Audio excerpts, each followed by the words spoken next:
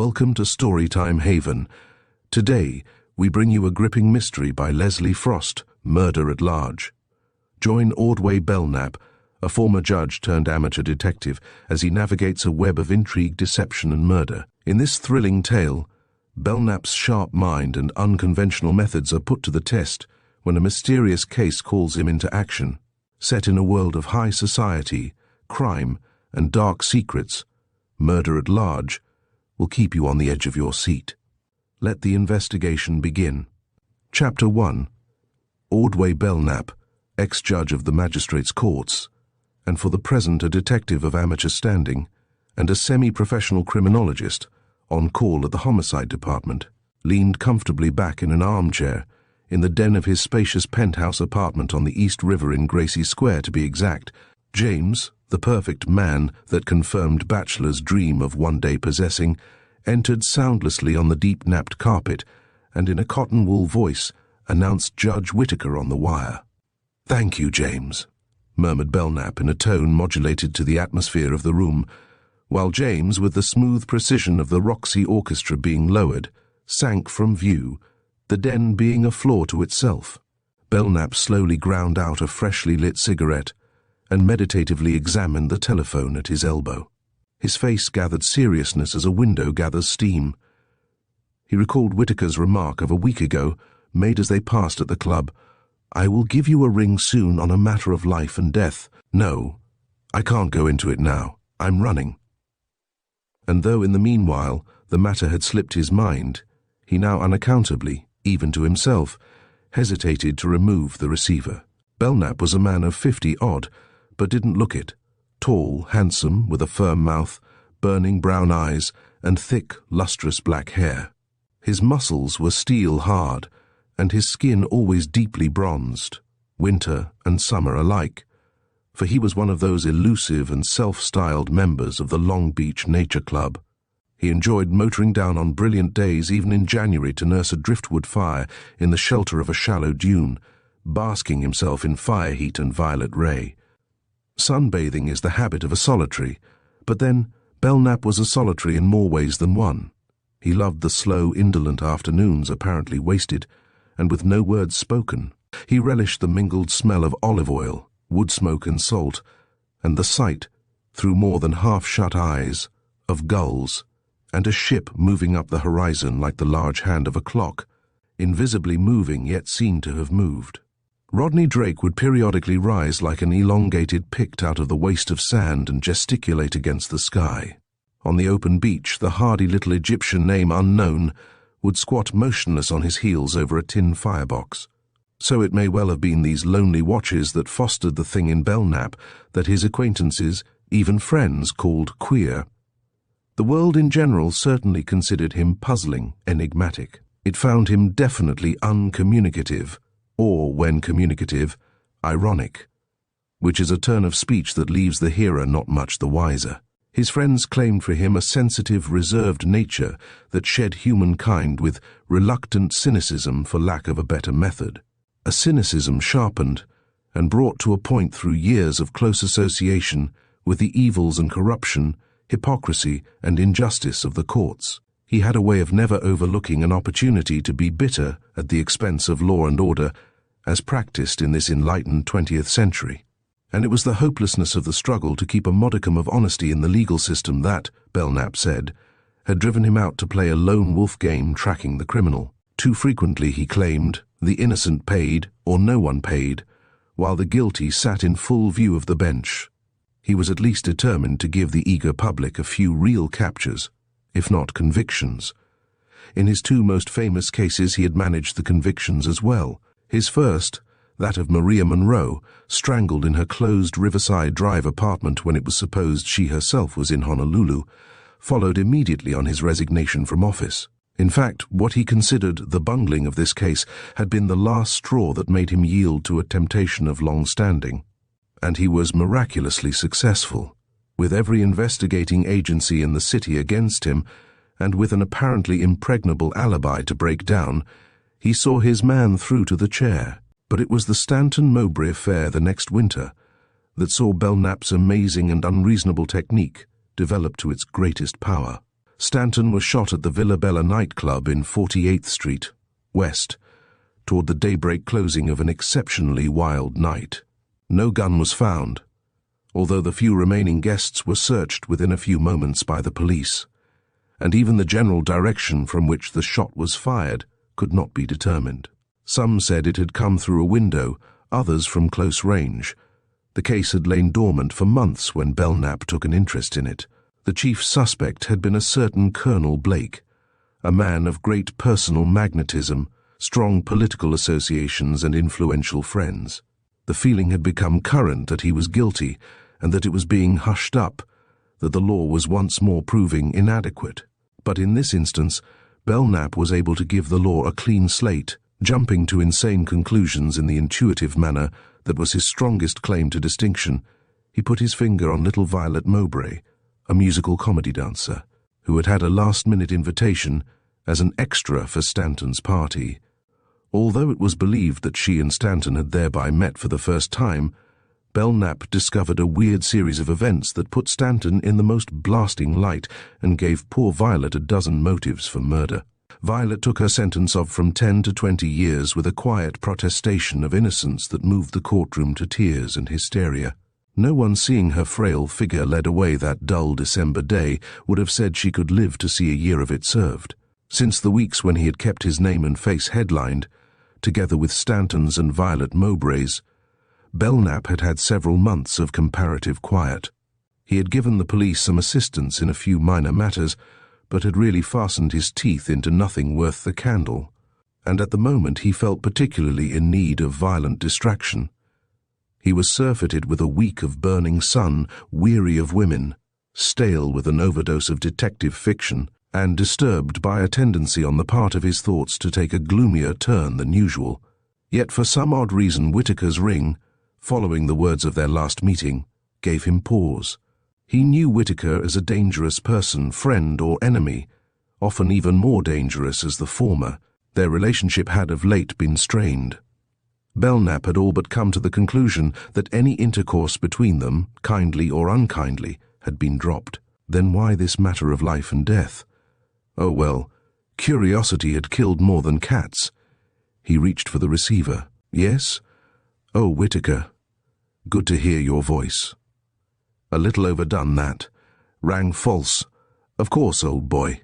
Now why was he calling him old boy? I'd be delighted, more than delighted. Good God, I don't even mean delighted. Something thrilling for me to do. You're going to put me wise. Oh, I see. Give me an opportunity to get wise. Of course.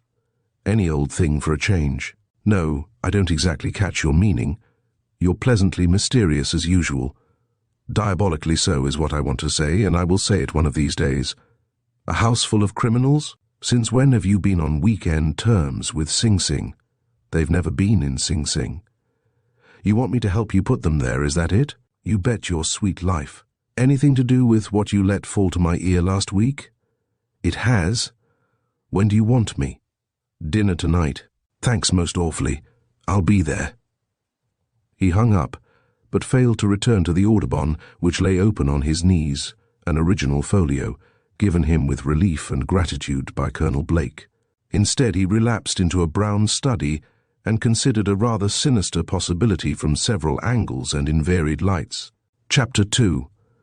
Belknap made the distance to Whitaker's Long Island mansion at Blue Acres in something under an hour.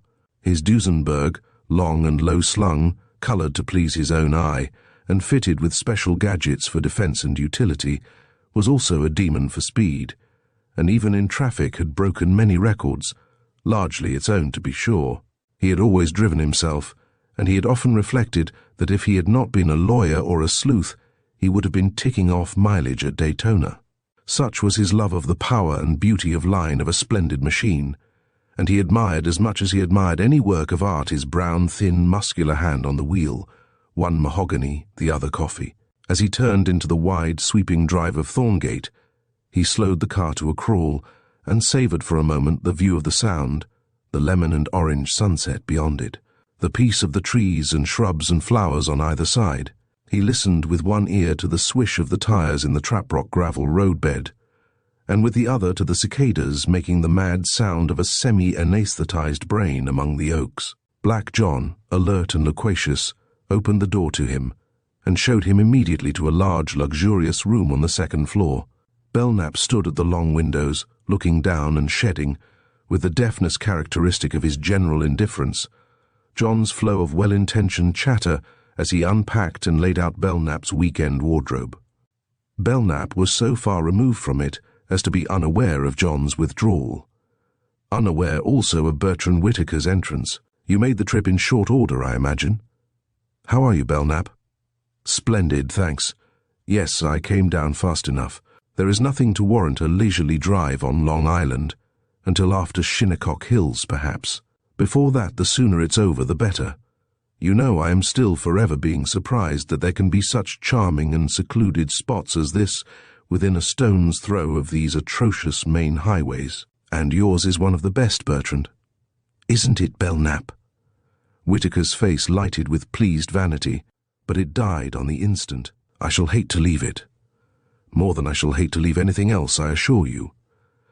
Belknap paused with their lighted cigarette match arrested between them, and quickly met the eyes he had been studiously avoiding. "Leave? Why, when, and wherefore? Going abroad?" Whitaker's immediate answer was a cold smile.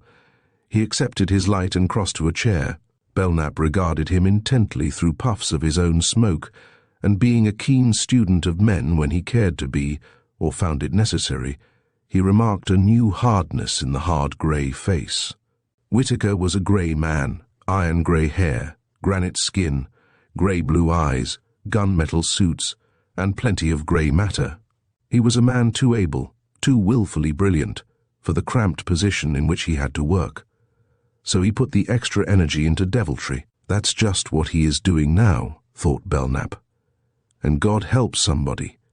Somehow I think it's God help him for a change, but he wasn't prepared for being quite as right as he proved to be.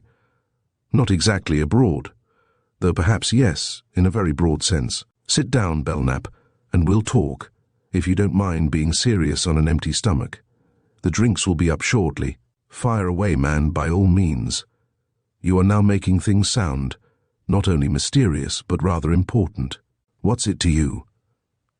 It's a great deal to me, I'm afraid. It seems I have short shrift, Belknap. I'm sentenced to death. The doctors have given me 6 months. Or with luck, as they put it, an extra 1 or 2. Good Lord, why I've always thought you one of the fittest. What is wrong? Whitaker, I'm sorry. Too terribly sorry. Is there a thing I can do? Yes, there is. A flare of wicked humour came and went in Whitaker's eyes, but we'll come to that in a moment. I'm dying of cancer. In a bad spot. I'm in for pain and a great deal of it, more than I can quite bear to put up with, I guess. 6 months to live. It may sound short enough to you, but to me it sounds an eternity. 6 weeks, yes, I might have kept a stiff upper lip for 6 weeks, but that's about my limit. You mean it's suicide? Belknap asked, and did his level best in respect to the situation, not to show a fierce impatience that he should have been asked in at the death. No, not strictly speaking. Though I've always contended suicide is justifiable in such circumstances, and I purchased a very pretty little colt last week for the purpose. But I reconsidered. I've been a man who made himself felt going and coming, you can testify to that, Belknap. Then why make this particular exit dull and unromantic? With nothing more said of it than, Mr. Bertrand Whitaker had been suffering from ill health, and it is thought, etc., etc. You know the line. So, as I've said, I didn't shoot, for here was the perfect opportunity to go the limit with life and death, nothing to lose that wouldn't be gain. In other words, I could leave a bit of a pother behind me in commemoration. And, my dear fellow, I've hit on an idea that I doubt even you could match. Belknap's face was a mosaic of varying expression, sympathy of a kind, eager curiosity, distrust and threatening disapprobation. A man of Whitaker's evil propensities could do considerable damage if he was driven, as now, to turn at bay. Think twice, Whitaker, Belknap warned him quietly. Before you mention your idea even to me, we can drop it here and now. I promise to ask no questions. Remember, a doctor's judgment has been as often reversed as a judge's. Don't be rash under the first shock." "I'm not being rash. This is a certainty borne witness to by my flesh and bones. The doctors didn't surprise me, to tell you the truth, but I had rather banked on being tabled, so to speak, and dying under the knife. No such luck. So it's my 6 months or my weekend, and I'm going to make it the weekend. If that fails me, I can always fall back on the pistol, putting 2 and 2 together. Do you begin to get my drift?" "I can't say I do in the least. I suppose I'm stupid. For a detective, I think you are." "Well, to call a spade, I intend to be murdered with you in attendance to get the murderer. Is that clear enough?" Belknap, without the flicker of an eyelash, darkly concentrated on a point somewhere between himself and the ceiling. Whitaker examined him secretly and furtively from under overhanging brows.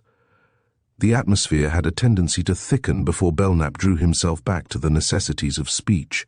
"Thanks most awfully," he said with a hard, ironic twist of the lips. "For this amazing opportunity, it quite takes my breath away. Undoubtedly, I should make a drastic effort to turn your attention, as one is expected to withhold a man about to leap from the Brooklyn Bridge. But I admit I'm frankly curious as to details. So before I seize you around the neck, metaphorically speaking, let's hear more." Whitaker's body, from a slight stiffening, yielded to the shape of his chair. "I'm delighted that your first reaction is curiosity, Belknap, for in that case I feel sure I can eventually enlist your interest in the bizarre and dramatic elements of the situation. I feared you'd mount the pulpit, or the bench, or the stand of mere friendship, deliver me a moral lecture, and ring up your pet specialist for an appointment. In which event," he added with faint mockery, "I should have resorted to your rival, Silas Berry. So you see I am determined, and so far so good. I swear it's been good fun making arrangements." "Such as?" "Well, for one thing, putting in what I call my supply of ammunition. Although I have a fair handful of erstwhile, and therefore potential, murderers on my visiting list, it was another matter to bring enough of the right sort together to ensure a pleasant weekend, and a weekend that, as you can see for yourself, may be indefinitely prolonged for them. Several of my favorite respectable killers are in foreign parts, but I've managed at least 8. Do you want a brief synopsis? Of course, certain of them are familiar to you." Belknap tried matching casualness with casualness. He leaned over and lit a table lamp. "May I inquire how many of them are in the house, and how soon we may expect action? There may easily be a brace of us, Whitaker, before we're through. A more or less famous detective left floating around on the scene of the crime might be considered rather a serious handicap." And at that moment, John, entering with a tray, was responsible for the startled movement of both men. Whitaker remarked on it as he poured them each a highball. "Apparently certain death hasn't yet quenched my instinct of self-preservation. Naturally, one can't destroy in a week 50 years of vital energy and will to live. Listen, old-timer, are you sure even now that this is the best way out for you? What about repentance and the church? Go in for it thoroughly, I mean, and try for the heavenly choir. You're too good a tenor to waste." Whitaker laughed. "Too good a devil to waste, Belknap. Better devil than tenor, I think.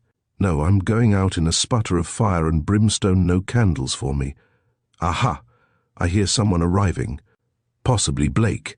He was motoring in from Southampton." Chapter 3. Standing at the windows, Belknap looking over Whitaker's shoulder, they saw Blake spring lightly from the seat of his Ford convertible, throw out his bags from the rumble, spring back, and zoom around the corner to the garage. Putting a hand on Whitaker's arm, Belknap brought him roughly about. "Why ring Blake in on this?" he asked, and his voice took a deadly level. His lips also leveled to a straight line, and his teeth showed white in the slit between.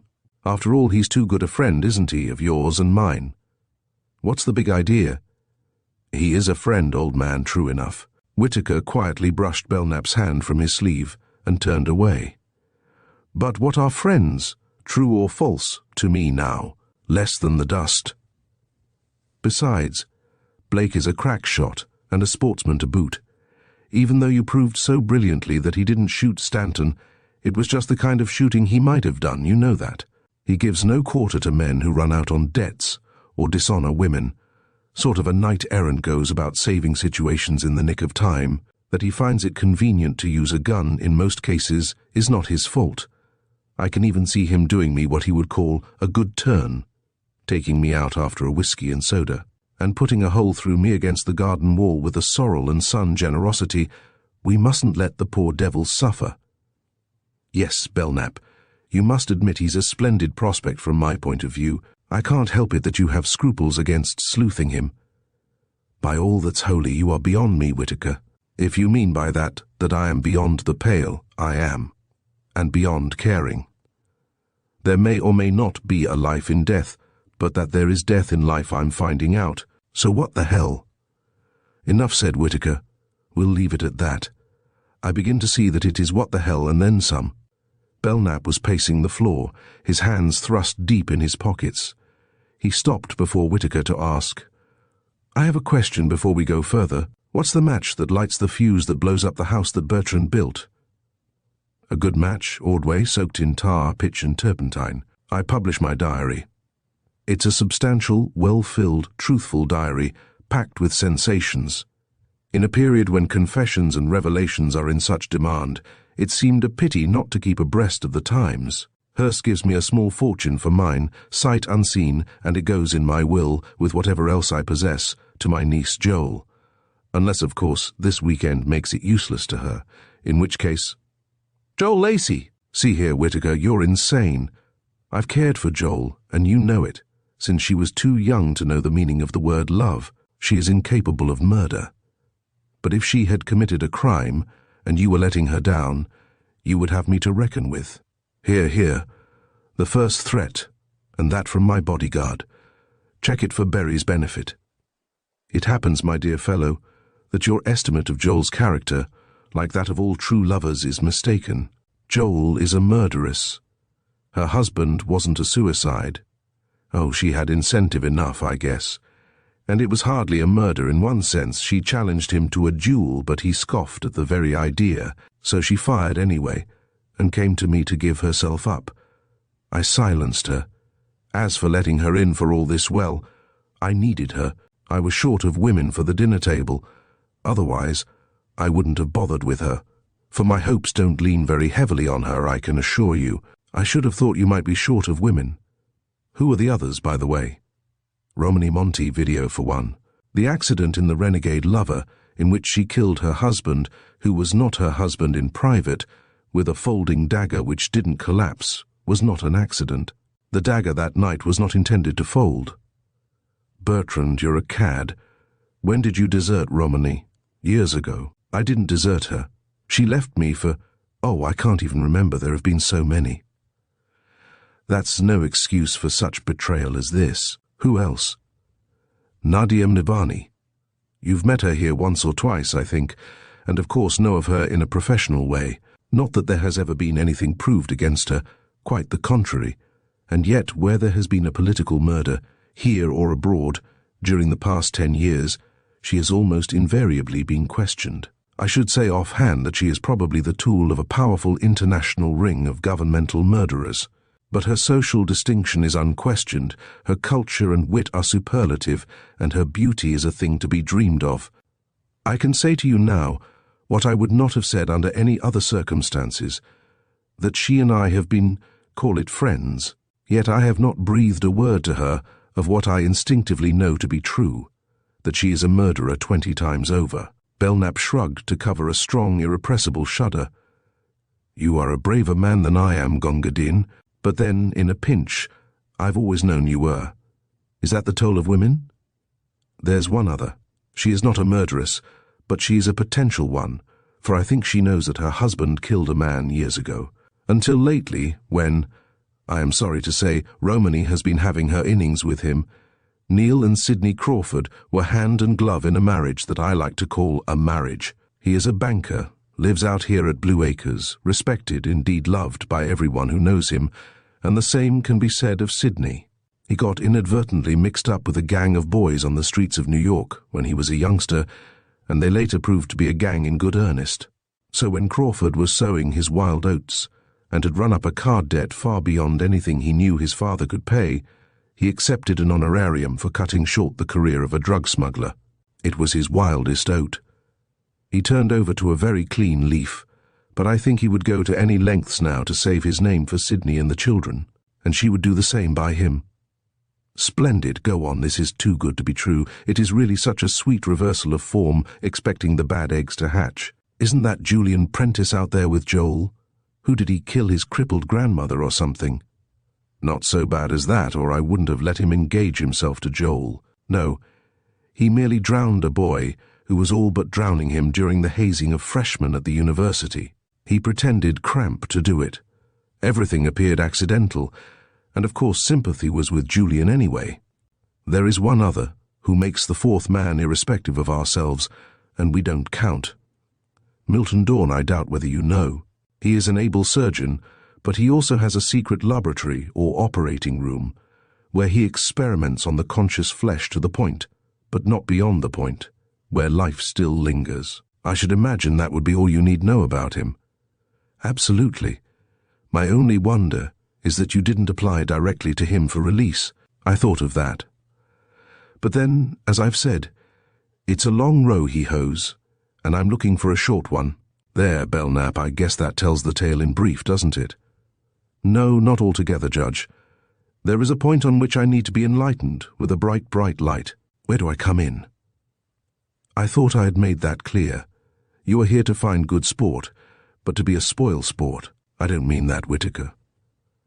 You mean the diary? Why, man alive, it makes something like a hero of you. My admiration is written all over it. Perhaps it shouldn't be. Have you committed murder? Belknap laughed. It's not the time to admit it exactly, is it? A silence fell between them. Belknap broke it with another question. When do you spring it?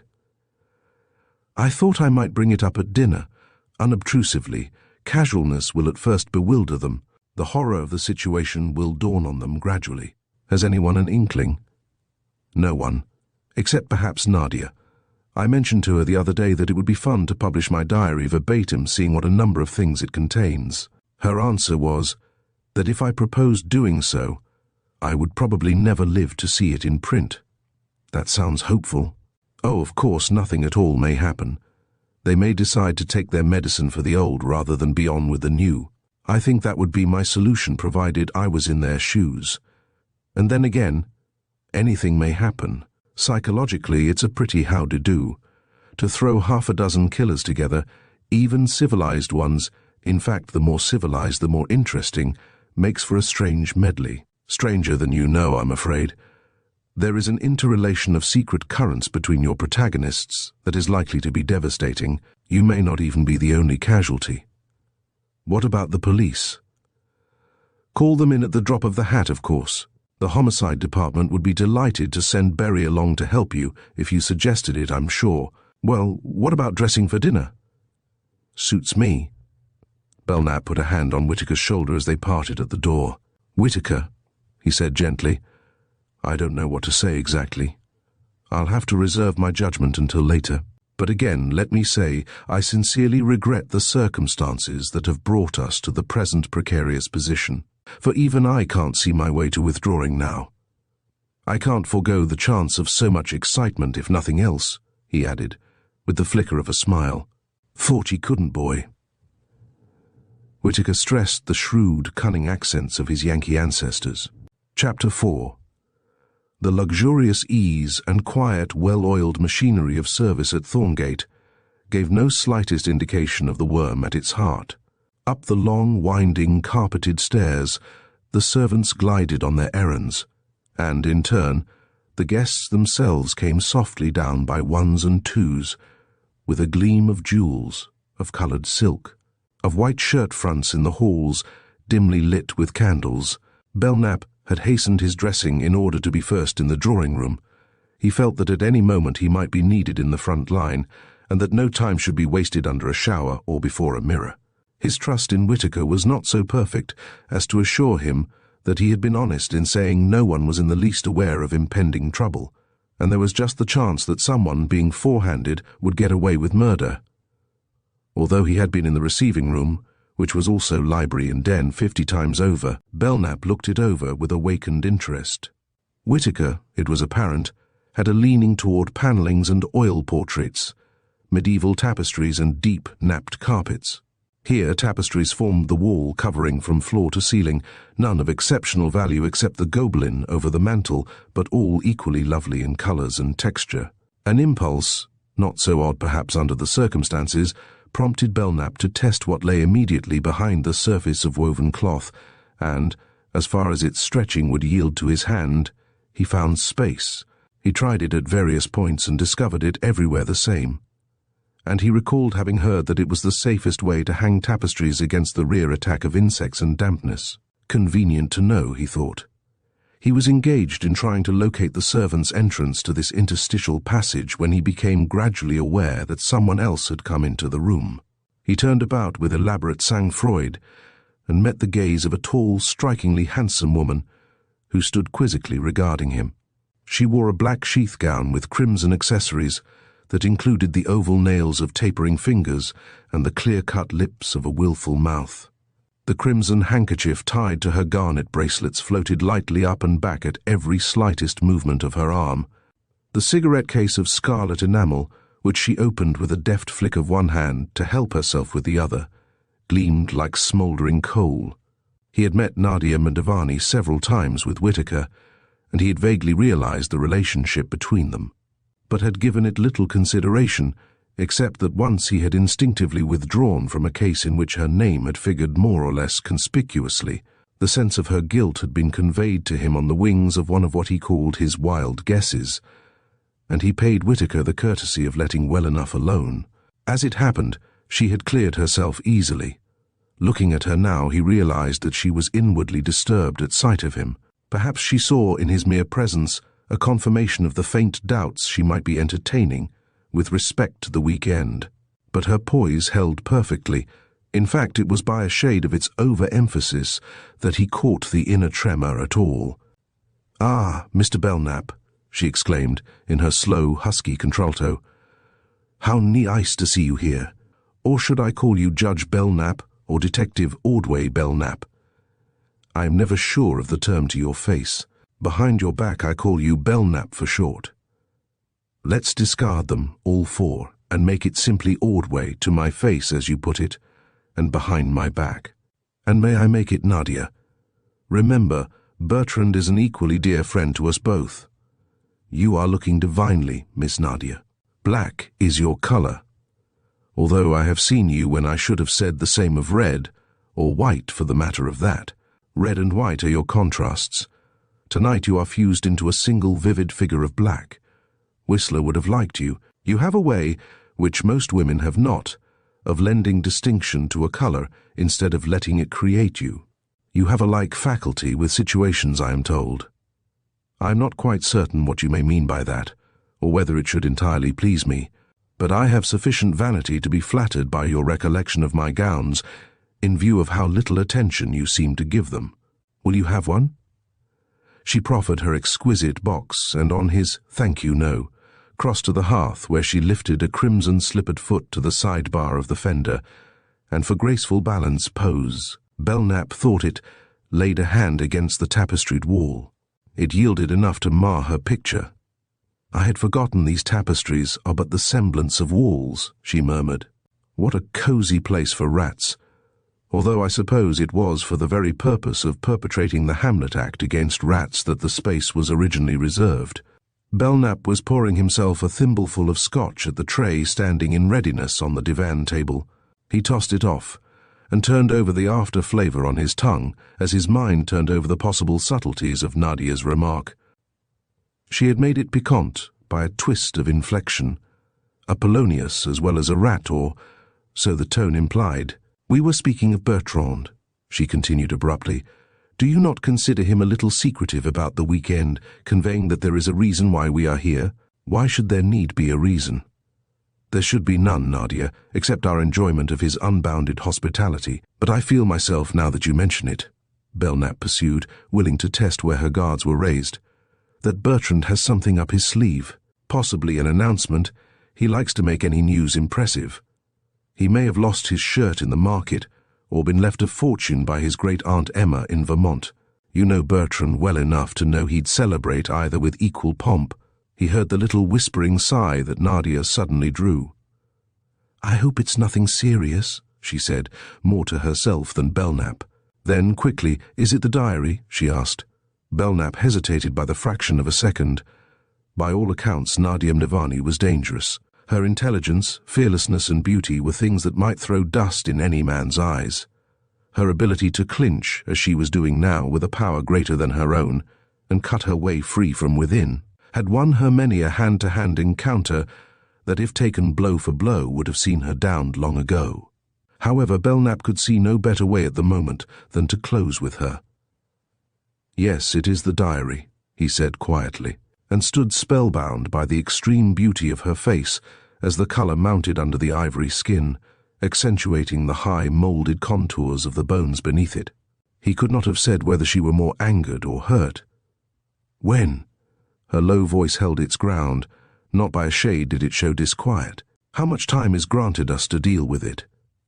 He was smitten with admiration at the serenity and ease of her apparent candour. With veteran coolness she took him on. He could do no less than to match her play for play. "He intends letting the cat out of the bag tonight, but there will be nothing published for several days."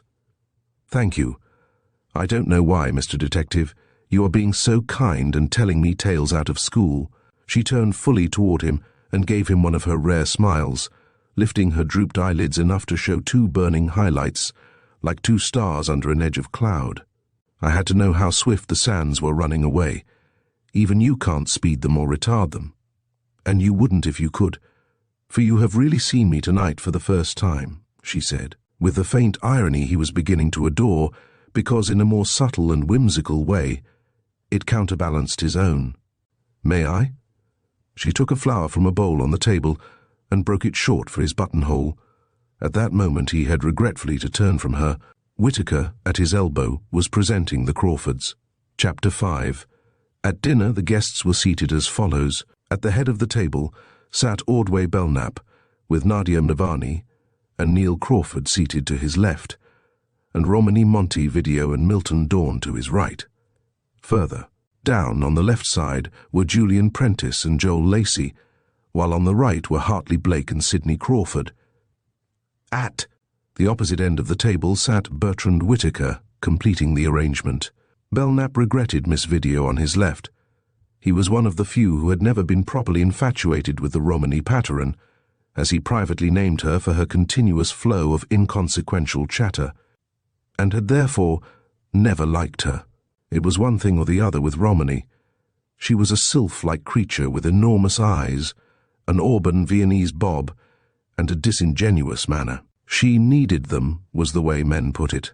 First their friendship, then their protection, finally their passion. You couldn't somehow let her down by disappointing her. They said she was weak and easily swayed, and each in turn flattered himself he could strengthen her philosophy against a bitter world, a world he helped to embitter, if he could but see it that way, and help her get on her feet. Yet somehow she had never mastered this art of walking alone. Belknap, always irritated by willowy natures, now wished her in Kingdom Come. He wanted to renew the dangerous but charming intimacies that had swiftly and strangely sprung up between himself and Nadia Mdivani, and here would have been his opportunity, with Nadia beside him sending odd disturbing currents up the arm that almost brushed hers. He felt her mind being restive and wild, puzzled and angry, and above all keenly intent on a loophole of escape. If anyone else should succeed in silencing Whitaker forever, it would not be because Nadia had yielded her designs, but because she had delayed long enough to be cunning and intricate in their workmanship. She even seemed, now that the die was cast, rather to relish the added risk of having Belknap in the arena with her. Whitaker, asked for a description of Nadia, would have said the obvious things about raven locks and snowdrift skin, with eyes too revealing to go revealed. Belknap, after this evening, would have spoken of her in terms of a banked fire with a scent of brimstone, with less than half his exasperated attention given to Romany's innumerable reasons, centering in jealousy, why she had not been assigned to lead in after midnight. He glanced surreptitiously at Nadia. Her face, ivory white and immobile, signified nothing. He wondered whether he might be mistaken in thinking the atmosphere so heavily charged between them. His appraising eye passed down the table, appreciating beauty and distinction where he found it, and paused at Joel, dear Joel. Not beautiful, perhaps, but dear-looking. Belknap, in his fashion, had loved her, but for his own bachelor's sake, he was not an unselfish man. As well as for her youth's sake, he had never spoken of it to her. Looking unwaveringly ahead into a night that might well be terrible for them all, he felt a particular pang for her. She was talking sotto voce with Julian. "Hush, dear, people are listening." Then, "Darling, more darling, most darling, don't. I want to see your amber eyes, not the back of a leaf-brown head. Don't say things like that at the table. Speak when you are spoken to. Can't you say something nice to me?" She looked around at him, half tearful, half laughing, under her lashes. "Oh, my dearest one, is it as bad as all that?" "Worse, Joel, much worse." Of course it must be a dream, and a very bad one, that Whitaker had been saying things about cancer and murder and murderers. The more so when one looked at Whitaker himself, sitting genially, though perhaps with an extra dash of grey pallor, at the head of his board, lifting his champagne to touch glasses with Sidney Crawford. To the lips, to the eyes. The Stein song again, would its revival never die? Yet it quite applied at Whitaker's table tonight. Every woman in her way was as fair, as vital, as more than willing to play up as any man could ask. Even Sidney, with a flash of challenging laughter at her husband, was returning Hartley Blake's sallies in kind. Sidney was obviously fey tonight, with a heightened colour, brighter eyes and a recklessness of sentiment that might mean trouble. Had Neil and Romany failed in discretion? Blake was in his usual excellent form, and it was plain to see thought his wit of too good a flavour to be entirely spent on a woman, even the excited Sidney. So he was tossing it by means of a slightly lifted voice up over his right shoulder at Dawn. Dawn, however, looked darkly unresponsive, and being a man of few words, it seemed probable Blake would never know whether his delightful flippancies and exaggerations were being appreciated. Then suddenly he knew. "As for myself," Dawn remarked to his side partners in particular, and to the table tangentially, "I have recently resolved to remain silent, unless I feel that I can definitely contribute something worthwhile to the conversation. Time and energy are indiscriminately wasted in the futile, the repetitive, and the platitudinous. If we could hold our tongues until they were loosed by the real idea, the absolute necessity of speech, there would at least be a deal less noise, and quite possibly a return to the art of thinking, which at present is a lost one." It was an insulting and uncalled-for remark under the circumstances. Romany, who looked positively crestfallen for a change, perhaps needed a blunt rebuke. She wasn't suppressed in a day, but Blake, though an inveterate talker, was a brilliant one. His high colour showed such anger that the control of his first words was surprising. "I should not only hold it, Dawn, I should bite it if I were you." The silence that fell in the room was deep and ominous, but in it was Whitaker's opportunity, not only to distract Dawn and Blake, but to call attention to himself. Here, like Jason, he could cast his stone among the dragon's teeth.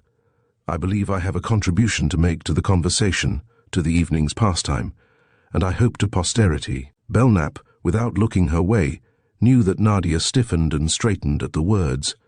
As for the others, their eyes turned to Whitaker expectantly, but with no premonitory awakening. "I had planned letting you learn of what I intend when it had ceased to be an intention and become an actuality. In other words, you were only to know of the publication of my memoirs when you saw them in print, but I really can't resist a little boasting in advance, and I thought I might read scraps of them after dinner to the assembled gathering, before we get down to bridge." "Oh, how wonderful of you, Uncle Bertrand!" Joel exclaimed, eager to help him, as she thought, tied over the embarrassing moment. "I didn't know you were writing. You have so many irons in the fire. How did you find time to do a book? But it must have been pretty good fun. So much has happened to you." "It isn't recent, Joel. It's been written at odd moments over a period of 20 years. In other words, it's my diary. But it is packed full of material and all sorts of things. Everybody's in it. Oh yes, you were all there, my dears. "You talk like Red Riding Hood's wolf, Bertrand," Nadia said with cold acidity, and at her tone the first chill, like the first autumn frost, fell on them all. "Just what do you mean when you say we are in it?" "Exactly that, Nadia, darling. I hope you are in it to the life, as I'm sure I am. You mean it is a character portrayal of your friends and foes, as well as a revelation of your own nature, you sinner," she added with bitter lightness. "You express it in a nutshell." Blake spoke. "By what right does one betray one's friends, even in the cause of literature? And you will excuse me, Whitaker, if I doubt the literary merits of your pen. By the modern right of giving the public what it craves and pays for, the revelation of evil, the worse the merrier. It used to be how I found the true light. Now it is how I went plumb to hell. How you did, perhaps, but not how I did. In most instances one touches close upon the other, I'm afraid. It is a platitude, of course. I ask your pardon, Dawn, to remark that we none of us can sin alone. But it is true, nevertheless. Even the person that hears the tale of a crime is somehow affected. I feel the need of clearing my decks, of things heard and committed. I doubt it would earn you a free pass through the pearly gates, supposing your proposed act comes off. Mark, I say proposed. Is that your glove, Blake? You must be able to get gloves at a discount. My glove, yes, but not concealing the dagger beneath. I'll meet you where and when you please. With Ordway Belknap as your second, I suppose? No, thank you. There are safer ways. Then make it fast, man, Whitaker cried in a suddenly broken voice, as the dew of intense pain stood out on his forehead, and he drooped a little forward over the table. The time is short for both of us. Quick, Mr. Belknap, Nadia exclaimed. Romany is fainting. It would be Romany who took things the hardest. Chapter 6. Half an hour later found the atmosphere of the library anything but comfortable, indeed strained almost to the breaking point. Whitaker's slow poison was beginning to take effect. Ignoring the ominous rolling up of clouds, he had quietly but firmly gone ahead with the plan to read aloud a few pages of the diary. With malicious casualness, he had suggested the withdrawal of anyone who felt more in the mood for billiards or bridge. You know the billiard room, Blake? Do get up a game if it suits you. There's nothing particularly thrilling about an old man mumbling over his memories of other days. I merely thought one or two of you might prefer a moment's pause in the day's occupation that I could beguile, even if I put you asleep. But aside from Dawn, who had excused himself directly after dinner with doctors, you know, Whitaker, frightfully sorry. I'll try to get back tomorrow. There was not one that had had the strength to keep away from the spider's parlour, though for a moment it had appeared that Belknap might follow Dawn's example. Come now, don't tell me you're off too? Whitaker's tone half mocked, half threatened him, as he stood indecisively in the hall toying with the door latch.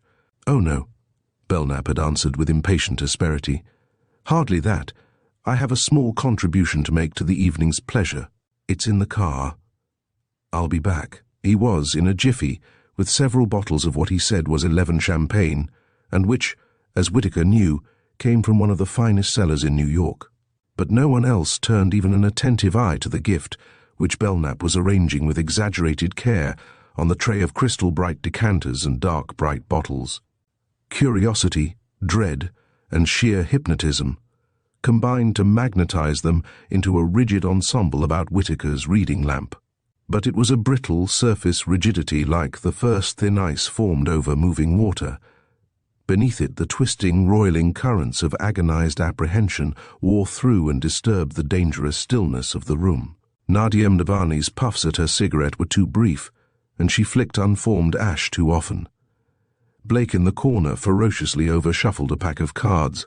At the piano, Romany's fingers lacked control, and the snatches of song she attempted lost themselves in broken pitch. But she had at least recovered from her faintness, which she had apologetically laid to a week's indulgence in late hours, and to cocktails for tea at Sands Point. Crawford was turning the leaves of the Sportsman, but with such erratic rapidity that he must have been unaware of what he saw. Only Julian and Joel, looking worlds at each other, plus suns and moons and stars, still seemed a little stupidly blind to what was happening. As Whitaker arranged his stage-setting chair and lamp just so, and a pillow at his back, the ritual of after-dinner coffee proceeded with its usual calm and efficiency. A robot maid, pretty and slim-figured in black and white, brought the service, and John passed the cups. He then quietly opened the windows of the terrace to the warm May night, asked his master was there anything further, and retired. Whitaker cleared his throat, and the sound startled the room as thoroughly as though it had been a shot. It drew the line at conversation and movement. Across the stillness, Whitaker's first words assumed an enlarged importance. As I've told you, this is a day-to-day record of my life for the past 12 or 15 years. By a motion of his hand, he indicated to them a thick, flexible, thin paper notebook, bound in tooled suede. Tonight I am taking a leaf from a day 2 years ago, June 19th, 1929. I recall the day vividly, and I can quite imagine that Markham does. We'll say Markham. The real name needn't figure until we go into print. Markham called me early this evening to say he must see me immediately. I was engaged for a theatre party, and did not wish to disappoint my hostess. But Markham was obstinate, and I yielded. He lives only a matter of minutes from Thorngate. When he appeared, it was more than obvious that something was wrong. He was pale, his eyes bloodshot, and his voice somewhere in his shoes. It seems he is being blackmailed on 2 counts, an old one and a new one, the new one being a mistress, and therefore dangerous to his family, the old one being a strange case of murder, and therefore more dangerous to himself. It is the murder that I consider worth recounting. Markham is the son, only son, of old Markham, who once broke the bank at Monte Carlo. There is wildness in the family. The boy grew up higgledy-piggledy in a part of New York that was rapidly changing from good to bad and bad to worse, watched with less than half an eye by a succession of uninvestigated nurses and governesses when they could be afforded at all. Markham naturally and easily became a member of a boys' gang in the block, and this gang of children grew up to be the real thing. He was not able to break with them, even if he had cared to do so. They bled his father by way of him. They led him by gradual stages into mischief, into badness and into sin.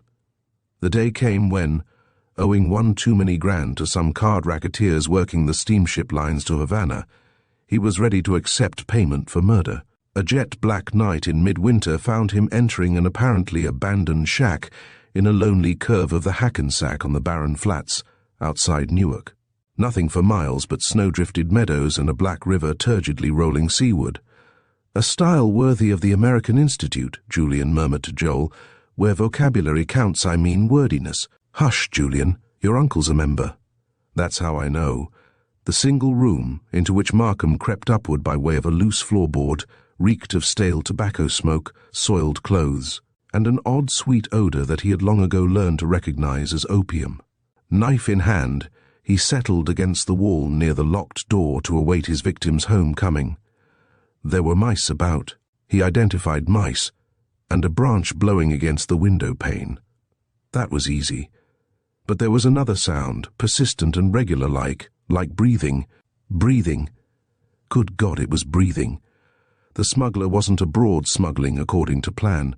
The cold sweat broke out on Markham's palms and forehead. Were they each crouching in the dark, waiting the other's move? The neck scuttle of a mouse shattered his flesh and bones like a blow. He was goose-flesh from head to foot, including his scalp, which pained him with its effort to lift his hair.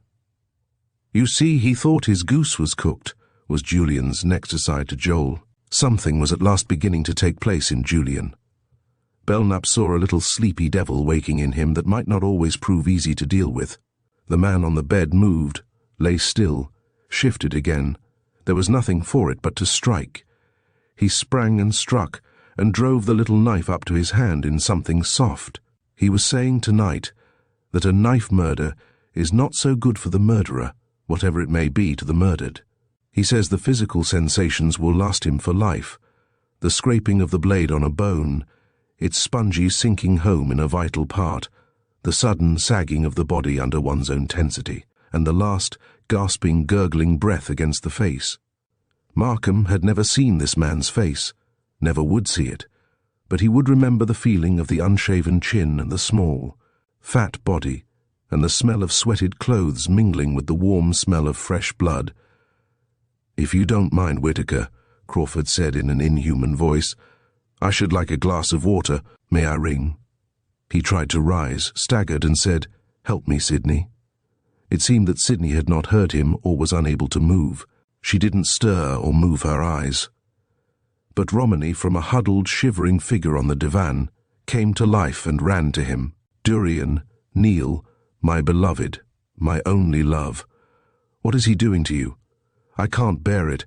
I won't let him do things like this. I don't care." Romany didn't finish. Sydney had heard, and had struck Romany a blow that threw her against the table. Nadia was laughing terribly as Blake came across toward Whitaker with murder on his face. "Now, by all that's holy or unholy, you have overstepped the bounds. Bertrand Whitaker." Whether he ever reached Whitaker remained in doubt, for at that moment the room was plunged in total darkness. Someone screamed, a woman. There was a scuffle and a thud. A man groaned. Belknap cried out, "Stay where you are as you value your lives." They heard him feeling the wall for the switch, and then there was light. In it, Whitaker lay back half-conscious in his chair, bleeding at the forehead. The others stood in oddly arrested positions like the players of 10-step on the count of 10, and the diary was gone. Chapter 7. As a ditch drains at the opening of a sluice, leaves and twigs sucked one by one, slow at first, then rapidly, down the outward current. The library drained of guests, silently, furtively, slow almost to the door. Swift as the need to escape the room, the others, and their own astounding collapse under sudden stress, dragged them away. When the last of them had disappeared, Belknap, with John's aid, helped Bertrand Whitaker to his room. They paused at his threshold. For the moment there seemed nothing to say. Both perhaps felt the effects of a certain, for them, anticlimax to the evening's events, something rather hollow, almost something ridiculous. In the situation, Whitaker felt let down, Belknap ugly and impatient. "How's the head?" Belknap asked stiffly. "Quite all right, thanks," Whitaker answered with equal stiffness. "Won't you come in?" "No, not now. There's too much in the affrighted air. Get some sleep if you can. Though perhaps you think you'll get plenty of that soon enough. Well, you've started the ball rolling with a vengeance, haven't you? Satisfied?" "God, Whitaker, hadn't you better cry quits? It isn't too late. Tell him it was a practical joke, and ask Crawford's pardon on the side. You see for yourself it isn't going to be so daisy simple. A murder. We'll be lucky if it's only half a dozen. There was no lovelight in anyone's eyes this evening, except in that poor little goose of a Joel's." And she went upstairs looking withered. "Slice this house from garret to cellar right now, and it would make as pretty a desire under the elm's cross-section as you could find in a day's journey." "The desire being to get me, huh?" Whitaker asked grimly. "Exactly. If only whoever gets you would just please make a thorough job of it. Who do you think tried it? Haven't a ghost, have you? Thought it was going to be the Colonel somehow, but the blow didn't quite come from his direction. Still, he may have swung around me in the dark. It was a nasty knock, I think, with metal but glancing. That's what saved me. Whitaker, you are a cool one. Wish I could match you tonight, but there are moments when I don't like it. Change your mind. Never. No, as I said before, if you don't like the game, get out. I'll find a detective to whom it will be a challenge to the best work that's in him, and I will never get out. You know that? You know it only too well, you old reprobate. Filthy as the weather looks ahead, catch me refusing to go through it, if it's there to go through. Well, while we linger here, the plot undoubtedly thickens. I'd best get a move on. Goodbye for the moment." "Goodbye and good hunting," Whitaker said as he turned away, leaning more heavily on John's arm. Closing his door, he murmured, "Ah," on a breath, meaning, if he had troubled to say all he meant, well, see what we have here. Romany Video, in a great fluff of feathery negligee, lay face downward, a vibrant, hysterical puffball on the bed. She was a mere speck of worried humanity troubling the white waste spaces of Whitaker's four-poster, but an insistent speck, like a mosquito at a screen. Whitaker regarded her for a moment, with an expression of mingled amusement, pity, contempt, and the faintly suggestive, "What can I do for you?" look certain men always have for a fair damsel in distress. Thoroughly as Whitaker knew this particular damsel, no distress of hers would quite leave him indifferent.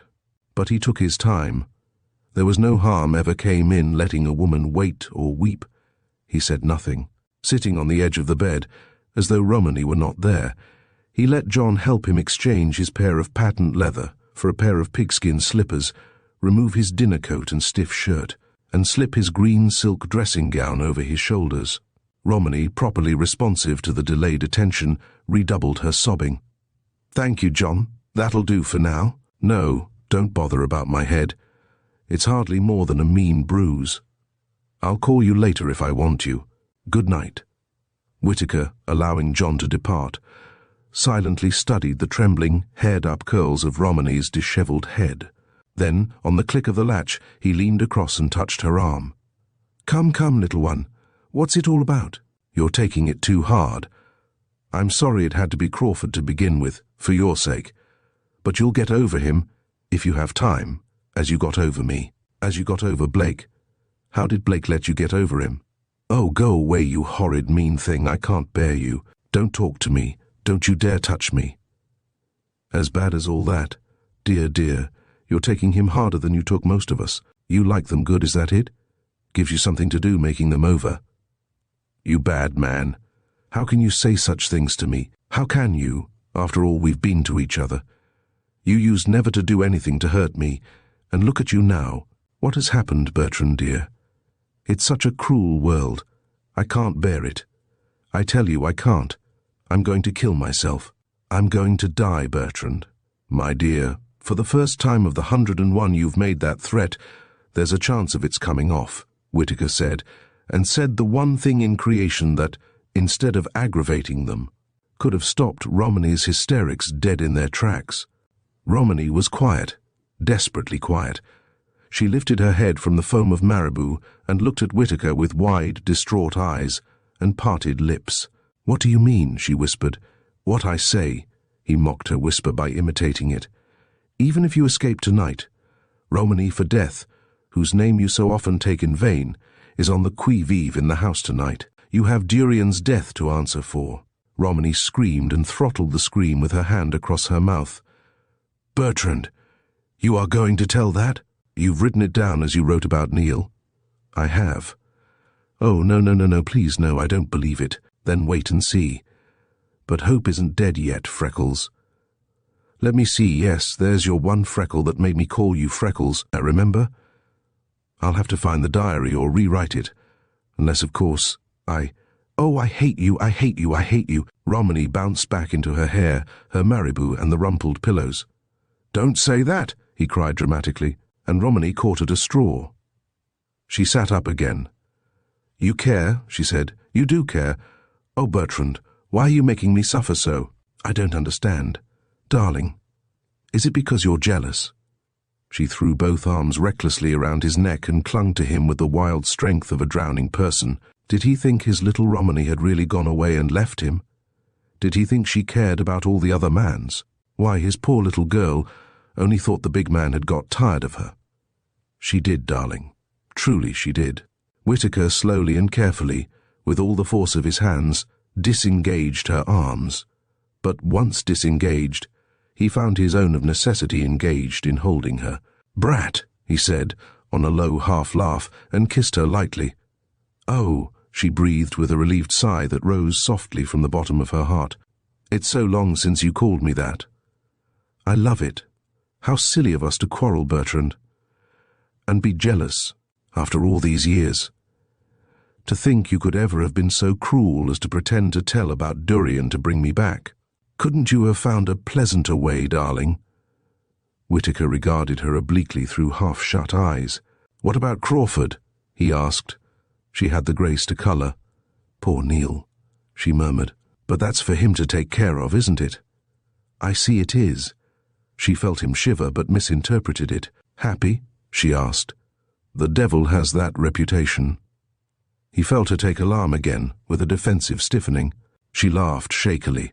"Naughty boy, you're being sarcastic." "Am I?" Suddenly Romany sprang away from him and stood trembling from head to foot and chattering with uncontrolled and unexpected rage. "You are going to tell?" She stuttered feverishly. "You are going to tell on all of us?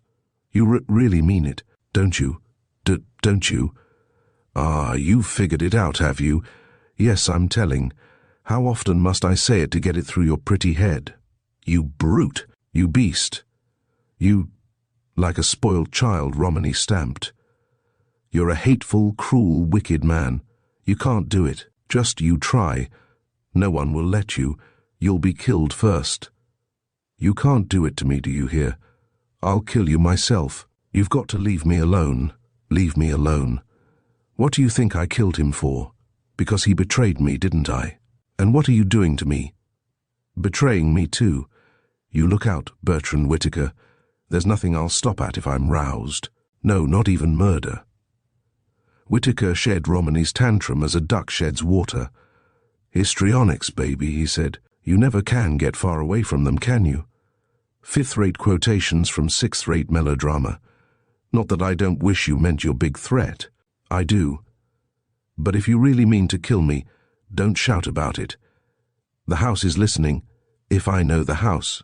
Do it on the quiet. Now run away home to your room, child, and think it over. I'll drop in later, if I may, and get the results. Pity I haven't the poor old diary by me, and I'd mark you the passages about yourself. They're quite thrilling. Make you out a sort of Medici, of the willow wand variety. You should be honoured. Romany swayed. Don't faint, my dear, again. You do it too often. It's becoming a vicious habit. The thing for you to do is to get to bed. Whitaker worked her gently toward the door. Good night, sleep tight, wake up. Romany drew away from him with a shudder, wrapping her gown tightly about her with a pathetic little gesture of pride and courage. She flung a parting shot from the doorway. And don't think you're the only one that can tell tales out of school, Bertrand Whitaker. I'll match you revelation for revelation if it comes to the Book of Revelations. You'll have a tall lot of explaining to do to the law if I let... She was in the hall, and had dropped her voice. Whitaker failed to catch a name she gave. Who's that you'll let the world know about? He shouted. Romany put her dust-mop head back into the room. Just you guess. And I hope you die of fright, she hissed, and turtle-wise withdrew the head. Chapter 8. Julian, in dressing gown and slippers, sank back in the deep armchair before the fire burning in his room and gave himself up to being downright worried. The situation at Thorngate seemed to him bewildering, terrifying, and positively insane by turns. Obviously, there was far more real trouble in the wind than the immediate problem of his own predicament, though heaven knew that was bad enough, largely because of Joel. However, he was, in a sense, relieved and glad that Joel was to know. He had never yet been able to figure out a way to tell her about himself, but now this came along to settle the matter for him. She was bound to know, willy-nilly. Why? Why had he ever told Bertrand Whitaker of all people? No one would have ever been any the wiser if he had kept his mouth shut that warm evening last summer when his conscience was eating him alive, together with the mosquitoes, and he had asked Whitaker what to do about it. Whitaker had said, "Oh, forget it, boy. It won't do you, or Roger Dane, or Roger's family any good to come out with it." Then why was Whitaker so thoroughly airing it now? Or was he? Perhaps he considered Julian's hot-headed crime of too light a weight to bother with in his gruesome diary. But Julian felt that it was playing ostrich on his part to rely on such a hope. For a man is known by the company he keeps, and it began to be desperately certain that the house was full to the gables of murderers in one degree or another. Both Blake and Dawn had been too quick on the rise to speak well for themselves. Romany Montevideo and Neil Crawford had blown to bits under a little pressure, and the diary had been of sufficient importance for someone to have already attempted murder for its sake. Murder to cover murder. What a weird and preposterous household it was proving to be. What was Bertrand Whitaker's motive in assembling it unless he was playing a losing game with death? If Crawford were not so chicken-hearted, he would have avenged tonight's dreadful betrayal before now. He might get around to it yet. Some of the rankest cowards in an open fight have been known to be excellent stabbers in the back, and if everyone else had a secret murder in his past, whoever got away with the diary was getting a wonderful thrill, probably reading it now by flashlight in a cupboard, or under the shrubbery, one of Julian's most persistent fears was that Dawn, instead of having gone straight up to town, was haunting the grounds with murder in his heart, trembling at every creak of the floor or rustle of leaves. Whitaker's chances of seeing his scheme through appeared slim enough to Julian, but even should he fail to see a rewritten version of his diary in print, he had already, by one evening's work, made a rotten mess of at least 6 lives. Neil and Sidney and Romany could no longer ignore their situation. Whatever was between them would from now on be an open wound. Belknap would have definite proof of at least one crime and the criminal behind it. Whether, in view of the preposterous and unfair circumstances, he would decently ignore Crawford's guilt was a doubtful question. Romany had fainted dead away when the diary was first mentioned, and later had lost her head and confused the names of Neil Crawford and that lover of hers with the crazy name of Durian, who had been accidentally killed in one of her plays. Why, of course, he hadn't been accidentally killed. That was just it. What a fool he was not to have thought of it before. So now he had 3 murderers accounted for: Crawford, Romany, and himself. As for Nadia, she looked the part of a poisoner to the letter. Dawn had clearly run away from something. With Blake, it probably all depended on your definition of a duel. But then there was Joel. Something must be wrong with his whole figuring, or Joel wouldn't be where she was. Surely Whitaker wouldn't include an innocent niece in a crime wave unless there were others as innocent to make it proper. Julian smiled at his own charming conceit. But it might be that Whitaker was so intent on crushing the alliance between himself and Joel that he was taking drastic measures to acquaint Joel with her lover's villainy. He must see Joel. He must see her before things developed beyond anyone's control, as they were rapidly doing. He jumped to his feet and almost out of his skin at a tapping on an inner door of his room that led God knew where. Should he lie low and gaze hypnotized at the doorknob, or shout boldly, "Come in," or open the door suddenly and take the intruder off his guard? Julian had by now strung himself up to such a pitch that his own murder wouldn't in the least have surprised him. Before he could decide on a course of action, the door quietly opened, and Joel appeared in a flowing blue robe.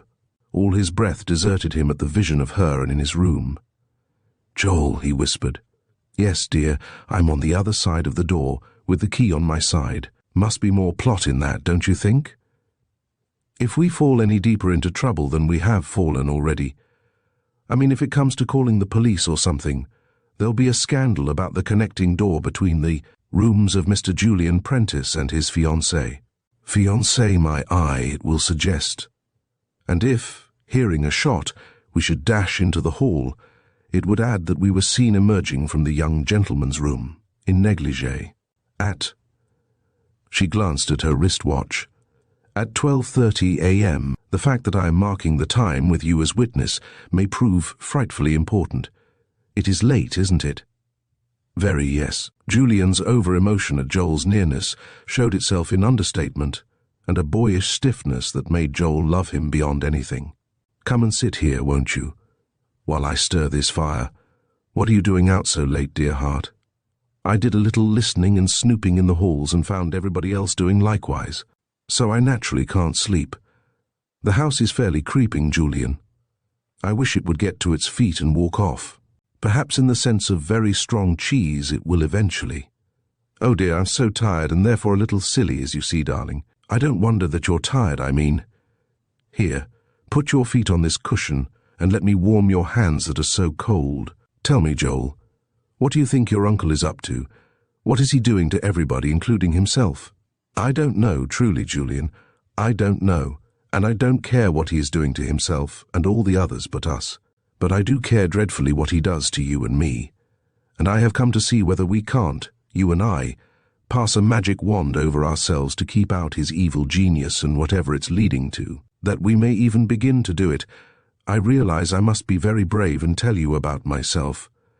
We can't, in the face of things, leave any stone unturned between us." Julian looked up at her with a swift, tender smile. "Now you are going to tell me you have committed murder too," he said. "Julian, be still. Don't be amused. Yes, I am going to tell you that I have committed murder. I have. But listen, please. Don't laugh that way. I can't bear it. Darling, I can't help it. Oh my God, I was just coming to tell you about my murder before you should hear about it from another, or read of it in a tabloid, or have it sprung upon you when I am cross-examined. Joel, we are in for a very great deal of horridness worse than we realize." "Not worse than I realize," she said, with inexpressible weariness. "Julian, dearest, you must listen to me, and then," she smiled faintly, "I will hear about your murder." He put her hands to his lips. "Don't," she said, drawing back. "Perhaps you won't feel that way when I've told you. After all, if you have killed one husband—" She found it almost beyond her to say the word. "Joel, you didn't kill Jerry. You didn't. You didn't. Say it, I tell you. Say you didn't." "I did. But it wasn't quite a murder. Really it wasn't. Listen, Julian, stop crying. I swear to you it wasn't altogether a murder." "I don't know what you mean, not altogether a murder. Murder is murder, you can't get away from that." Julian's tone was low and dull. "Joel, I can't bear it. I should have thought being in a glass house you wouldn't throw stones." Bitterness had crept into her voice. "Mine was self-defense, in a way it was. And mine was an affair of honor, in a way it was. I am going to tell you the whole story. It's our only hope, Julian, for us both to tell everything. Jerry and I had been in love, really and terribly in love, for several years. It was after we knew Junior was on his way that we married. Oh, not because we had to. It was Jerry's idea that we'd call that our own private marriage, if we found that we could have one, and then accept the necessary legalities for its sake. You see what I mean? I thought it a sort of romantic super-modernism, a beautiful way of counting out the world. Don't laugh at me, Julian, for the laugh was on me. The first shock came when we knew. He said, "I wonder whether we really need to go through the outward form." Puzzled, but no more, I said, "Of course, don't you think so?" And his answer was, "Just as you say, of course." As you say, note that. It took me months of increasing pain to realize that it wasn't romance for him, but a way of keeping free himself while achieving a son. Well, I thought it all out, and it seemed to me I had been deceived as surely as any girl in melodrama. After all, it's 6 of one and half a dozen of the other. The old Tess of the d'Urberville way and the modern talking-it-all-out way, isn't it? Instead of the enraged father and brother going on the warpath, fathers and brothers have been made to feel gun-shy these days. The woman herself, whose boast is that she can take care of herself, should have more than the theoretical right to do it. She should be able to fight it out to the death. Call it a new form of dueling, if you like. So I went to work to clear my honor. That's what it amounted to. I had ceased to care, to love him, of course, or I suppose I couldn't have done it. I took shooting lessons at the 79th St. Armory. He had been a good shot since the war. Then I challenged him, coolly and seriously. I meant it. I named the hour and the spot in Central Park, and said he could name the day. "Joel, what did he say?" He laughed. I suppose I should have known he would. But I was made blind angry by it. So I went for a gun and ended it all. How did you get away with it? I didn't intend to. But I had taken his pistol from the drawer, and that, with the position in which he lay, pointed to suicide. It was never fingerprinted. Our friends claimed we were the most devoted couple they knew. I went to Uncle Bertrand immediately.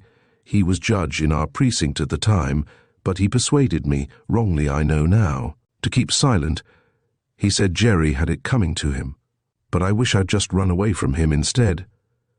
Joel was crying with eyes wide open. "Oh, Joel, dear, you poor extraordinary child, I would have killed him for you." "Perhaps, but you weren't around in those days, and besides, it was the feeling of defending my own name that made me do it. I wouldn't have brooked a man's defending me. Now that I've got to do something about your uncle, what would an extra murder more or less have mattered? Julian," she said quickly, "you can't stop my uncle if he is bound and determined. Even by killing him, he would have a way of getting around his own murder if it took his ghost to do it. I won't try murder, sweetheart, but I am going to have a talk with him tonight." Julian stood up and bent over to kiss her. "I'll be back soon, I promise. Don't you move. Julian, please stay. I don't want to be left alone in this awful house." But the door had closed behind him. Chapter 9. And down the corridor Neil Crawford closed another door behind himself and Sidney. Their eyes met with a bleak and hopeless questioning. "Oh, Neil," she breathed. "What are we going to do?" "What am I going to, you must say, Sydney. Remember, my dear, you are not in this. And remember that whatever I do or don't do will be entirely governed by my love for you and my desire to keep you and the children out of it." "You can't keep me out of it, Neil, even if you wanted to. That is the way. With things relating to one or other of two people who are closely united, both are in them for good or bad. So I'm in this with you, to the very last, that is, if I want you." He took her shoulders in either hand. "Is that what you are trying to say? You know I want you. You know I love you, that I never have loved, never will love anyone but you. I can't help myself. We were made in patterns that match, like a jigsaw puzzle. We wouldn't match anyone else. No one else would match us." She did her best to control the wave of feeling that made her draw free of him. "She doesn't feel so, Neil, or think you do. She loves you, and said it tonight too, definitely, to make me feel you have not returned in kind. Neil, where are our promises? My God, Sydney, since when were you such an innocent as to think promises were anything more than baubles, pretty, but vain? The promises to love forever until death do us part. Keep still, Neil. You know as well as I do that those aren't the promises I am thinking of. Besides, we never made those particular promises. But we did promise we weren't going to go living around with other people unless we meant it down to the ground. Do you hear me?" She was trying to keep her voice under control, but it would rise spasmodically, and here you seem to have done just that. "I wasn't just living around, Sydney. You know me well enough to know I'd be fastidious about such things. Romany and I got into it somehow, quite naturally. Why can't women realize how little such things mean to a man, and to some women? She's one of them. We've never spoken of love, do you hear that? Neil, how silly to say such a thing when by its very nature love is somehow involved. In the very essence of it, your winnowing of the physical from the spiritual, it is the ruin of all idealism. Someone we know, who was it, was saying the other day that the trouble with the younger generation is that it lacks guts. You are exactly what he meant, Neil. Don't be vulgar about it, Sydney. Vulgarity doesn't suit you. Only the sophisticated can get away with it. Your delicacy is one of the reasons I care for you, and I do care. You can't say I don't love you or you me. Can you say it? Which only makes it frightfully much worse. And don't lie to me. She couldn't have written you a letter like that if you hadn't used love in one form or another toward her. Don't quibble about the meaning of the word love. What do you mean, such a letter? I saw a letter on your desk, Neil. I had to read it, you can see that.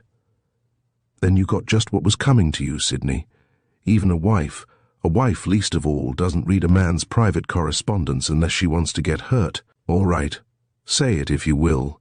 It can't make matters any more terrible than they are. I saw the address on the envelope. I knew she had been in Hollywood this spring, and in a flash I remembered that night. It's asking too much of human nature to ask it to turn its back on the truth at such a moment. And you can't say it isn't better to know the truth at whatever cost to us both. If you think so, yes. Crawford's anger died as he saw her face change. Oh, Sydney, don't look at me like that. I'm sorry. I'm so sorry. He tried to take her hands and failed. And now this other thing to hurt you. I can't endure it. This other is bad, yes, but not really bad, my dear, as compared to my trust and respect. Trust in you and self-respect, splintered to atoms overnight. Bertrand Whitaker can do his worst, can put you behind bars, and me talking to you through bars, but it won't be a patch on the edge taken off what we have been years in building. Marriages aren't built in a day. There must be something wrong with me and my dreams, I suppose. Before we left home tonight, I happened to pick up a picture of Bunny, and realized it was the one that had been in the townhouse all winter, watching you. She trailed off helplessly. I seem so to confuse illusions and realities. Don't confuse them, don't have illusions. Yet that's why I love you, for the image you make of a perfect life. But it can't be lived, Sydney. It can't. Our chance is gone, if that's what you mean. I don't see how it affects us in the least if our love remains to us. I've never told her I loved her. How charming for her. That wasn't what she wanted. She understands. I'm not the only one for her. It isn't as if she were. She can take care of herself. He paused. Oh, I wouldn't mind if she were dead if it would do us any good. Neil, hush. Nothing, not even our own deaths, could do us any real good again. How can you think wrong will right wrong? I don't know. I don't know how I think a lot of things I'm thinking. For instance, Bertrand Whitaker must be stopped dead in his tracks. He can't be allowed to do this to Bunny's life, or yours, or mine either. I'll kill him first. The past is over and done with, and he has no right to revive it. The past is over, yes, the past is done with. She said she had your picture, and Bunny's on the dresser before her. Listen to that Bunny's picture. What's Bunny to her, under the circumstances, I'd like to know, that she should be able to make free with her picture, stepchild, love child, or godchild? I don't suppose any of them fit, but they sound so refreshingly shocking it's fun to use them. Stop making a scene, Sydney. I didn't think you had it in you to make scenes and say such wild, bitter things. I can't tend to a scene now. Can't you see I can't? When did it all begin, Neil? Don't say it began in the common old-fashioned way at the common old-fashioned time. Don't say it began when Bunny was coming. Of course it did. When did you think it would have begun? You didn't expect me to be a monk, did you? Sydney, let's stop talking, please, and think about what's got to be done. What do you say we clear out of the country and make a fresh start? Australia or somewhere. A fresh start? How devastating it sounds. To start over after 8 years. It can't be done, and the soul still live. As if one were told, after a terrible day of sled pulling in an Arctic storm, that one had to retrace one's steps without rest or food. It couldn't be done, and the body live. That's how I feel. Sydney, quiet. Quiet, dear, you must stop, and help me plan. I must find Giordano. I see it clearly. I must find him tonight. He will deal with Whitaker. Oh, no, no, no, no. You mustn't get in touch with those men again. You are finished forever if you try that. Neil, don't do anything rash.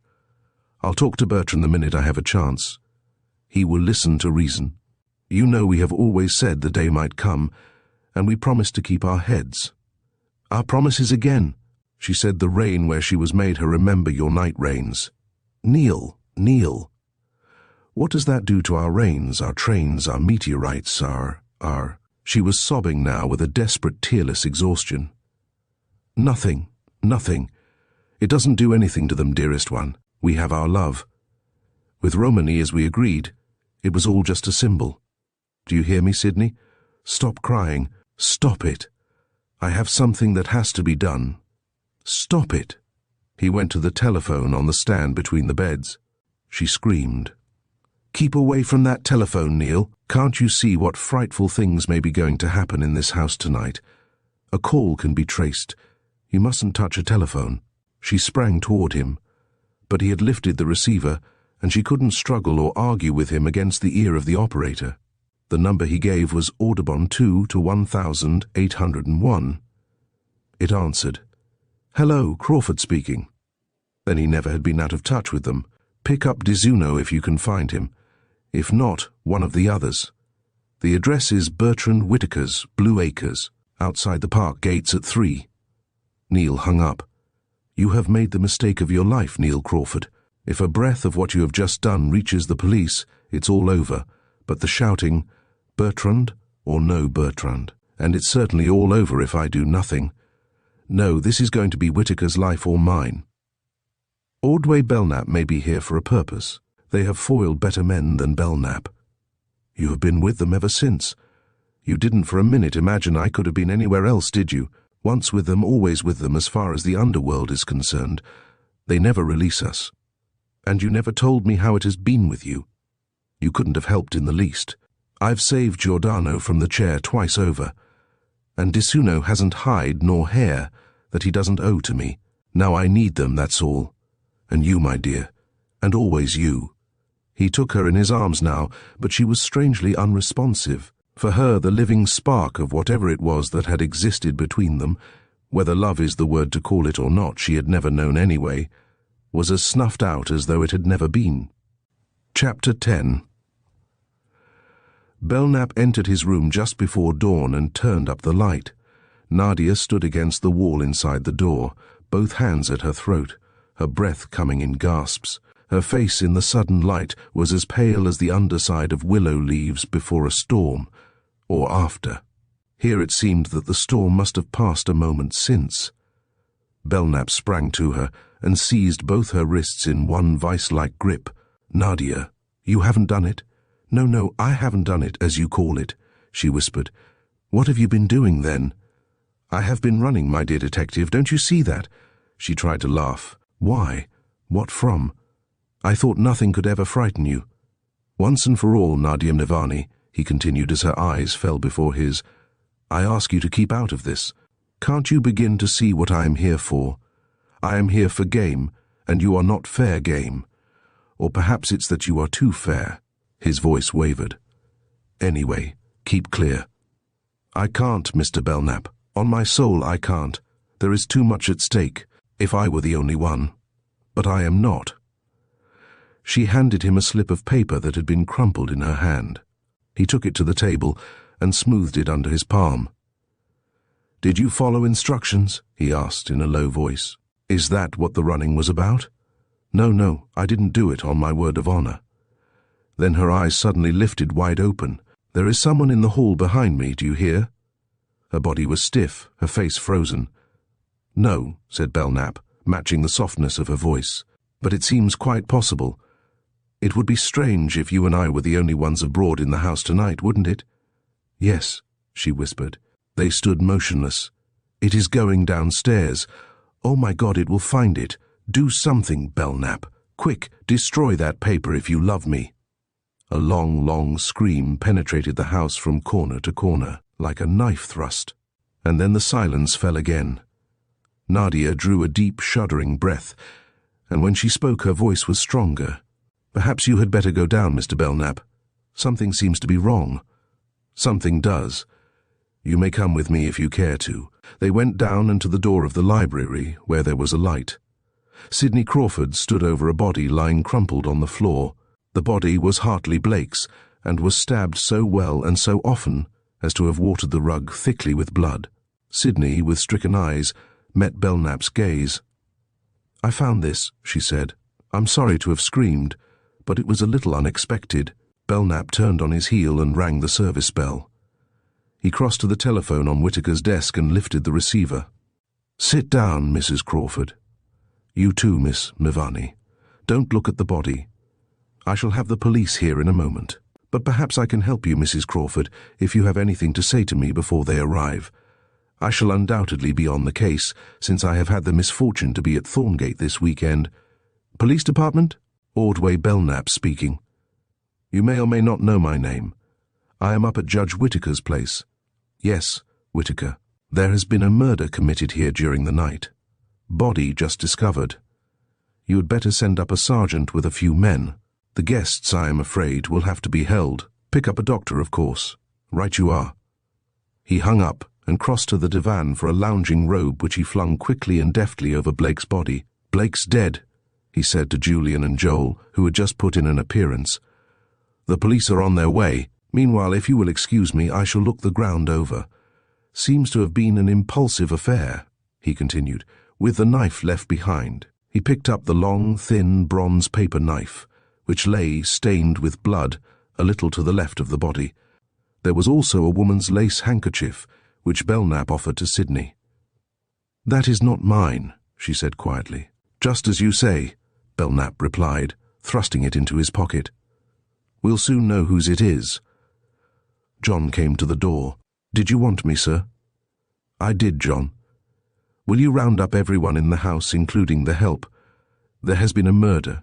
Colonel Blake. The police will want you all for questioning. Not that most of you aren't here already." Belknap smiled at the room. Crawford had come in on Julian's heels. Romany and Whitaker, however, were still absent. Belknap bent to the body and examined rapidly and thoroughly. "There's the off chance we might find something, Mrs. Crawford," he remarked. "If Blake, under cover of darkness, returned for a cash diary and met his death because of it. The murderer may not have had time to relieve him before you, or shall we say I, appeared. Sydney made no answer, but her two lovely hands lifted from her lap in a little helpless gesture of futility. "It is quite obvious," Julian said unexpectedly, "that you intend to make Mrs. Crawford responsible for Colonel Blake's death, Mr. Belknap. I feel called upon to ask you to keep your suspicions, even such proof as you may have, until a moment more in keeping with judicial etiquette." Belknap flushed darkly. "Don't be too hard on our detective, Mr. Prentice," Nadia cried. "He does not suspect Mrs. Crawford of this ghastly affair, but he very much wishes he did, and the wish has been father to the possibility. He really suspects me. Therein lies the difficulty. Spare the noble gesture, Nadia." Whitaker was standing in the door. "I suspect you myself when you go altruistic." "Ah, Belknap. In your element, I see. I can't believe it. Blake murdered. That it should have happened in my house. Terrible. John said he was unable to rouse Romany with his knock, so I sent one of the maids to her room, and I gave orders for the servants to wait in the hall. Does that meet with your approval, Belknap? I shall sit down, if I may. Last night and this morning, taken together, are more than is good for me." As he sank heavily into a chair, there was a windy bustle at the front door, a careless, strident laugh, and a stamping of feet that, in its sincere disrespect for the traditions and restraint of Thorngate, announced the arrival of the police. Belknap stepped toward the library door. "This way, Sergeant. We have been waiting for you." "Don't sergeant me, Belknap," came a pleasant, resonant answer from the hall, and a man of medium stature, with clear blue eyes and gold-bronze hair, faced him in the doorway. "Your humble servant. It's nice to see you again. I'm only sorry for one thing, that you have the jump on me as usual." "Berry, why, land alive, where did you come from?" "Don't worry about being a step behind me. There's going to be plenty for both of us. Come in." "Whitaker, you know Lieutenant Berry. There's only one other in the room important enough for you to meet at the moment. Berry, this is Colonel Blake. Colonel, Lieutenant Berry has come to see what he can do for you." Belknap indicated the body with a motion of his hand. "You brought a doctor. It will be convenient to know about when death occurred." "Yes, Dr. Giles is here." "Giles," he called. "Get on the job, will you? Come along in, Sergeant. This is Sergeant Stebbins, Ordway Belknap. Belknap, Sergeant Stebbins. Now, old man, what's the story? The sooner we catch the scent, the better. When did you arrive?" "Before the trouble began. That may help us, and it may not." "What do you say, Whitaker?" "Shall I?" John's voice was heard in the hall. "Oh, Judge. Lily has fallen downstairs. I think it's a faint, sir." "Pick her up," said Whitaker. John and two cops between them lifted her to the library couch. Berry glanced at her. "If the superstition that the object last beheld leaves its mark branded on the face, I should say your Lily had been seeing things. Where has she been?" "To the room of one of the guests," Belknap said. "Perhaps we'd better take a look." But Lily opened both eyes and gazed glassily at the ceiling. "Miss Romany's stiff on a post," she said. Chapter 11. "Sergeant," said Belknap quickly, "will you and Berry go up to Miss Video's room? John, show them up. You may begin to notice there's something damn wrong with things around here." "There is, and I must have a word with the judge alone. He's the one to bring it to a standstill, if there is still time." He seized Whitaker by the arm and half led, half pushed him into the dining room. Berry and Stebbins made the stairs 3 at a bound. Julian dragged Joel onto the terrace outside the windows. Julian, darling Joel, protested, "Please leave me alone. I must go to bed. I'm ill, really I am, and so is poor Uncle Bertrand. Didn't you see how frightfully he looked?" "Now don't pour your Uncle Bertrand in front of me, Joel. If you begin sticking up for him now that he's in such a pickle, you and I part company. He's downright responsible for the whole mess. And don't you dare talk about going to bed either. I've got to talk to you or someone else, or I'll simply burst, and I refuse to burst in front of Belknap. You must spare me that, dear. Now listen to me." His voice fell almost to a whisper. "I've got a clue, do you hear me? A tangible clue. Darling, don't shut your eyes. Look, Julian produced a little square of fool's cap, with letters as unintelligible to Joel as hieroglyphics typed across it. Joel feverishly rubbed out its network of wrinkles and squinted at it, as though she were near-sighted. "Oh, Julian, I don't want to know about this. Don't let's get mixed up in it.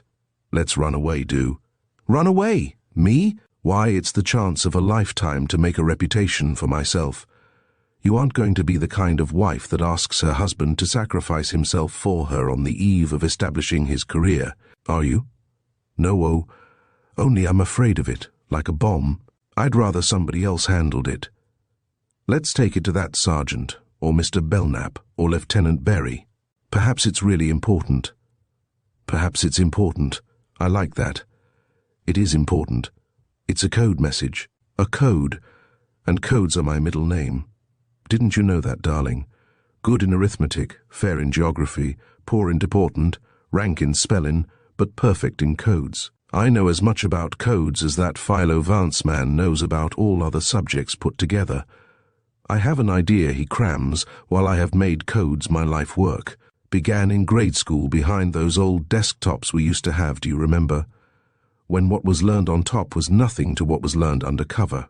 Oh, Julian, do stop fooling. If you get into one of your fooling moods, there'll be no keeping even these murders serious. For heaven's sake, if you know so much about codes, don't keep me in suspense." "It's a difficult code, Joel. One of the toughest. That Japanese thing they used during the war. But I figured it. Listen. Blake has been tapping the STC wires. This weekend is your chance. Get him." "Addressed to whom?" "Addressed, stupid. You didn't think they'd write a code and address it, did you? If it came here at all, it came by messenger, of course. But it's unlikely it came here. Whoever received it brought it with him. And if we knew who received it, it would at least settle Colonel Blake's murder, wouldn't it?" "Oh, Julian, you are clever. Where did you get it?" "On the stairs as I came down." "Julian, it's a wonder you're alive. To think you've been the first to pick up a clue with all these great detectives about." "And where were you all night?" "I waited and waited and worried and worried. Why didn't you come back?" "Joel, I'm so sorry. Truly I am. But do you know what I did, dearest? I went to sleep." To sleep, that's what I said." Julian came to his own rescue before her tone of reproach. "What's so funny about that? I was tired. I went to your uncle's room and he wasn't there, so I waited. I dropped off on the lounge. He never came back as far as I know. When I woke it was all hours. I'd heard nothing. And coming out into the hall I was welcomed by Mrs. Crawford's reveille." "Julian, how can you say such things? When I'm feeling so terribly too. Do make me rest somehow, dear. My head, my eyes. No, there isn't time for it, I know. We must take your wonderful clue to Mr. Belknap. Not Belknap, sweetheart. Never Belknap. He has the fanatic's eye and it doesn't appeal to me. Perhaps Berry sometime. I rather cotton to Berry. But for the nonce I hunt alone. I might accomplish miracles with a dash of luck. You must realize I have a deductive mind as well as a seductive, darling. Please, don't. I can't play with you. We must go where was settled on the instant by what Julian would have sworn were 2 shots in rapid succession which rang out in the interior of the house. 2 policemen, guns in hand, breath shortening, came scuttling around opposite corners of the house. "Prisoner's base or run sheep run?" asked Julian delightedly. "Or just plain catcher's catch can?" he added, springing ahead of them into the library. Nadia sat alone in the room, with Blake's body almost at her feet. Her head lay back on the divan top. A lighted cigarette hung between very red lips. She had taken time out to make up. There was not the flicker of an expression in the more than usually mask-like face, nor did it unbend as Belknap opened the dining-room door, asking for Dr. Giles. "Quick, I'm afraid they've got Whitaker. Where in hell are the police?" Whitaker lay huddled over the table, his face in his arms. Dr. Giles's hasty examination showed that he had been shot from behind. The bullet had entered below the left shoulder blade, passed through the heart, death being instantaneous, and lodged in the table, splintering the wood deeply. Berry remarked on the last. "Close range, that," he said. "Are you sure there was no one else in the room, Belknap? Could someone have slipped in behind you both? It seems very unlikely. I should have said the shot came from the direction of the library, but I myself was facing that particular door. There were 2 shots fired, said Julian. I beg your pardon, Mr. Prentice. Belknap was short in his speech. There was 1 shot fired, as you can see. Not necessarily. Every shot doesn't hit its mark. Granted. But that will be ascertained in due course. Sergeant Stebbins had been a strong and silent man since his arrival. A square-headed, ruddy-cheeked, heavy-jowled man. He gave the appearance of being a stone wall instead of a hurdle to anyone who didn't take him cautiously. And something in Belknap's last remark seemed to have set his back up. Due course, he rumbled. Due course. I guess that's what's been the whole trouble around here. You've been taking your time, haven't you? Due course. In all your fancy detective work, Mr. Belknap, haven't you caught on that when it's 1 murder you act quick, when it's 2 you jump into it, and when it's 3 greased lightning shouldn't have a look in? I'm sorry to say it, but I think there's been criminal negligence, detective. 3 murders in as many hours is rather a record in my observation, and under your very nose, so to speak. It's clearly my duty to put everyone in the house under arrest. You're damn lucky I don't include you. Now we'll get down to brass tacks. A little examining of witnesses won't come amiss. Who was in the library when the judge got his? I was, and I was there alone. Nadia was contemptuous. I thought so, lady, Stebbins said. You look the kind. We'll begin with you. The rest of you can clear out of here, and wait your turn in there. He signified the library with a twist of his thumb. 1 minute, Sergeant, Belknap coldly interceded. My impulse, of course, is to pick you up by the neck and throw you out, your silly nickel badge to the contrary, but strange as it may seem to you, I have a positively fiendish desire to get to the root of this succession of violent crimes that have spoiled a good weekend. That I happen to be present in an unofficial capacity may be a misfortune in a sense. Privately speaking, it is, but it has also given me certain angles of an extraordinary situation that you could never arrive at if you questioned yourself blue in the face. Whether or not you may wish to take advantage of what I have to offer is another question. I assure you it will be perfectly agreeable to me to paddle my own canoe and let you paddle yours. Hold on, boys, Berry interrupted quietly. My dear Stebbins, you and Belknap had better get together on this. I'm sure we're all determined upon clearing things up as rapidly and expeditiously as possible. You and I naturally recognize that Mr. Belknap is in a most embarrassing position, and it is more than decent of him to remain on the case. But since he has agreed to throw in his lot with us, I think we should be open to the charge of negligence if we refused his evidence, don't you? Besides, you can appreciate that he and I are birds of a feather and must work the same airways. So losing him, you lose me. Stebbins grumblingly changed his tune. Have it your own way, Mr. Berry, have it your own way. I'm sure Mr. Belknap has valuable material to contribute. Only the sooner he comes across with it, the better and safer, for all concerned. Chapter 12. Keep your opinions until they are called for, man, Belknap said curtly, or until you know something of the lay of the land. Swinging on his heel, he made an imperious, inclusive gesture that swept the room clean of momentarily irrelevant persons. Clear out of here, he ordered. As the door closed on the retreating group, that tried to make its exit with dignity, but somehow failed to convey better than the appearance of a disorganized partridge brood scuttling into a thicket. Belknap returned to Berry and the sergeant. Now, he said, let's you and I start from scratch. I'll concede you that much. I'll throw down what I've seen and heard to date. After that, I make no promises. He smiled with a bleak mockery. There are conclusions and conclusions and conclusions, and what I may make of a given detail may differ widely from what you make of it. Then again, it may not. Great minds, they say. However that may be, don't let's make a girl's dormitory of it and hang confidences around each other's necks. I've always played and always will play a lone wolf game.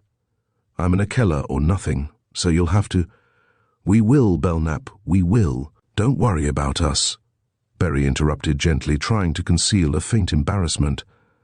What's to do now is to get going, isn't it? Before your friend's body here has gone cold. "Quick, Belknap. Snap into it. Every second may count." Belknap regarded Whitaker with a swift, half-averted glance, and a spasm of pain twitched the taut little muscles drawn slantwise across his square jaws. "God be merciful to him," he said in a lowered key. "Though he doesn't deserve it, I fear," he added, hardening instantly, as a man does who dislikes being caught out with an emotion. "First of all, you must know he is largely to blame for the argument I expect he's having with St. Peter. I won't waste precious time going into the story now. It's rather complicated.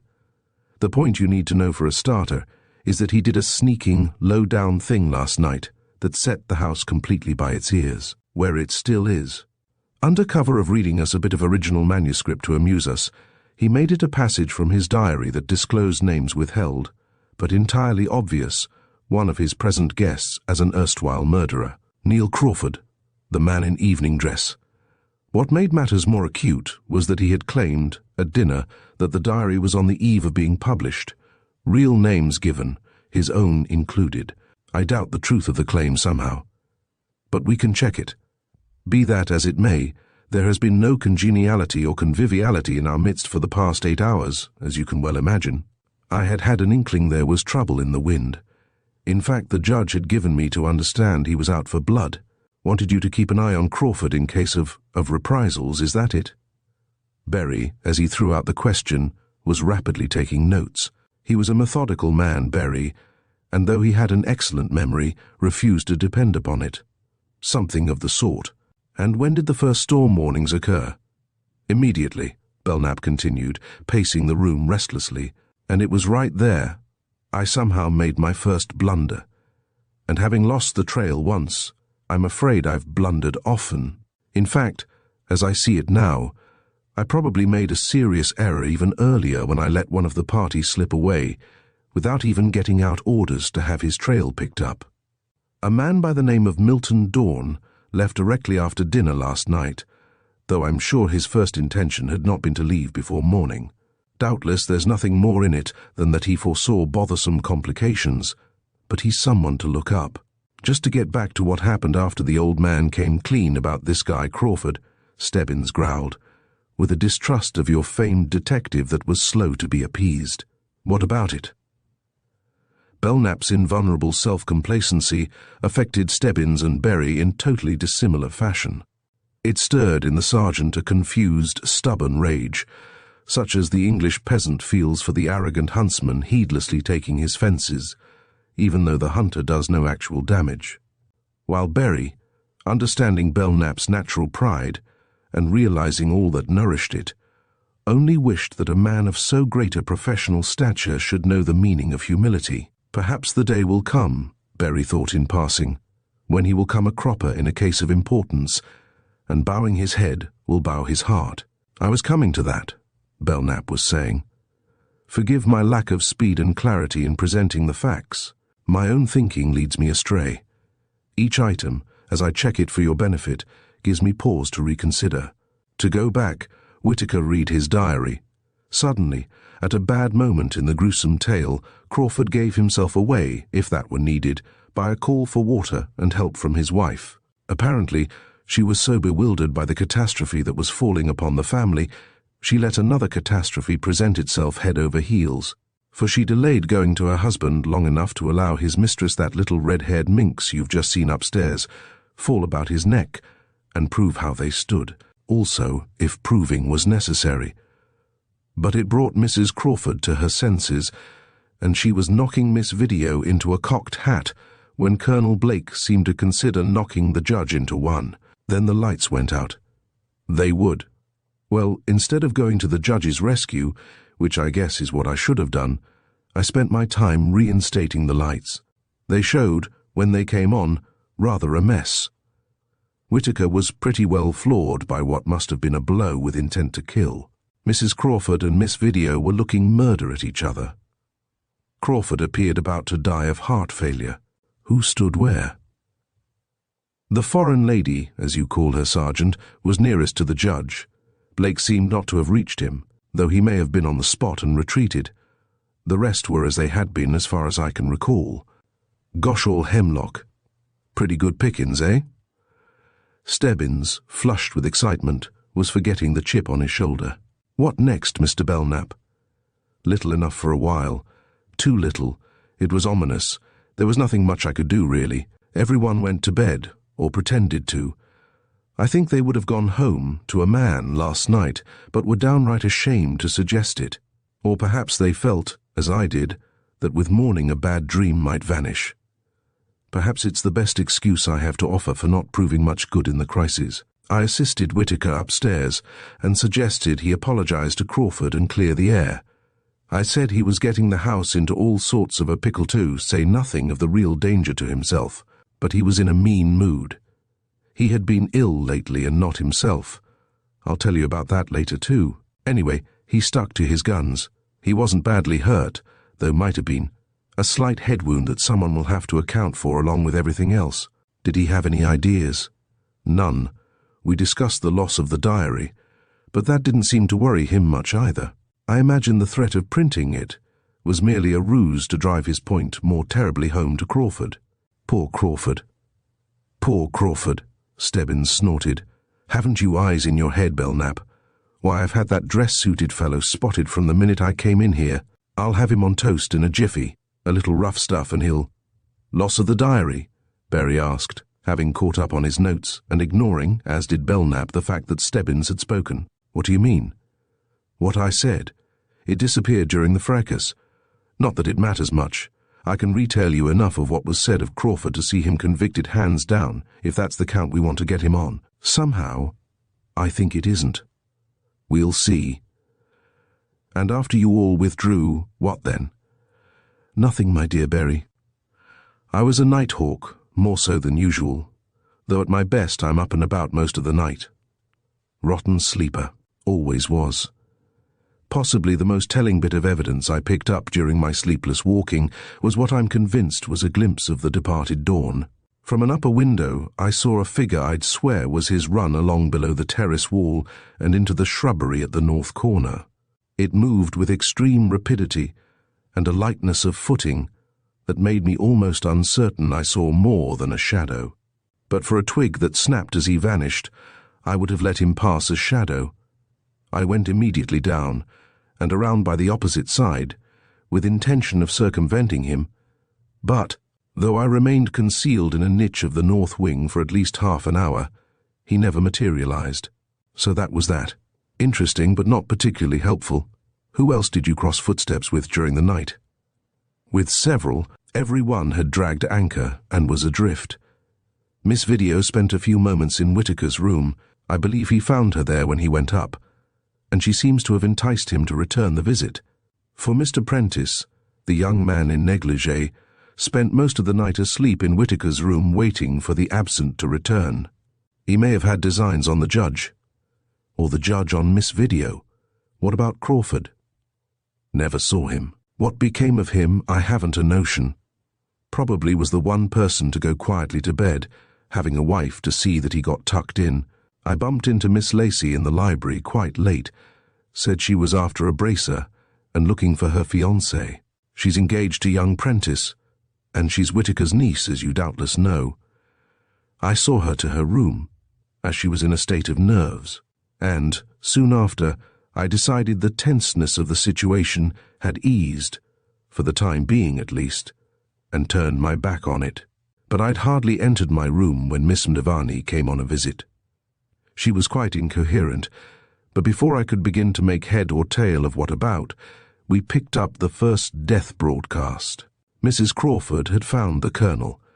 Says she was looking for her husband, which leads one to believe he wasn't in bed after all, as do the clothes he's wearing. Or else she's trying to cover her tracks. You don't think your Miss Mdivani was fresh from the kill, so to speak? Her manner might suggest it. I've thought of it, of course. Who wouldn't?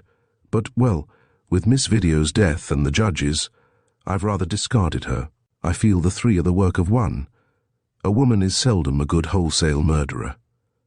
Granted, but she's tarnation clever.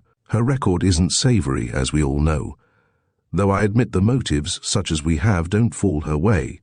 This man Crawford has motive enough for a couple, perhaps even the third, for if he wished to destroy the diary, as he conceivably would, and Blake was the first to nab it, Blake might have to die. Yes, it looks black for Mr. Crawford. What do you say, Sergeant? My feeling exactly. It looks mighty black for Mr. Crawford. Him that kills once can kill again, and kill easier. Come on, let's catch him cold before he clears out, and before there's any more shooting. 1, 2, 3 murders. Chapter 13.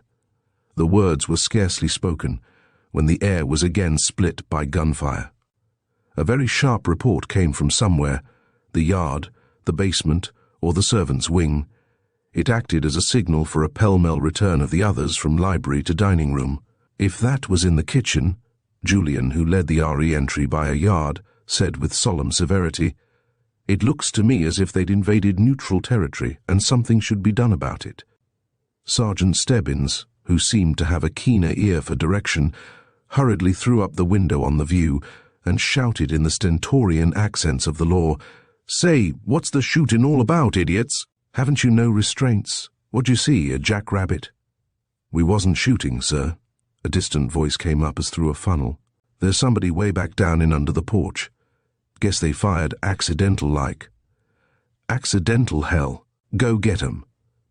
Apparently there was an attempt to obey his order to the letter, for it was only a matter of seconds when, to judge by the firing, a regular battle was in progress. "Hi, wait for me." Sergeant Stebbins, bristling with zealous duty, turned on the room. "You folks stay where you are if you know what's good for you. I guess we've grounded him, and sooner than I thought by a darned sight." "Dawn!" Julian exclaimed. "Well, it only goes to show that the first hunch is generally the right one." Joel was leaning weakly against the sideboard and sobbing in little gasping breaths like a spent runner. She held her head between her hands to close her ears against the racket. "I can't stand any more. I can't. Oh, I can't stand it. Turn that shooting off. Turn it off," she cried.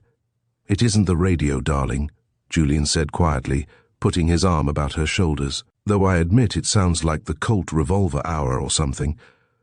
What you think is static is being produced off stage by the housekeeper and that maid Lily, who are rapidly losing their inhibitions in the pantry. Listen, dear, I do want to see what's going on."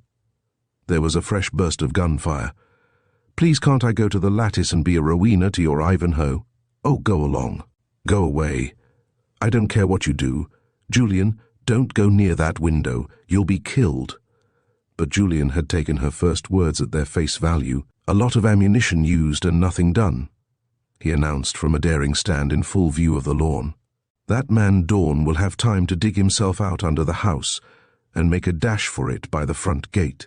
The sergeant has drawn off all his men from the western front to cope with this unexpected offensive, and I'm sure it's an unsound move. Did you get that one? Stop it, Julian.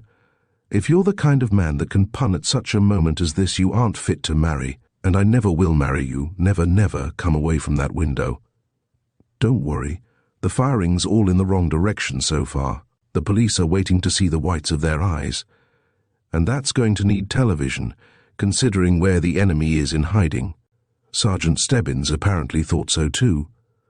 The disturbance came from under the porch of the servants' wing, and from the floor of the porch to the ground, a drop of 8 or 10 feet. A fine meshed lattice enclosed a garden tool room and formed a walled passage to the basement. Its outside door was closed, undoubtedly barricaded. Stebbins had tried the basement approach and found it closed and sealed, but he had decided on squeezing tactics. 2 of his men, stationed in the cellar, were to burst through the inner door at the moment of a supporting attack from the yard. Without warning, Sergeant Stebbins gave his 2-shot signal, and the din was on. Julian, really pale, stepped back and held his hand across his eyes. "Shiver my timbers," he said with a deep, trembling shudder. "God help whoever it is, he has pluck." The smell of gunpowder had sifted into the room. Underfoot, the sounds of the splintering door were somehow more affecting than the actual shots. The tensity and misery of the 5 in the dining room were reaching an unbearable pitch. The loss of the restraining influence, though not a happy restraint, of Belknap and Berry, who had gone to the front as staff officers, was tending to break down such morale as had existed. Joel was moaning as if she had been wounded. Sidney Crawford, with staring eyes, was gripping Neil's arm between her 2 hands until every knuckle showed white. Neil was shivering from head to foot, as a man shivers after too long a swim in cold water. Suddenly it was the silence, crashing back into place, that seemed deafening, like lightning-cut cloud meeting in thunder. In it, Nadia Mnavani, who had appeared to be holding her nerve, lost it. She pointed, as if at blood. "Look! In the name of Christ, look there. There's what spelled Bertrand Whitaker's death." It was a figure 8 in the form of 2 overlapping holes bored in the panelling of the wall at the height of a man's head. Freshly cut, there was a faint salting of sawdust on the hardwood floor beneath. It took Joel to break the stillness in the room. With a face like a death mask, she gazed at the dark spot on the wall. "I know now," she said. "I know who killed Colonel Blake and Romney and Uncle Bertrand. But it can't be true. It can't be true that—" Julian didn't let her finish. He crushed his hand over her mouth as Belknap came in from the butler's pantry, with the sergeant and Berry. "Hush, you little fool. Don't go saying things. Don't you be responsible for hanging somebody. Let Mr. Belknap take care of that." He shook her desperately. "Whatever you know or think, keep it to yourself, do you hear? Do you? Don't let 'em get it out of you." But Belknap had heard enough. "What's this you know, Miss Joel?" he said. "Come now, out with it. No, don't cry like that. I'm sorry. What's the trouble, Miss Mnavani?" He turned to Nadia as Joel collapsed. "You should have been barred from detective work on account of your eyes," Nadia said. "Look." "Aha, so that's the way the wind blows. We'll investigate directly. We have another matter to deal with right now. All right, Sergeant, there's your man." He indicated Crawford. Stebbins went to Crawford and touched his arm. "I place you under arrest, Mr. Crawford, charged with instigating the murder of Judge Whitaker. Your hired accomplices have confessed." Crawford looked dazed. Then he swung on Stebbins. "They have not confessed," he said, "for they did not kill Whitaker. If this is what is meant by third degree, you can do your damnedest. They are as innocent of this crime as you are. You can do your worst to me, but not to them." "The worst has been done to them, I'm afraid," Berry said quietly. "They are both dead.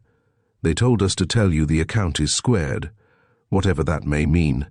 So I guess you have to go along with us. That gives us one of our men, Sergeant. Now what's this hole-in-the-wall business, Belknap? Neat work on your part, Crawford. You had things ready for business, I see. There must be some entrance to the space between the wall and the tapestry of the library," Belknap said. "We'd better call John." John came. He showed them a thin door within a door, a long, narrow, hinged panel that formed a door jamb in the dining room library doorway. Belknap went through it. No one spoke. When he returned, he carried a Colt .22 in his handkerchief. He went directly to Nadia. "I would offer you this back," he said in a low voice, "but we shall need it. I'm truly sorry." "Don't worry in the least." She looked him straight in the eyes. "It is mine, yes. I missed it when I needed it last night." Chapter 14. Late in the afternoon, a London fog had crept up from the Sound and smothered in its furry, suffocating waves.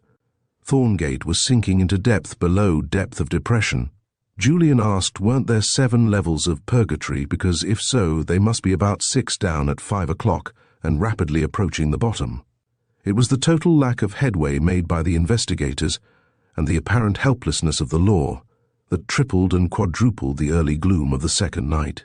Hours upon hours of questioning and cross-questioning by Stebbins, Belknap and Berry in turn had gathered no really tangible results. Yet the steady, unremittent grilling went on and on and on and on, as Julian said, like the tale of Christopher Robin's mouse. Julian was unquenchable. During his own brief appearance in the witness box, an uncomfortable, straight-backed chair at one side of the dining room table, the dining room being the temporary seat of legal authority, he had played a combination of clown and dunce, to the rage of Stebbins, the scorn of Belknap, and the amusement of Berry. For Julian had at last made up his mind to throw in his lot, and his clues with Berry's, as soon as he could isolate Berry. And it was for this he was managing to keep his own counsel. He wasn't casting bread on the troubled waters for that Savonarola Belknap, or Stebbins to pick up and grow fat upon. But he did feel that he perhaps shouldn't rate a whole investigation to himself, seeing it was his first. It would be positively presumptuous to suppose he had a chance to make a coup, not that he didn't suppose it just the same against such a field of stars. Belknap might even be called a first magnitude. So when Stebbins was severe with him, chronically severe, he took refuge in an India rubber persiflage. Miss Madhavani saw you on the stairs at 4:30 a.m. What did you say you were doing about that time? I swear I was doing nothing whatever about it. Time is one of those things you save time by leaving to its own devices. Stebbins huffed and he puffed. Belknap cleared his throat. Berry smiled. I said, what were you doing in the hall at 4:30 a.m.? Stebbins' voice did all the things Stebbins would have enjoyed doing. I had put my shoes out at 11 p.m. and I thought they might be back by 4. Julian was examining the end of his tie. Contempt of court, Julian, Belknap said. Come now, boy. You leave him to me, Stebbins thundered. I'm talking to him, Mr. Belknap. Now, Mr. Prentice, will you repeat that again about you and Miss Lacey? The others must be tired of hearing it, but if you want it, I'm never tired of saying it. Julian struck a sentimental attitude. I love her. Stebbins blushed. I'm asking you what went on in your room. I mean, what was Miss Lacey doing in your... oh, get to hell out of here. I'll call you again when I need you. Bring in Crawford. Bring in Crawford. All afternoon the word had periodically come out. Bring in Crawford. And at each call Crawford, more shattered, more bewildered, more desperately ill with weariness and anguish, was led in, only to come out again to a stark and tragic Sydney, who, between rounds as it were, tried mechanically to warm his hands with her colder hands. Stebbins decidedly had it in for Crawford. Naturally he was prejudiced by a nasty little battle that had left him 2 badly wounded men. What was Judge Whittaker's diary to you? You needn't answer. I know. And we'll get you for that anyway. Where is the diary now? I don't know. Answer me. I don't know. When you killed Blake to get it, what did you do with it? I didn't kill Blake. What were you doing at 3 a.m.? I was down at the turnpike. After killing Blake. I told you I didn't kill Blake, with infinite weariness. Were you in Miss Video's room at 2:30? No. She was with someone else. Who? I don't know. I heard voices and didn't knock. What did you do? Saw to the basement door for admitting my men. Taking time to dispose of Blake. I didn't kill Blake. Does your wife know of your relationship with Miss Video? She does. Since when? A few days ago. Did you quarrel? Not exactly. Did you suggest putting Miss Video out of the way? I don't know what you mean. Did you say, it's Bertrand Whittaker's life or mine? I did. I have not denied my intention to kill Whittaker. When did you admit your men to the house? They were never in the house. Are these the gloves with which you filched Miss Madhavani's pistol and handled the paper knife against Blake? I didn't kill Blake. And so on, over and over, with Crawford's voice dull and monotonous. But driven and hounded as he was, he never yielded a point beyond his admission of an old murder, and an intended one. But, as Stebbins said to Berry, it was merely a matter of time before they had a full confession from Crawford. He was the kind that eventually succumbs to third-degree methods, and Stebbins was the one man sure of the way the wind blew. He treated Nadia, on the other hand, with due respect, as they did all three. Stebbins obviously feared her. Berry sat gazing at her, spellbound. Belknap looked anywhere but at her, paced the floor, threw spokes in the wheels of Stebbins's questionnaire, and put up defences that, in his blindness to them, he apparently thought were as invisible to others. Your handkerchief, Miss Madhavani? Stebbins produced the handkerchief found by Belknap. Mine. That handkerchief, Belknap interposed impatiently, was on the library floor when I helped Whittaker to his room at 11:30. This is the first we have heard of it. Stebbins snapped. I haven't the least idea when I dropped it, Nadia went on, ignoring the interruption. Possibly it was when I found Blake, about 4:30. You found Blake? Stebbins pounced on her. I did. And why didn't you notify someone immediately? There was scarcely time. Mrs. Crawford did it for me. Where were you when Mrs. Crawford screamed? In Mr. Belknap's room. You had gone to tell him? I don't know. I don't think so. Had you heard anything on your rounds? The way trails didn't cross last night beats everything. I heard that rat in the library walls. You recall my mentioning him, Mr. Belknap? His teeth turn out to have been a tool called a gimlet. Is this your pistol? It is. When did you have it last? It was on my dresser when I came down to dinner. Have you a permit? I have. I have carried a weapon for years. A lone lady, you know. She smiled. Why did you leave it on your dresser? I had taken it from my handbag when I was fishing for my lipstick. I neglected to return it. Belknap stood directly in front of her, his hands thrust deep in his pockets. I saw it there myself not later than 1:30 or 2. Your window was open to the balcony. It was when I went to close it that I saw the figure on the terrace, which I am willing to swear was that of Dawn. You are forever ringing your Milton Dawn in on this, Belknap. For God's sake, produce him. My scouts are out, Belknap said with suave contempt. The report comes that he never has returned to town. So far, so good. I think if you would dwell a moment on this phase of the case, you would find the house bore me out in saying Dawn left here last night in a strange state of perturbation. He looked like a man about to lose sane control of himself. I think you make a good point, Belknap, Berry spoke. In many ways the whole campaign has the earmarks of the inspired scheme of a maniac, conceived and executed with that type of brilliance. We must at least leave no stone unturned in the hunt for Dawn. That's enough of you for the present, Miss Navani. Now let's have a crack at Miss Lacey, Sergeant. In a moment, time out for drinks. It was a terrified and incoherent Joel that faced her three interlocutors, more terrified than seemed quite called for under the circumstances. Bad as the circumstances were. Horror was to be expected, and fear of a sort perhaps, but not stark terror. But Joel was the victim of a terror that alternated moments of intense shivering with a rigid paralysis of movement. She bravely tried to control herself, and sat sipping the brandy Belknap had poured for her and smiling mechanically. Berry was extremely kind. Will you tell us, Miss Lacey, as clearly and consecutively as possible, the story of your night last night? There is no slightest wish on our part to hurry or confuse you. We need your help in settling an affair that has been tragic and is likely to be more so unless we do something about it. Will you describe to us the way you spent your time between 10:30 last night, when I understand you retired, until 4:30 this morning when Colonel Blake's murder was discovered?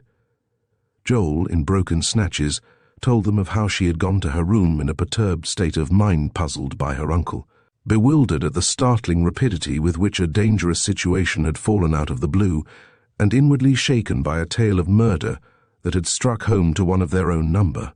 Did the fact that your uncle read a passage of this diary relative to a crime actually committed by Mr. Crawford mean that he might equally well have touched on crimes of others present?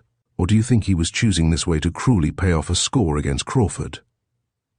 Joel drew a deep breath and looked quickly at Belknap. I think it must have been a personal question between my uncle and Mr. Crawford, she said firmly. Belknap appeared deaf to question and answer. Joel shuddered a little and dropped her eyes. Thank you, Miss Lacey. There seems to be mutual agreement on that point. You went to your room, you say. What next? She had prepared for bed slowly, for there was no hope of sleep and she wished to fill the time. She had stood at the window, walked the floor, sat by the fire.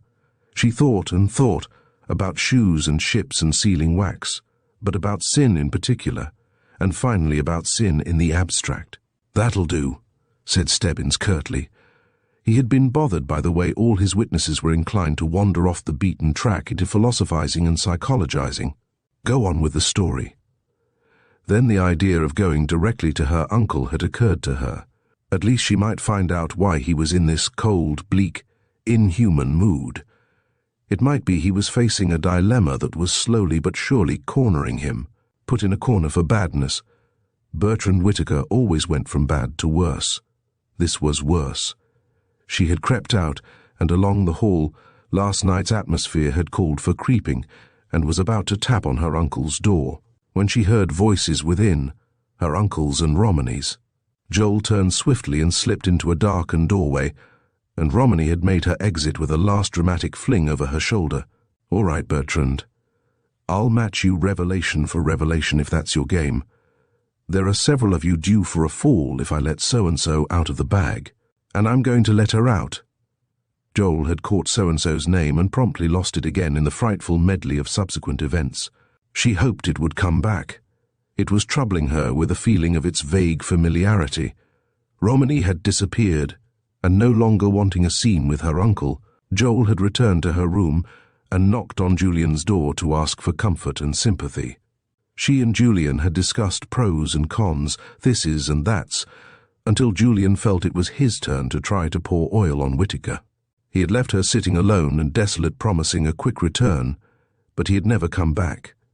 And very late, feeling badly in need of a bracer, she had summoned the courage to venture down to the tray of liquors in the library. Here Joel paused in her slow, hesitant narration and trembled uncontrollably from head to foot like a spent runner. "What's troubling you, Miss Lacey?" Berry asked gently. "Did something happen in the library? Come now, what was it?" "No, nothing happened exactly. I'm easily frightened, I guess." "You were frightened?" She seemed unable to answer and turned an appealing glance toward Belknap. "I came in from the dining room when Miss Lacey was there," Belknap said in a low voice, holding Joel steady with his eyes. She was hysterical and overwrought, but it hardly seemed surprising considering the general tension of the household. "It appears I was wrong. Can't you tell us what upset you, Joel, dear?" "You came in from the dining room," she whispered, her face colorless. "I was tired and nervous, that's all. You startled me dreadfully, nothing more." "You are sure, Miss Lacey?" "Absolutely sure, of course." Mr. Belknap was so kind as to see me to my room. I was doing my best to fall asleep when Mrs. Crawford screamed. This was the most they could win from her, even when Stebbins insisted on a turn of the screw.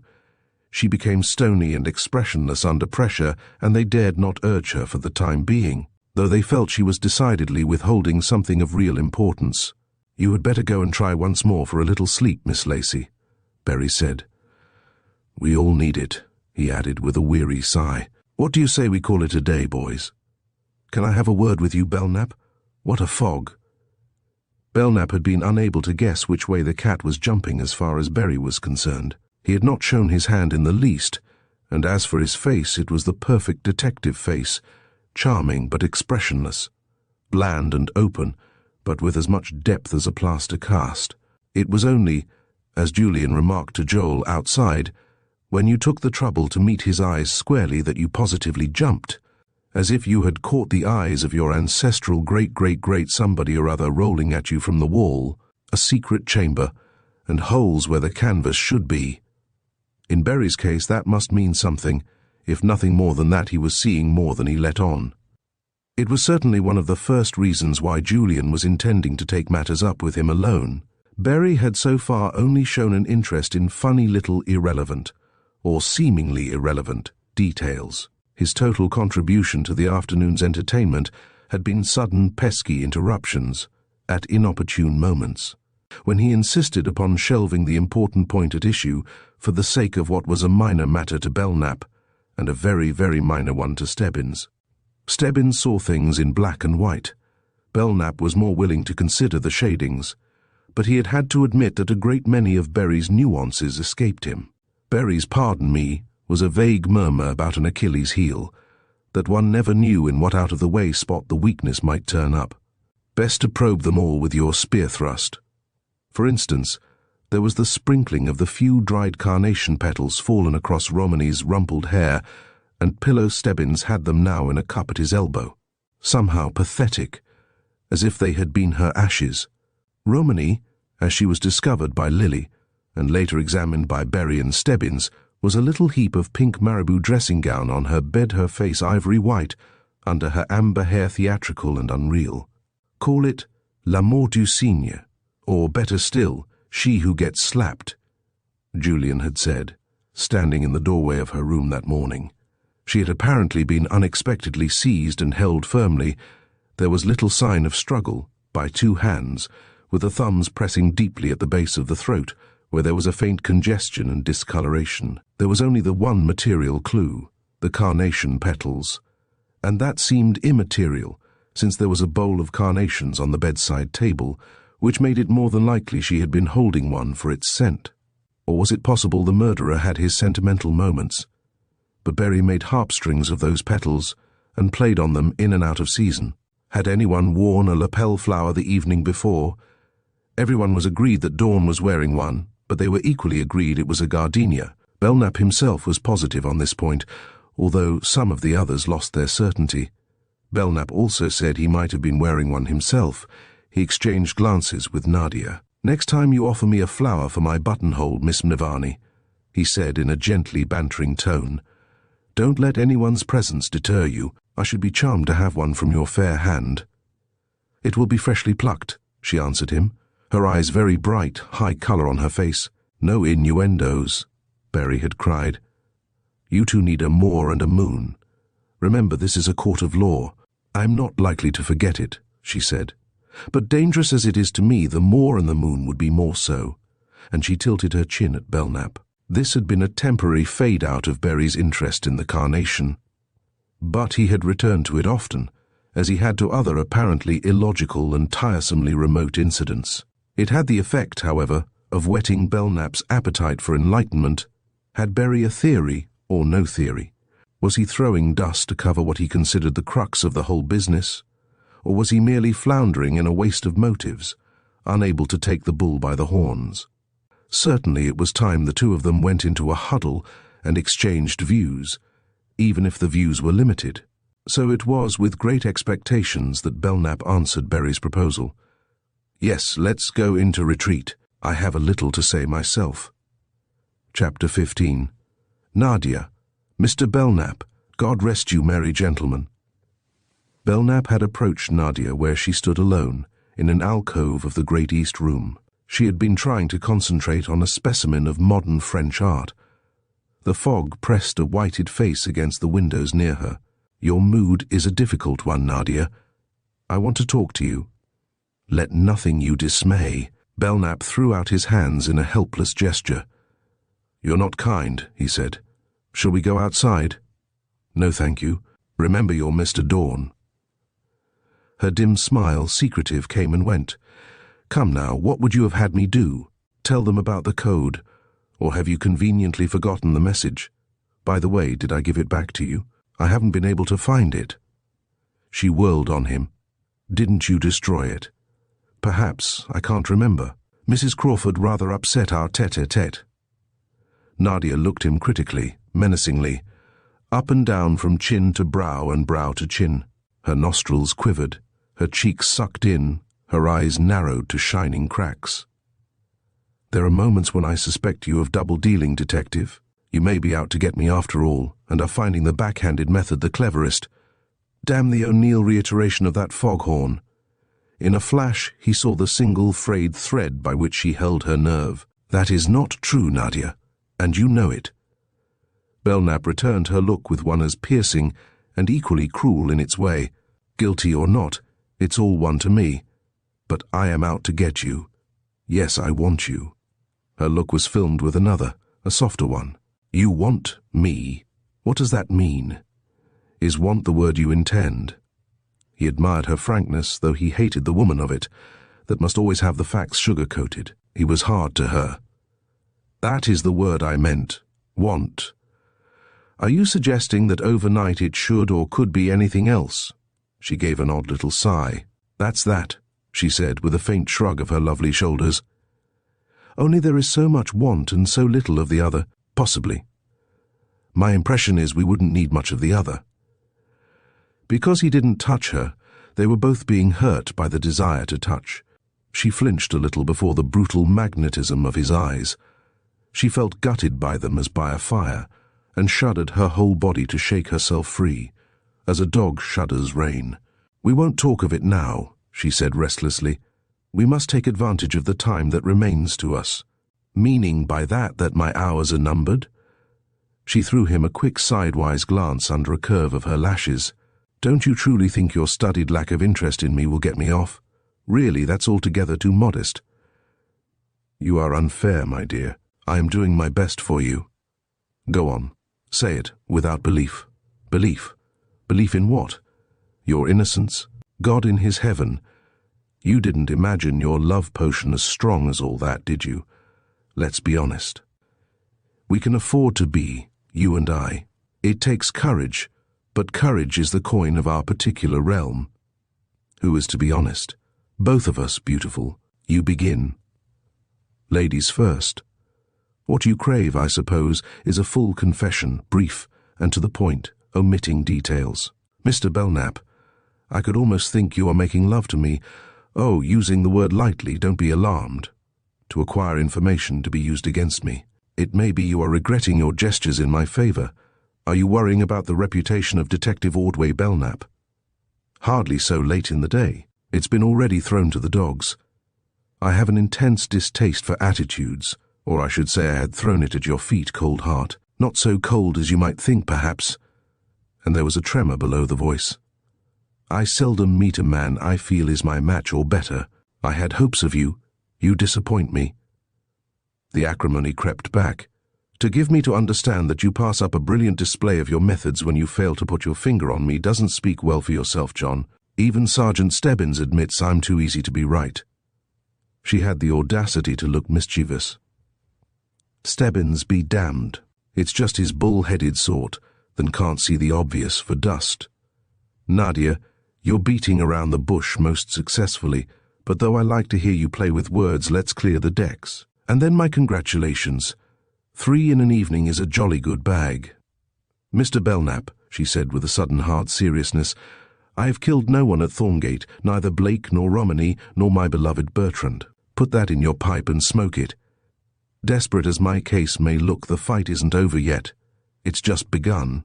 I expect to produce a murderer to take my place, and I believe I have my man, using the word to cover the female of the species under surveillance. Confide in me? No, I think not. Finders keepers, until. Belknap's dark face darkened another shade. Even his control was wearing as sharp and thin as an edged tool. This futile fencing with Nadia Mdavani, taken with the savage, unaccountable ache she stirred in him, was trying his last ounce of endurance. Yet there seemed to be no other way with her, unless it were to eat humble pie, and be damned if he'd bend his nature for any woman. You and Miss Lacey appear to know it all. His tone harbored scorn at the root of its being. I should say it was about time you did something about it. Nadia looked serious. There is something troubling Joel Lacey, she said, but she is keeping it well to herself, in spite of you and that Sergeant Stebbins and even me. For I've been hot on her trail. I should say it was loss of nerve, and not lack of knowledge that is holding her tongue-tied. Perhaps she'd better let well enough alone. Do you know, dear man, there are times when terror rises in me like a cold fountain. Not that I'm afraid of death exactly, but I don't relish it just around every corner. Did you see Outward Bound? Yes, why? Nothing much. Only those blind ships blowing down there in the fog reminded me of it. Who will be next, Mr. Belknap? You take it for granted there will be a next, don't you? Her eyes were steady on his. Then perhaps it is my duty to see you under lock and key. You don't go so far as to deny I could command your arrest, do you? There is that Berlin Viennese murder ring to account for. You know too much, she murmured with serpent softness. Did Bertrand tell you more than he knew, or did he write it? Meaning? Exactly what you care to have it mean. She paused. Are you asking for it? My arrest? There was no slightest trace of apprehension in her manner. No, not exactly. I'm asking for something far more necessary to my peace of mind. He took her wrist suddenly and drew her towards him. Kiss me. She twisted her hands free and turned away, but her lips were drawn a little, and her face very white. I think not, she said. The devil's in it, I know, and Bertrand Whitaker, possibly Cain, Orestes Brutus, Hamlet's mother, and a few besides. But let's keep Judas out of it if we can. Chapter 16. Stebbins had departed. Headquarters needed him, and he had gone, warding off with both arms a hornet's nest of reporters all down the drive to his parked car. He said he'd be back if he was wanted, or something turned up in the way of evidence. For all the help he was, he might as well stay away, Julian said, but perhaps he was good camouflage. The house did somehow feel a little more exposed without him, although he left a substantial guard. There was a tense, uncomfortable, haphazard meal in the nature of a buffet supper. The kitchen was so disorganized it was a miracle anything like food came out of it. No one was on the best of speaking terms with anyone else, unless perhaps Julian with Joel, and she was too distressed with weariness and fear to know what he was saying. So he had resigned himself to sitting near her where she lay on the library divan, her tear-darkened lids closed over her tired eyes. He tried to figure rhyme or reason into the events of the 24 hours. He traced patterns and followed clues to where they disappeared in storm and mist. He tried flying below the clouds, tried to get above them, and failed to make it either way. For all he knew, he was flying upside down, and yet his mind seemed lucid, even brilliant. It was extraordinary how nearness to Joel had the power to heighten and stimulate whatever he was doing, talking, thinking, feeling, dreaming. If she now and then failed to catch his innuendos, the stupid darling, yet it was her very presence that made him even halfway witty. And if she didn't quite understand music as he understood it, it was her closeness to his shoulder at a concert that lifted him beyond the appreciative to the creative listener. He leaned over now and kissed her cheek gently, not to disturb her. He very much wished she would tell him what had been so upsetting her since she had seen that black figure 8 in the wainscoting. Not that it wasn't a strangely sinister and upsetting discovery. Even Julian couldn't control a shudder at the thought of it. But Joel's upset condition had been chronic. It was just because she claimed it would upset her more to talk of it than to try to forget it, oh, if she only could forget it, that he had decided not to urge her. Besides, she had said it was all a frightful nightmare, utterly impossible and false. She must, simply must, put it out of mind. Julian, though, had been having a few weird and outrageous ideas himself, and he would have liked nothing better than to compare notes with Joel. Dawn was troubling him like a ghost or a vampire. The least stir of the curtains, the quietest footstep, went through his body with a needle thrust of exquisite horror. Perhaps Belknap had not been alone in having a fleeting glimpse of the man, if man he still was. To Julian, to be insane was to be inhuman. Something had happened when Joel was in the library. Julian felt convinced of that. By signs of a strained understanding between her and Belknap, he came to the conclusion they both knew what it was. He could almost have said they shared a guilty secret, as if they were shielding someone against the rules of the game. Why in the name of heaven should they shield Dawn? He might have been a friend of Whittaker's, but as far as Julian knew, Joel had scarcely met him, and Belknap, the night before, had shown a positive dislike for him. It might be Mrs. Crawford they were combining to protect. There seemed to be an all-around conspiracy to spare Sydney. Well, who could wonder, really? After Whittaker's unspeakable betrayal, and Neil's and Romney's, and the thought of the diary with its ghastly story ever appearing in print, who could blame her for getting her hands on the diary if it meant Hartley Blake's life, for revenging her honour if it meant Romney's life, or her husband's honour if it meant Whittaker's? Or perhaps Belknap and Berry were closing in on Sydney obliquely, by way of pressure brought to bear on Neil. That might break her to admission. Although the way she looked tonight, coming and going from the room where Neil lay ill and delirious, nothing short of death would break her. They had been hard on Neil Crawford, unnecessarily so, Julian thought, though even if someone had been ahead of his assassins in the case of Whittaker, as Crawford insisted, he supposed the law could do something about the mere fact of intended murder, and Crawford, as well as his wife, had reasons for wishing Romney and the diary disposed of. When it came right down to it, any one of them might have killed Whittaker. But how thankful one was, Julian drew a deep breath, to have it done for him. He even wondered if there mightn't now be a chance for some of them to wiggle out scot-free with the past still a closed book. One thing about Belknap, he had to admit, was jolly decent, and that was his not stressing what must have been as obvious to him as to the others, perhaps more obvious, namely, that Whittaker's intention had been to make a clean sweep of his guests. Not only was Belknap being discreet with regard to the content of the diary, but he was actually soft-peddling it, no doubt wholly in consideration of Nadia Mnevani as usual. But in this instance he was benefiting others than Nadia, and Julian for one was deeply grateful. Again, Who had killed whom? Who had chased whom around the walls of what? However you looked at it, any one could have killed every other one, and quite possibly victim could have killed victim. Perhaps 2/3 of the murderers were among the murdered, which could lead to conjuring in terms victor-victim or victim-victor. Blake may have killed Romany, Romany Blake. Even the doctor was unable to tell which had died first. The times had apparently so nearly coincided. Or Whitaker could have killed both. The one proven fact was that neither Blake nor Romany could have killed Whitaker. It was hoped there would be one more fact settled with the matching of markings on the bullet and pistol. The bullet. Julian was still bothered by the question of his 2 shots. One must have been an echo. And had Nadia Mavani fired her own weapon? She had been found in the library, its only occupant, but she gave the appearance of not having stirred for hours. Perfect acting. But it would take superhuman agility to have cleared the wall space and become rooted to the couch before he had sprung in from the terrace outside. And why had she left her gun lying around? Perhaps she thought nothing would be discovered before she returned in quiet to dispose of it. No, that wouldn't do. She herself had spotted the holes. The margin between being innocently honest and too honest because of guilt is so slight, it would take a wiser and more practiced analyst than Julian considered himself to gauge it. Here again he had hope of Berry, and it was clear Berry was not particularly inclined to Nadia's guilt. He seemed to have other fish to fry. What fish? For if Nadia, Sidney, and Crawford, by a bare chance, were all innocent, who was left? Joel himself, and of course that mysterious Dawn.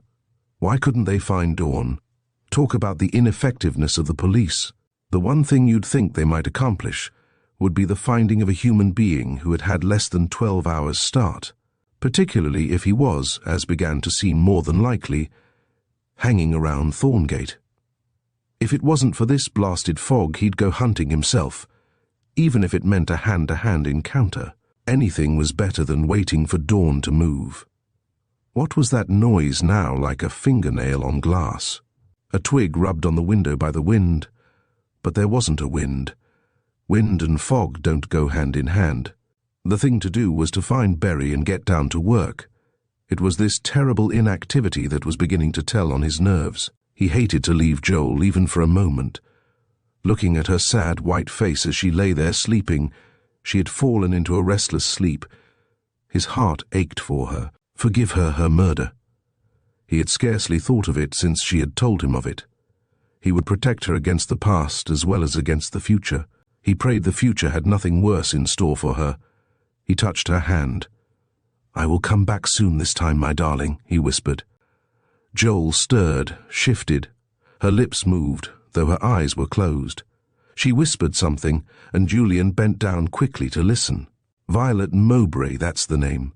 You see, I did remember. Violet, Violet, Violet. She trailed off into indistinguishable sounds. Julian waited, hoping she might, while she was about this opportune sleep-talking, give away more important matters. But she didn't speak again, and Julian, pleased as punch anyway with what she had revealed, went off to find Berry. Chapter 17. Then, very suddenly, Joel woke up. She came wide, staring wide, awake. The library was dark. It hadn't been dark when she fell asleep. Something had waked her. Was it the snapping of the electric switch? Was it the closing of a door? The door must be shut, for there wasn't a glimmer of light. Was it the presence by its mere presence? For there was a presence. As sure as death, there was someone in the room with her. She could almost, her nerves were so tense, so painfully sensitive, tell exactly at what spot the someone was.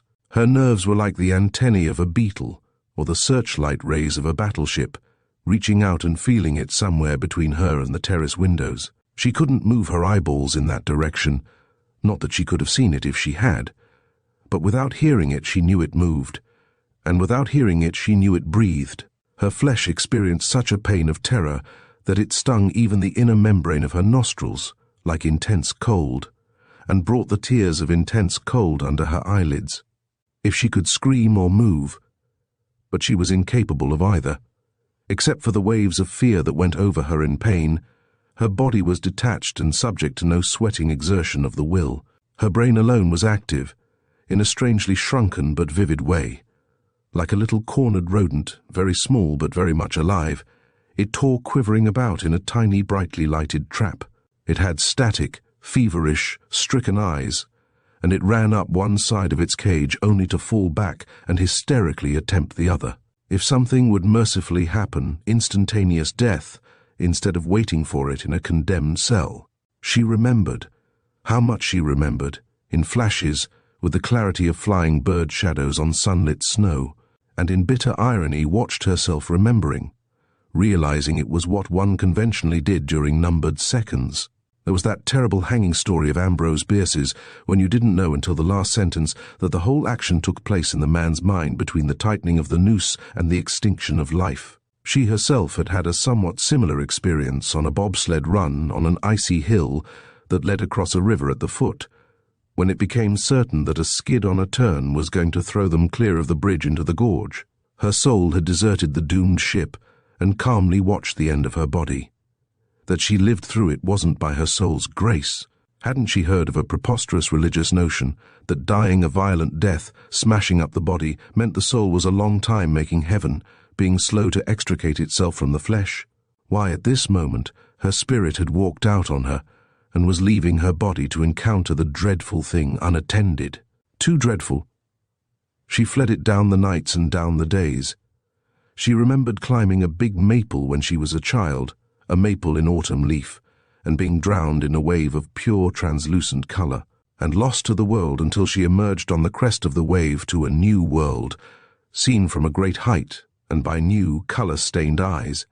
She remembered, as a test of courage, being made by her father to traverse a grove of pines alone at night, and being frozen stone cold by the approach of what proved to be pastured cattle. Uncle Bertrand was sending them all through the valley of the shadow of death. How few of them it moved! Her mind sprang from this hiding place of memories and fled precipitously to crouch in an opposite corner. She remembered a cool summer evening when she and her girlhood friend raced around the block on bicycles, and the horror that burst between them when a monster car, in the days when cars were few and monstrous, caught Margaret and instantly killed her. She remembered picking English cowslips, unlike our American cowslip, in a Gloucestershire meadow, when she wore a pink muslin dress with white polka dots and the yellow flowers with their imperishable, indescribable scent drew her on like Persephone from field to field. She remembered being dragged screaming from her first moving picture, a silent picture except for the gun fired point-blank at her by a Western desperado in a close-up of face and gun muzzle. If she could scream like that now. She screamed inside until her throat ached, and not a sound came. She sprang to her feet and fled to the door, stumbling, falling, stumbling, and yet she had not moved by the fraction of an inch. Her mind, unable to face things, again escaped. She remembered spearing for suckers on a spring night, wading up a wide, slow brook, and the way they were all, with spears unlifted, fitfully illumined in the light of oil-soaked torches.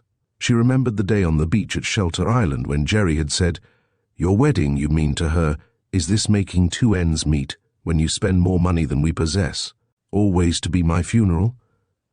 She remembered her black and red anger when he had laughingly mocked her. "Come now, my dear. I admit you're a sweet bluffer, but for God's sake don't try being European with me. A duel? I know you too well. You haven't the lightness of touch to get away with it." Jerry. She mustn't think of Jerry now, or she would find herself between two fires, this new outer terror and the old inner one. Jerry's face as, oh my God, it moved again. Too close this time for any escape. Of course it knew she was there. That's what it was here for. Where was Julian? Why had he left her? The last image of her open eyes had been of Julian sitting near her. The last image of her mind's eye had been of him still leaning over her, watching her drift into sleep. For one flash she considered it as Julian. No. No, he may have been a murderer once, but he wasn't doing this to her now. He wasn't. It was the one she knew had killed the others, Blake, Romany, her uncle. It was... And then, with relief not even to have to think the name, she suddenly yielded. and gratefully drank in the faint sweet odor of a cloth that was thrown across her face and bound at the back of her head. The little rodent, with its petrified eyes and thudding heart, couldn't have stood the thudding as of a motor too powerful for the body. Another conscious second. Chapter 18. Detective Lieutenant Silas Berry of the New York Homicide Squad was fine-tooth combing Romany's room for possible clues. Mr. Inspector Lieutenant Berry. Julian was inclined to embarrassment. "Can you spare me a few minutes? I want to talk." Berry laid his magnifying glass on the dresser. "Nothing would please me more, boy," he said cheerfully, folding his arms and leaning against the bedpost. "As you have undoubtedly observed, we detectives just sit around waiting for someone to be kind enough to confess and save our faces with a critical public. What's on your mind? I think it was you, Prentice," he continued without interruption, "who thought there were 2 shots fired at Whitaker this morning. Not that he didn't deserve a dozen to judge by the shambles he's made of the place by that betrayal of poor old Crawford. Are you still of the same opinion about those shots in spite of Mr. Belknap's equal certainty to the contrary?" Julian was filling his pipe with unsteady fingers in an effort to cover his excitement and pleasure at Berry's tone of easy, natural camaraderie. "Yes, Mr. Berry, I am. But I admit my willingness to be proved mistaken by anyone but Mr. Belknap. I've remarked that you and Mr. Belknap don't exactly see eye to eye." Berry's lips twitched in a half-smile. "Or is it that you've cited identically, to the point of interference? Had you hit on the Dawn solution too? You don't fancy such a formidable rival, is that it?" "Perhaps. Yes, Dawn was my original suspicion and begins to look like my last. Do you really think he's Mr. Belknap's, though? Isn't Mr. Belknap afraid of the woman in the case? You mean Miss Ndavani, I suppose. Hold on now. You shouldn't be asking me questions, young man." Berry caught himself up. "You're here to answer them. Don't misunderstand me and think I'm taking you on as a Watson." But severe as the tone was, a quick glance at Berry's face revealed a twinkle behind it, and Julian was thrilled down to his bootstraps at the intimate badinage. "I promise not to flatter myself too much, Mr. Berry." Julian smiled shyly. "Now about those shots, sir, and then I have a clue or two I've been hoarding just for you. I heard 2 shots, unless my hearing had gone double. I was tired, but I hadn't been drinking. However, I'm wrong by the facts. The Colt had been fired but once, so my testimony doesn't signify." "Amateur reasoning, Prentice. Try to figure out why after you go to bed tonight. I hope you are going to bed, and the effort will put you to sleep better than sheep counting. Or come and tell me if you do find the hidden problem in your plan. All right, give us your clues. I'm all excited." Julian produced his slip of thin white paper with its cryptic message. "You see, Colonel Blake was tagged and numbered," he said. "I'm surprised you knew the code. Very keen of you. Where did you find this?" "On the stairs after Mrs. Crawford screamed. Is that the sum total of your knowledge of its antecedents, birthplace, and purpose in life? Then we're about as well off as we were a month ago." Julian looked quenched. "Can't it be traced?" he murmured. "What with a stencil? Never mind. Don't let it worry you. Oh, I'll keep it," he added, as Julian extended a hand. "Our friend Stebbins will enjoy it. If I show it to him, he hasn't a flair for motives, but he eats up clues. Have you others?" "No, not exactly, but I thought I'd better mention that Miss Lacey just remembered the name she was trying to recall. You know, the name mentioned by Romany. It's Violet Mowbray. Does it mean a blessed thing to you? It doesn't to me." Berry's eyes were intent on the pattern in the rug. Again Julian could make nothing of his face. Then Berry clicked his tongue with a sound like a miniature gunshot, and for the startled Julian it registered the click of an idea. Berry prolonged the interrogatory exclamation with exaggerated softness. "Very strange. In fact, very strange. Thank you, Prentice. You are contributing your bit at last. It fits. It jolly well fits. Which is what I'm looking for. You know things to fit my preconceived idea. There are 2 ways of working this detective racket. Son theory first, and theory last. Mine's first. I make my facts fit the crime. Hello, Belknap. Come in. Prentice and I are having a truth party. Or rather, he's come across with a little truth after keeping it back all afternoon. But I'm being lenient with him because he claims it's all due to my charms.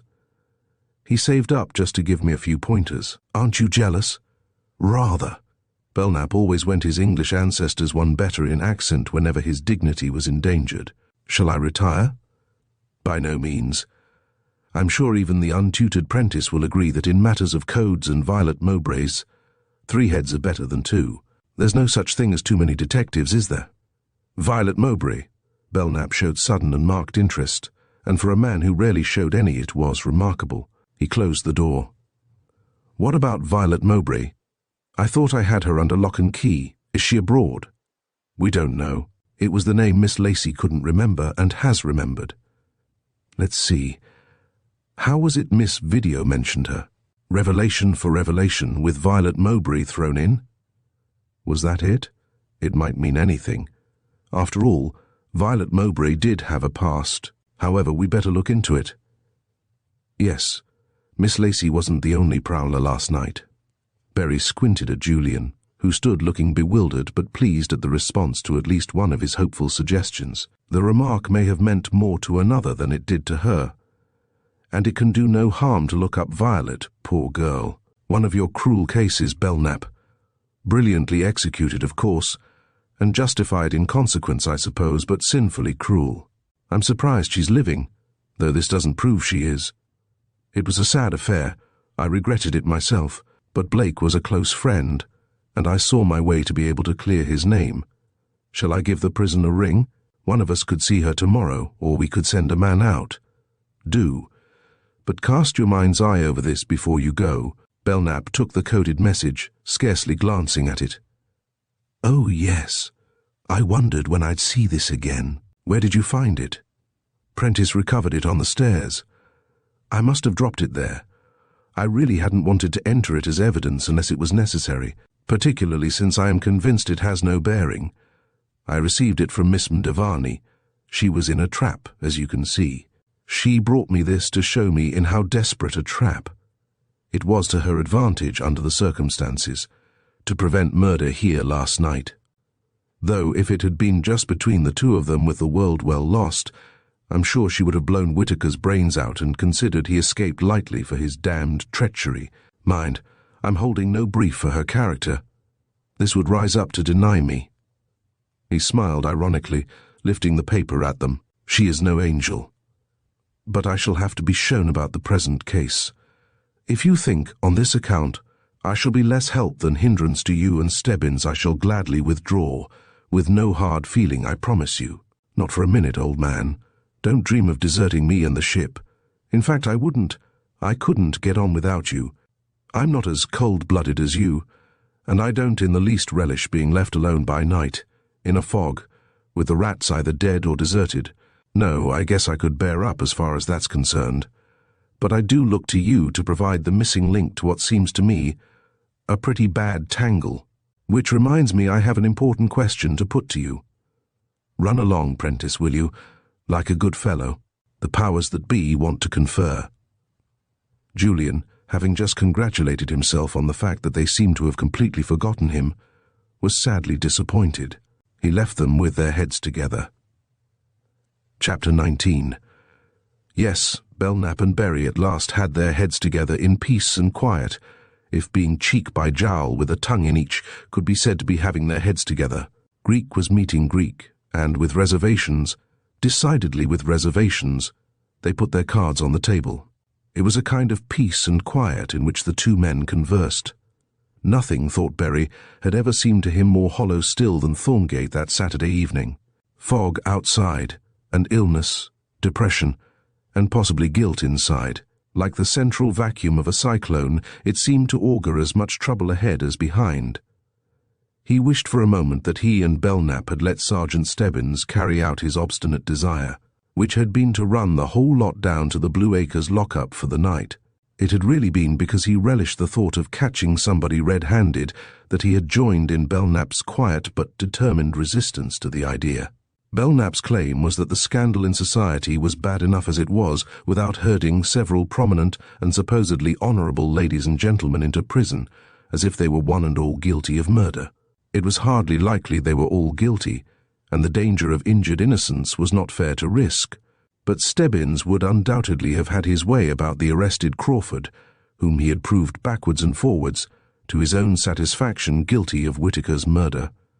If Crawford had not chosen an opportune moment to collapse and be put to bed, even the hardened Belknap had shown a gleam of sympathy for the prostrated Crawford and asked if someone hadn't a sleeping drug.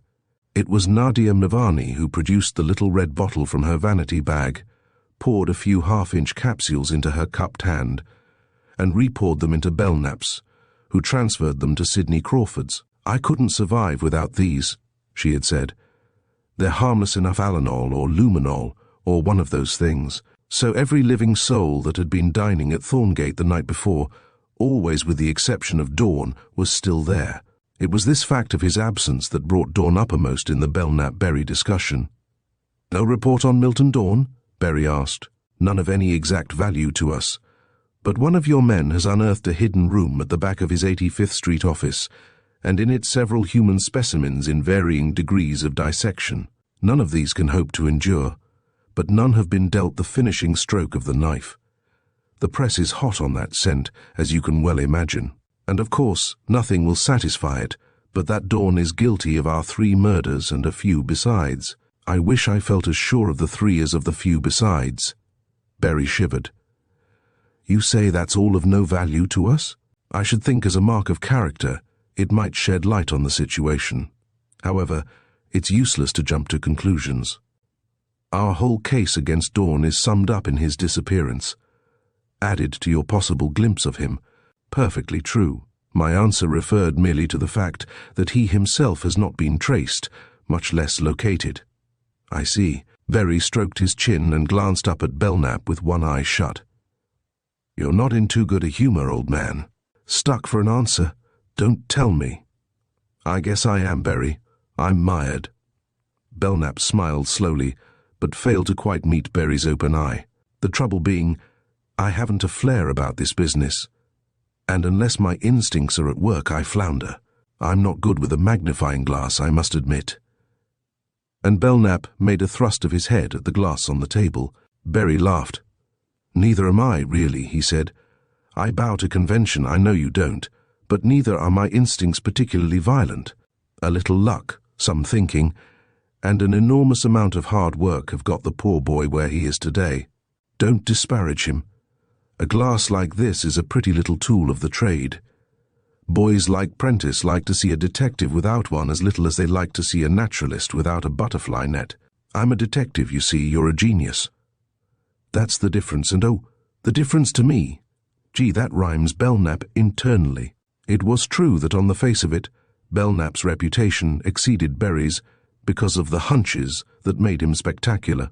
Yet Berry, for just the reason that he lacked them, perhaps averaged a greater percentage of successes than the older man. Whereas Belknap's failures, according to the fortune of heroes, passed unrecorded or were forgotten overnight, Berry's went down in history. Berry had recently written finis at the end of a slow, grueling, painstaking case, begun 5 years before having, of course, had his hand in numberless affairs, successful and unsuccessful in the meantime. The Star Diamond robbery roundup, seen in a bird's-eye view from beginning to end, was a masterpiece of intricate workmanship and cunning design, with Berry the Spider. But it had been too much to expect a fickle public attention to remain riveted to a 5-year hunt that led around the world and back again. And what newspaper would take the time to review it at sufficient length to bring out its pattern in bas relief? Belknap, on the other hand, seldom was interested in crimes at their birth. They had to pull themselves together, assume character, even become aged and ripened in the detective cellars, before he woke up to them. Then suddenly, with the warp and the woof before him, he saw the flaw, the weak thread, and unravelled the whole in a breath. Belknap had a certain contempt for Berry's methods, though a sincere respect for his achievements. "I'm not so sure about the luck in your case, Berry," he said generously. "I'm afraid there's always been far too much of it with me. I'm not a hard worker. And as for thinking, it happens in wedges of intuition driven in between sleeping and waking. I have damn little to do with it. That's why I'm up a tree now. I haven't had a good sleep since the returns on these murders of ours began to come in. You don't look it. And unless I miss my guess, we've got a bad night ahead of us. So let's run over our lists to date and not leave the household too long on its wild lone. Who are there to be considered? Mr. and Mrs. Crawford, Prentice and his girlfriend, Miss Mevani, and this missing Dawn. And that leaves out of account the quite possible possibility that Blake killed Miss Video, or vice versa, or that Whittaker killed both. Violet Mowbray's name may be a stepping stone, and it may prove just another stumbling block. What really interested me in Miss Video's remark was the revelation for revelation bit. Did she mean that because Whittaker was exposing her lover Crawford, she was going to pay him off? For what she could have meant was that if you are exposing me, I'll get even with a story about you and Violet Mowbray, in which case it would bear out a little suspicion of mine about that diary you people seem so anxious to forget. Perhaps the diary had 'em all in it, not merely Crawford. Whittaker may have been letting 59 cats out of the bag instead of one. He was an old scoundrel, Whittaker, by accounts. If that was so, with most of those here having interrelated parts, what more likely than the only way for any one of them to come clean was to wipe out every other one? And a diary with 'em. Belknap carefully regarded a thumbnail, pausing before he spoke. Astute reasoning, Berry. You're uncannily warm, you'll be pleased to know. I haven't had a good opportunity to explain to you the method in this madness, if there is any. Such as it is, it's Whittaker's. The poor devil, though I swear I can't be as sympathetic as I should be, was dying of cancer, and witness his bright idea of a way to shorten the sentence. He called me in at the last minute to watch it done too late to more than expostulate, and then resign myself to what I thought was going to be rather a gruesome lark, and has proved far too much of a good thing. I assure you I didn't anticipate a shambles. I've kept this item for your ear alone because, well, you know the police. Can't you picture that damned sergeant hot and bothered on the trail of a lot of stale crimes when the time is too short for the new? What do you say about it? Berry walked across and threw up a window. Bad night, he said and spit. He knocked the ashes from his pipe on the stone outer sill, closed the window deliberately and came a few steps back, refilling his pipe as he came, and keeping his eyes on that. You've let me do quite a bit of feeling around in the dark, haven't you, boy? Oh, I don't exactly blame you. After all, it was your case, not mine. There's a catch-as-catch-can element between us I guess we can't avoid. And aside from that, I agree with you that it would be rather low down to allow your friend the judge to blight the careers of his criminal friends because of certain age-old professional secrets between them. For I take it that's what you're trying to tell me. I am, exactly. But now that you are enlightened, what good is it to you? It's been of little help to me to know that the Miss Lacys and Mr. Prentices have their pasts. Can you see either one of them with any of last night's blood on their hands? Not particularly, but we've both had our tragic experiences with gentle creatures who have spread the veil of innocence over a positive welter of sin. No, given your tale of what Whittaker had set out to do, and has done to a T, the matter boils itself down to a neat psychological one. We're unable to budge with the circumstantial evidence, unless the fact that all the circumstantial points directly at your foreign lady, Miss Mdavani. But I, for one, feel it's planted on her. I gather it strikes you the same way. However, we can't afford to eliminate her. As far as everyone is concerned, we only have their sworn word as to how they spent last night. Miss Lacey in Mr. Prentice's room, for the most part. Mr. Prentice in the judge's. Except when he wasn't. The judge in Miss Video's, you think, Mrs. Crawford in her own, Miss Mdavani very much out and about, and yet not seen until her visit to you. Mr. Crawford further out and about, but not seen because of the assignation with his wops. The few instances in which we can check their stories, we find them quite uncommonly truthful. You saw Miss Lacey when she says she came to the library for a drink. Mrs. Crawford saw Mr. Prentice as he came from the judge's room, when she was on her way down to find her husband and found Blake instead. No one saw Blake. You kept moving and saw damn little, unless you did see Dawn. I wasn't in the picture until after 2 of the important episodes, and too far afield to get much out of the third. You were actually present at the third, and a lot of good it did you. Which reminds me, I just want to check that shooting with you again. It bothers me. One shot, you say, from the direction of the library wall, in other words, from the holes therein. Prentice does insist on 2. There was 1 shot, Belknap said with controlled quietness. I should think it would be unnecessary for me to repeat myself, but there have been cases of simultaneous, or all but simultaneous, shots that might deceive one, more particularly the person nearest the scene of action. Do you suggest it might have been something of that sort? Miss Mavani in the wall and Crawford or his hired man in the pantry, shall we say? My idea in a nutshell. You see, this is what I found to make me such a nuisance on the subject. Berry produced the bullet of a .22 caliber Colt automatic from his vest pocket, a bullet apparently identical to the one found in the table that morning. May I inquire? Belknap asked gravely, taking the pellet on the palm of his hand and crossing it from one to the other. In my meticulous persnickety way, Berry said with his little twisted smile, I made a cleaner sweep of the dining room tonight than you and I and the sergeant did this morning when working in unison. Berry had been known to strip a freshly papered wall in his thoroughness. And this article is the net result. Found in the sideboard, you noticed that Chippendale thing between the windows inside, deep in the backboard, with the doors closed and no hole in the doors, meaning the doors were standing open when the shot was fired, which incidentally means nothing. Exactly nothing at all. And of course it may have been in hiding there for years, the relic of some earlier shooting picnic at the Whitaker mansion. But I congratulate you on the find, for it is a find. We must get it to the ballistician, who has Exhibit A, and let him determine which, if either, came from our captured weapon. We know only 1 shot could have come from it. Certainly. I'll take charge of it. You get in touch with Miss Mowbray. I'll continue with Miss Video's room while I'm about it, and you go mix with the gang. The more I hear about them, the less I like them unchaperoned. See you later. On either side, the door each drew a long breath that, being translated, meant, I guess I gave him my facts fair enough. Conclusions? Chapter 20. Sydney had been wandering the house like one possessed, from her room where she stood inanimate motionless beside Neil's bed, to the east room where she mechanically extended her hands to the fire Nadia had herself built on the enormous hearth, to the kitchens where she blindly prepared things for Neil's comfort. She made the rounds with frozen face and rigid body. The spirit was stricken.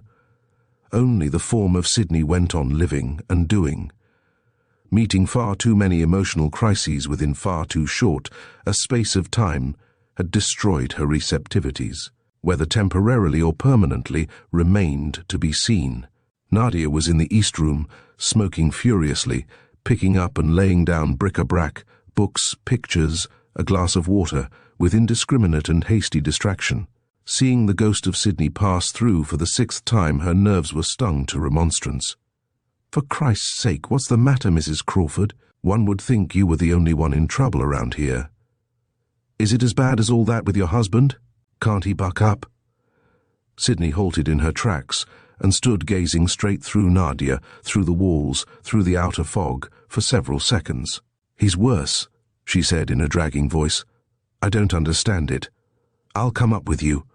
Nadia's bomb of angry impatience burst in air and came softly down. There may be something I can do.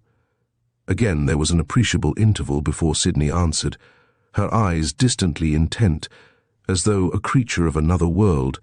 She listened for echoes of this. You may come, she murmured. They went up together to the Crawfords' room, passing in the lower hall a policeman sitting bolt upright in a straight-back chair against the wall near the door. A high-low light was turned low above the mirror table beside him. It was all the light for the hall and stairway. At the head of the stairs another policeman, equally immobile and disinterested, sat in a straight-backed chair against the wall. It feels like a hotel after 2 a.m. or a funeral parlor at midday, Nadia cried at Sydney. Let's turn up the lights and dance on the graves, throw a celebration with horns and cymbals. But Sydney was deaf to her. And even Nadia's bitter laughter died away when she had taken one look at Crawford, felt his pulse, and listened to his breathing.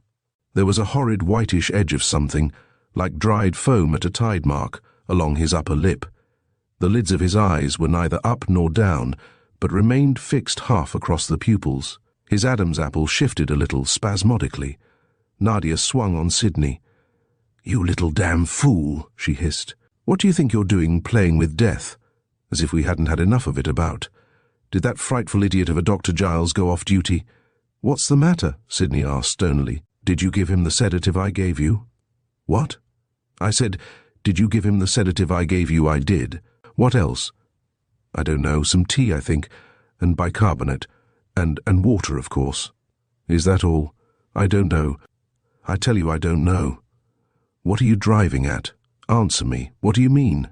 "Keep quiet. Are you trying to make out I've—" "Shut up or I'll make you." Sidney Crawford's eyes seemed to return at last from the cosmic universe. They contracted and shivered to points of horror. Everything about her, from her clenched hands to her vivid chalk-white face, put itself headlong into one word. And Nadia Mnavani was looking all too ready to be one when Julian, standing in the door, interrupted them. "Don't tell me anything's wrong," he said with a thin sarcasm. Poised against each other as the two women were, it took them both several breaths to withhold their momentum and divert it to new channels. Nadia was the first to recover. "We need a doctor, Mr. Prentice," she said quietly, "and we need him soon." She threw a glance in Crawford's direction, and in a low voice risked more. "I've seen a few poisons in my day, and this is a poison. Arsenic. You know how rapid that is." Sydney sprang toward Julian. "Don't go, Mr. Prentice. I tell you if you go—" But Julian had fled down the corridor, down the dim stairs and out into the fog. They heard the door close loudly behind him. Sydney dropped her hands loosely, resignedly, at her sides. "That's that," she said quietly. "Not that it really matters.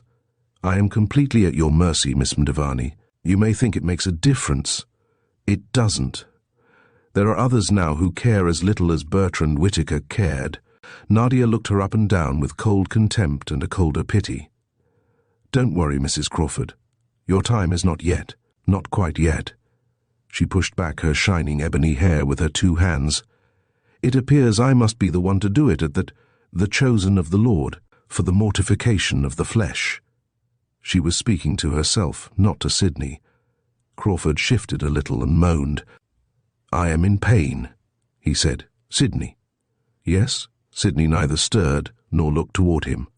"I am in pain. I'm sorry." "Is something wrong?" he asked. "Yes, something is wrong." Neil seemed to be considering that.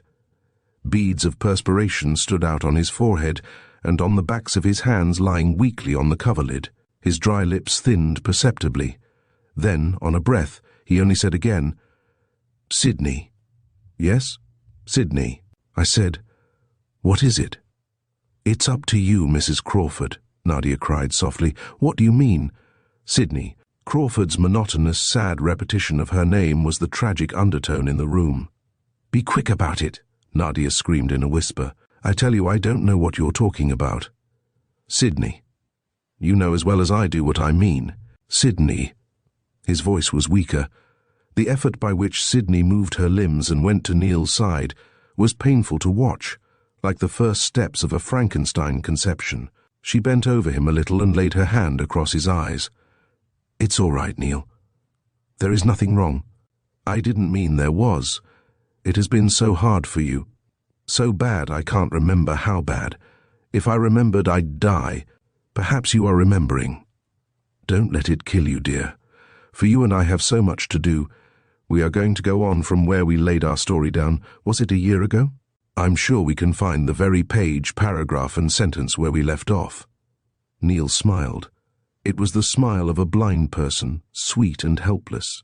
He moved a little nearer Sydney and lay perfectly still. How long the three in the room remained speechless and motionless, it would have been hard to say. It was Belknap who disturbed two of them. The third was beyond all further disturbance. Chapter 21. "What have we here, a séance?" Belknap asked from the door. Nadia quivered and shrank back against the wall as she turned to face Belknap. Her hands, with spread fingers, formed a spidery white pattern against the room's daring modernistic wallpaper of black shot with gold. Her eyes wavered, and Belknap saw them consider the open window leading to the roof of the porte cochere. "Mr. Belknap," she breathed. "Your humble servant." Belknap closed the door, turned its key and pocketed the key and crossed to the bed. "What's ailing our friend Crawford?" He thrust Sidney Crawford aside with an arm that would have brooked no interference had there been any. He looked down at Crawford, then bent over him, and then, quickly, felt for the heart. His face darkened. "This man is dead," he said, straightening and turning toward Nadia Madavani. "Thank God!" Sidney cried, and Belknap swung to her. "Another strange death of President Harding, is that it?" "That's for you to say, Mr. Detective," Sidney answered with unexpected fire. "But this is the second time today you have accused me of murder, and I should have thought, unless you can make your point better than you made it this morning, you might exercise a greater professional restraint." By a blazing light in Sidney's transparent face, it was clear things no longer mattered a tinker's dam. Life, death, love, hatred were all one to her, which was nothing. Belknap regarded her with merciless, puckered eyes, and turned again to her husband. He touched a light forefinger to the powder on Crawford's corroded lips. "Poison is my guess," he said. "We'll find out where it came from soon enough. You've run it too close, Miss Mavani. I shall have to examine the remainder of that sleeping drug you so kindly offered. If it's still in your possession— No, you don't, lady, stand where you are." "I'm sorry to have frightened you." Nadia drew back and spoke with slow venom. "I merely thought to assist you. You'll find it in the middle compartment of my handbag." With her eyes she indicated the bag on the dresser. "Are you alone?" she added. "Quite alone, Miss Mavani, but not for long, I assure you." Belknap went to the telephone. "Operator, give me 40. Thanks." "Police headquarters? Give me Sergeant Stebbins." "Oh, that you, Stebbins? You'd better come up. Your catch has gone the way of all flesh, which in this house means he has been murdered. But I have a good substitute, so come along and help me." "Right." He hung up. "Where is Mr. Berry?" Nadia asked. "Doing research work. I should like to see him if I may." "You should." "Why?" "My opinion is that I make a better father-confessor. I'm sure of it. I prefer a layman that's all as safer in the long run." How he admired her Custer stand. He knew, if she didn't, that she was literally at the end of her rope. He hadn't a doubt in his mind that her bag contained the poison. This poisoning business was always such a risky affair. He felt convinced that in the excitement she had neglected to exchange the contents of the bottle. Yet she was boldly facing it out to the last ditch. It was proving a gallant fight, if a criminal's fight can be called gallant. And admiring her, he wanted her more than ever. His eyes absorbed her as she stood there slim and taut, outlined in the light that, being shielded from Crawford, fell directly upon her. She wore a clinging dress of bittersweet red. It shaped her narrow hips, her lovely forward drooping shoulders. There were slippers to match the dress, coral in her ears, a half-dozen barbaric coral bracelets high on her arm, a large bloodstone ring on her index finger. She seemed not so much savage as heathen, a descendant of Attila. It was 1,000 pities, Belknap thought, to have her broken in this sordid fashion, law courts, disgrace, and, short of death, a prison. How much more fun to break her himself, in a man's way. But it was too late now. The cards were stacked against her, and he didn't need her enough to follow her lead to hell. He drew a breath and relinquished her. "That's quite possible. Safety is not a term you and I have conjured with. Hardly. We have never pretended to be anything but dangerous to each other, and this was scarcely the moment to have drawn in our horns. But that shouldn't destroy our relationship, should it? For I believe it was you who first made a claim to courage. You put it rather neatly, I remember, calling it the coin of our realm." Again her irony, and he flushed. "I was flattered, my dear, when you challenged me to catch you at one murder." God, he thought to himself, what kind of a grip has this woman got on me that I should stand here arguing, with a corpse on the bed between us? I have ceased to be flattered. 4 is far too simple a problem, particularly when you let yourself be tripped up in the 4th act. Belknap was opening her bag. He held up the little red bottle for reflections. "Your stoplight," he said with his cruel sidewise smile. Your play on words, sir, is one of the most delightful things about you.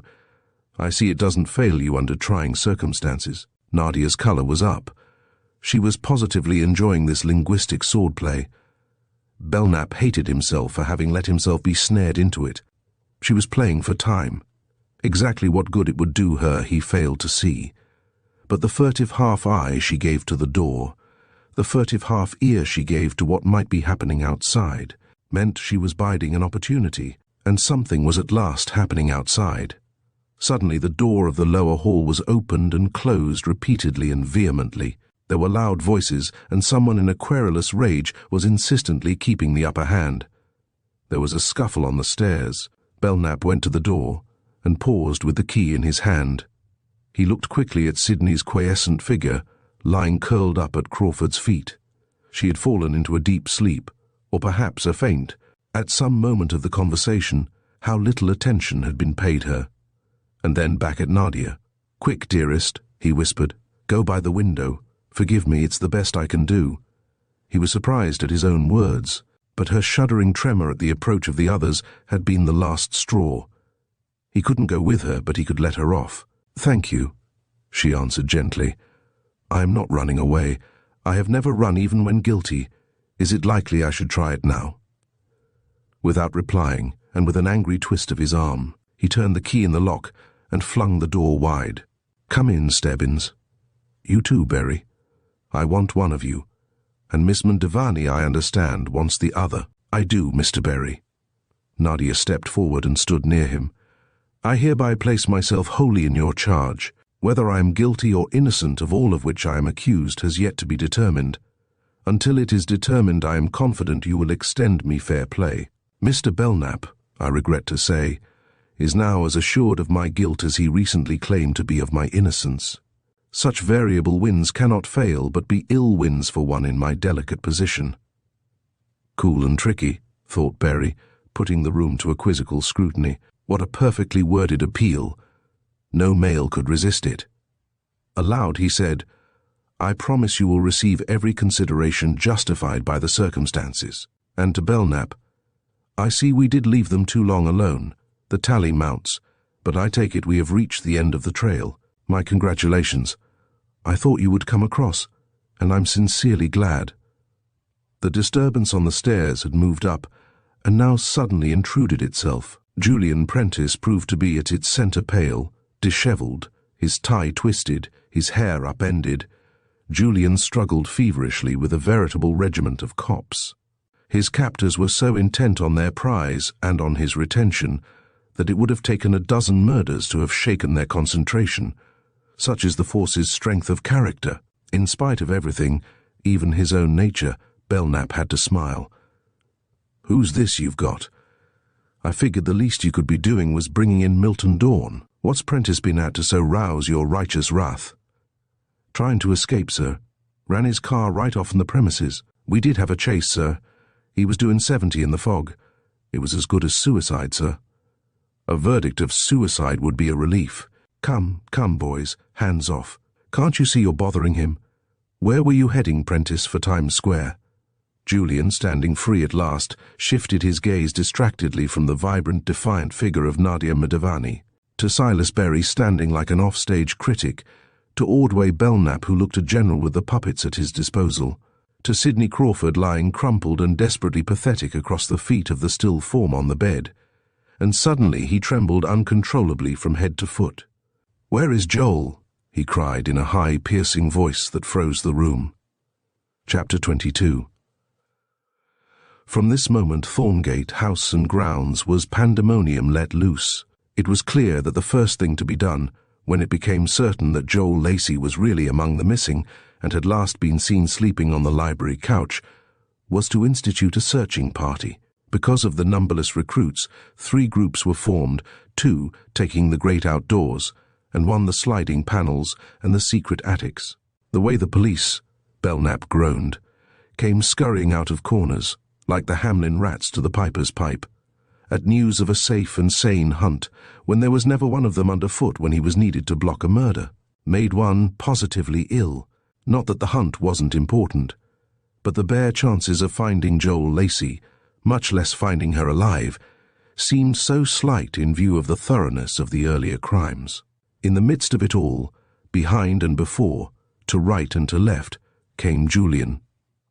Julian joined first one searching party, then another, urging, beseeching, cursing, cajoling, diving into a closet, or under a bush as the case might be. Julian was every which way. Julian was at 6s and 7s.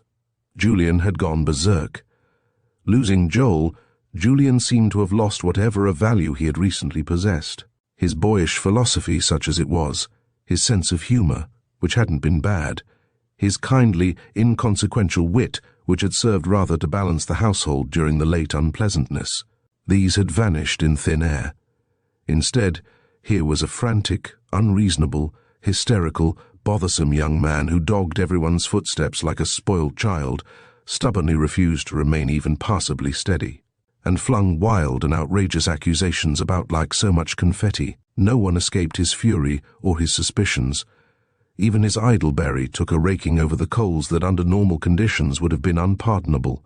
But when Julian burst into tears at the end of his peroration, Berry let that be the end of it.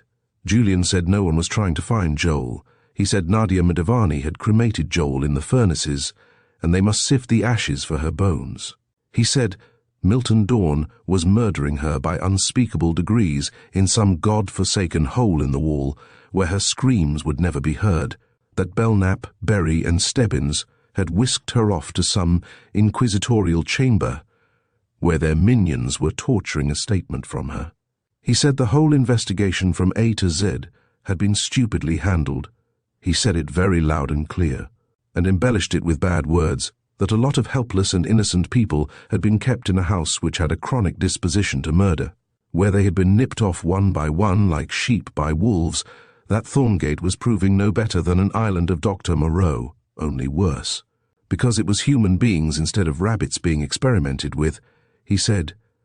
But this was going one further than the harassed Belknap could quite tolerate. He thrust Julian gently but firmly from the east room into the hall, saying as he closed the door on him, "Go along, Prentice. I'm sorry.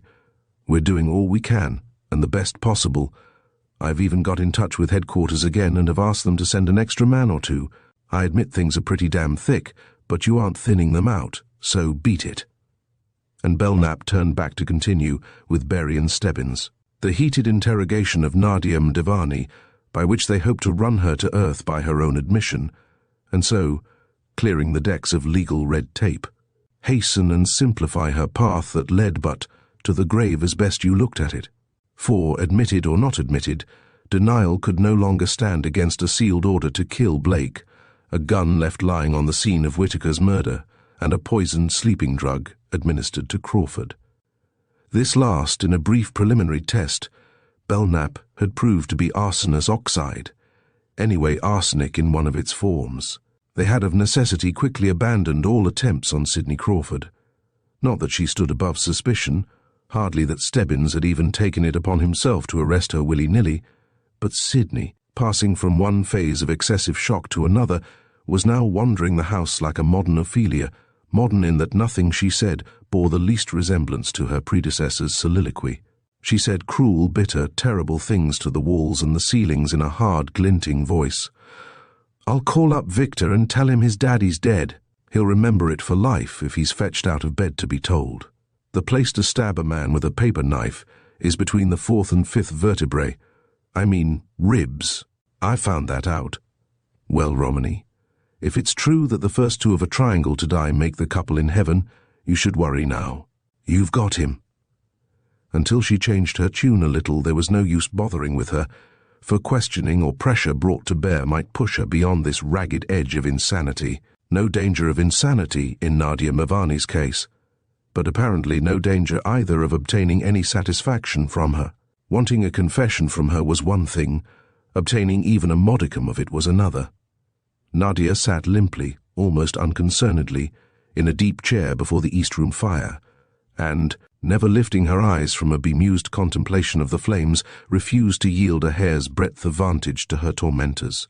The ground they covered with her was the old ground covered in the morning, but though her 3 examiners bore the same names that they had then borne, they were 3 men of different attitude and temper. each blaming himself secretly for an earlier male-to-female softness that had perhaps been responsible for the extra hot water they were now in, was now out for blood in earnest, beauty or no beauty. It angered them that she seemed not to notice a difference.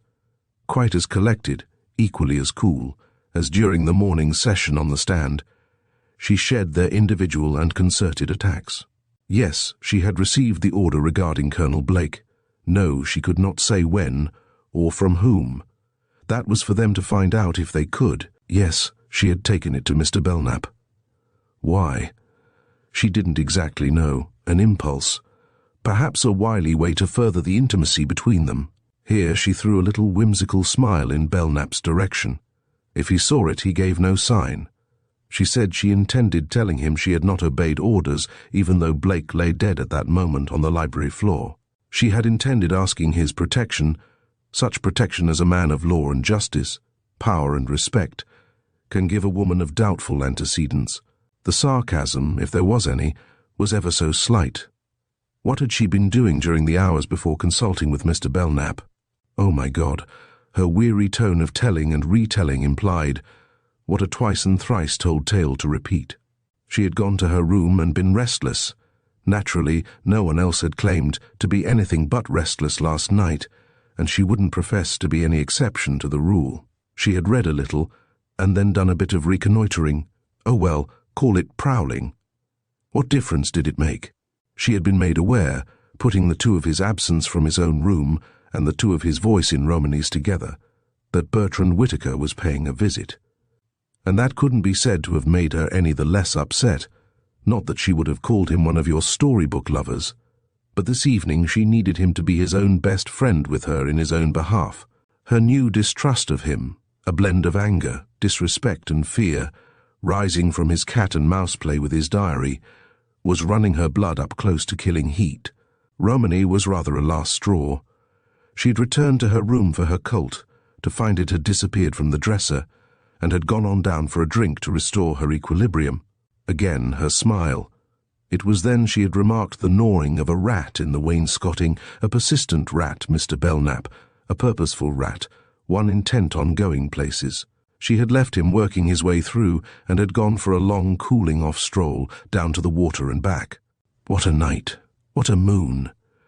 Stepping back over the low sills into the library and crossing the dark room to the door dimly blocked in by the hall light, her foot had encountered something soft and humpy. By that seventh sense that comes to one's aid, at such moments she knew it for a body. She had her own pocket flash. Turning it up, she discovered Blake. The message she had received was illumined in red letters. She was on the point of destroying it when Belknap occurred to her mischievous mind. It was Mrs. Crawford who had interrupted their exciting tete-a-tete. Romany? The first she had seen of Romany last night was this morning when, with the others, she had seen her dead. No, it wasn't Romany she would have killed under the spur of jealousy, if they wanted to name it jealousy, but Whitaker. Another reason for killing Whitaker, whom she hadn't killed. Not even in his case was she guilty, much as she had intended being. Someone had been ahead of her, someone who had planted her gun with one shot fired from it, and in using another gun had had the misfortune to have to fire twice in order to get the victim cold. The three men exchanged glances of unmistakable surprise and shock. This was new testimony on Nadia's part, though not altogether fresh, and an entirely new explanation of it. But Nadia never showed by as much as a shifted finger that she realized the importance of what she had just let fall. 2 shots, Berry said. I said 2 shots. You agree with Prentice? I do. Why haven't you said so before? I had my reasons. You knew something, if you care to put it that way. You suspected and were afraid. I suspected, I was not afraid. Your explanation of the 2 shots, whether true or false, is amazingly clever. Belknap was deeply respectful. Thank you, Stebbins interrupted angrily. And what about your amatol turning out to be arsenic? Got as clever a way out of that, lady? I don't need it, and wouldn't take it if I did. It's self-explanatory. Oh, you detectives! Nadia threw back her head and laughed suddenly, weakly, brokenly. If you want to send me to eternity for Crawford's murder, you are welcome to do it, that I may have the last laugh on you with the devil in hell. He'd understand. She covered her face with her hands. It was impossible to be certain whether she was laughing still or crying. "Get out of here, you two," Berry said quietly to Belknap and Stebbins. "I want a word with Miss Navani alone." He herded them unceremoniously toward the door. "We've got under her skin," he added under his breath. "I think with an extra hint or two that I have the means to convey, 'Remember, she's not new to me. We'll have her where we want her in half a jiffy.'" He shut the door carefully and returned to Nadia. Chapter 23. It was a defeated Nadia Navani who emerged from what proved to be a prolonged interview with Lieutenant Berry. If, before it, she looked worn and troubled, her will had at least remained indomitable. If her voice had flagged, her eyes lost their challenge. Yet she had always managed to convey an impression of impregnable right shall be might. Now she had yielded everything, to all appearances, and came carrying her weapon by the blade and laid across her forearm for the victor to accept the hilt. Her face was haggard, her unquenchable color quenched, her feet scarcely lifted. She twisted her clasped hands together as though they were manacled. When she spoke, it was in a voice not her own, a voice in which despair had even surpassed weariness. "Very well, Mr. Berry," she said. "I understand perfectly. I shall make no attempt to escape, I swear. I am not the kind. When I am beaten in fair play, I am as willing to dance to the music as I am when I win and the tune is gayer. I only ask one favor before I go with you. May I have a few words with Mr. Belknap in private? That is, if he will condescend to have a few words with me. He may even put me to the indignity of a search for concealed firearms, if he so desires." There was a flicker of the old Nadia as she looked up at Belknap on the last words. Belknap and Berry exchanged glances, and there was a faint nod of acquiescence on Berry's part. It didn't escape Nadia. She smiled dimly. "Thank you, Mr. Berry. I will not transgress your orders on my honor." With a little characteristic shrug of a shoulder, she motioned Belknap to follow her. She led him into the library, and, closing the door, leaned against it as though she had reached the farthermost limit of endurance. Her drooping figure, her shattered face, so pierced Belknap with their utter resignation that before he could trust himself to speech she had spoken. "The Chamber of Horrors," she murmured with a dim twitch at the corners of her sad mouth. "Do you object to seeing me here? It is here we truly met for the first time. Do you remember last night, the things we said, and the things we left unsaid? Don't let's leave anything unsaid tonight. Oh, I'm sorry to be so pathetic and so obvious." She half lifted her eyes to him and let them fall away. But he had a glimpse of the pride in them, struggling to master an emotion he dared not name. "Don't apologize," he said roughly. "What did he do to you? I'll kill the bastard." "Oh, my dear, what didn't he do? But never mind that. I don't have to tell you about it. You can see for yourself what I have come to. I am ashamed. I had so fully intended to go down, if I had to go down, with flags up denying, and here I am, not only confessed to murders, but confessed to murders I never committed. What irony! What bitter irony!" "You confessed," he cried softly, and taking her two arms in his two hands, he drew her unresistingly forward into the room. He drew her to the light where he could see her face. "Nadia, tell me that is not true." "It is true. There comes a time in these affairs when it is easier to admit than to deny, or rather, when one becomes careless and callous of the consequences of guilt. Will someone stop that damned youngster breaking his heart out there? I can't tell him where his girlfriend is because I don't know, she screamed. But the scream, from sheer exhaustion, scarcely rose above a whisper. "Hush, dear. Don't let him worry you. He has lost his head too dreadfully. And you mustn't confess, you mustn't, do you hear? Even if you killed the lot, don't admit it, ever. What else can I do? You have me on so many counts. There's no use standing up against circumstantial evidence forever, even if it's planted evidence, as this happens to be. I could never prove it. And the way I feel now, the sooner things are over, the better. I'm tired out. I'm rapidly joining that Mrs. Crawford in her state of detachment and disenchantment. How beautifully she's behaving now. Not a trace of agony or hysteria. Not because she's thought it out, it isn't philosophy with her, but because she's died and remained alive. It leaves one with a jolly nonchalance. Well, short of one barb that persists in hurting me like hell, I promise you I can go to the chair without a flicker. His hands still held her and had unwittingly tightened on her arms. She looked down at them. "You're hurting me rather," she said gently. "I'm sorry." He relaxed his hold but did not release her. "Tell me, what is the pain?" He knew, but he wanted to hear. They both trembled. "I can't say it." "Yes, you can. There should be nothing left, as you say, that you and I cannot say to each other. We have been through too much. We have seen too much. Ever to let pride interfere between us again. And you can depend upon me to the end of creation. I'll never let them distress you. Never, never, never. As if I hadn't been distressed. I know. And I have been one of the worst. I'm sorry, so terribly sorry. Don't. Don't what? You know." She lifted her eyes steadily at last to meet his, and he saw their depths below depths of suffering. "Tell me," he insisted. "I love you." "Say it again." "I love you." Suddenly they clung together, and all the time his mind whirled against itself. How in God's name, at his time of life, could any woman be doing this to him? Perhaps even now she was tricking him for a way out for herself, but he felt her shivering against him, felt her lips, and knew that was not true. For, together with her love for him, he felt an overwhelming despair in her that frightened him, as though she fully intended to go through with her mad confession. It was mad to have admitted anything. It was going to make his efforts to save her almost hopeless. "We mustn't," he said huskily, trying to hold her off and only holding her closer. "We have other things to think of. It's desperate. They're waiting for us. In the first place, you must retract whatever you have said, and we'll try to clear you in the courts. Failing that, we'll make a getaway Timbuktu or the Gold Coast. It makes no difference to me.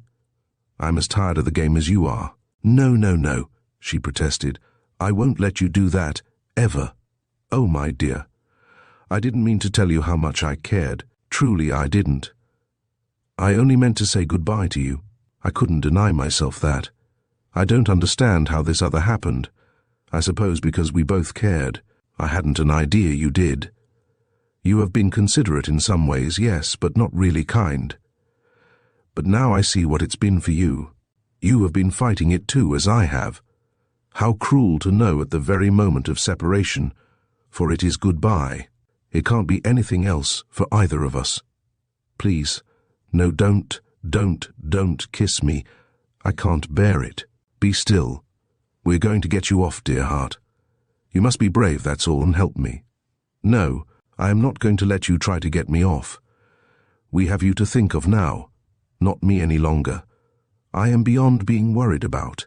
I never expected to escape the fruits of my sins as long as I have. That I happen to die innocent is a queer twist of fate, nothing more. I would have died really guilty of something within a month, a year. Who knows? And I've put up a good battle, as battles go in this world. I have just got around to surrender.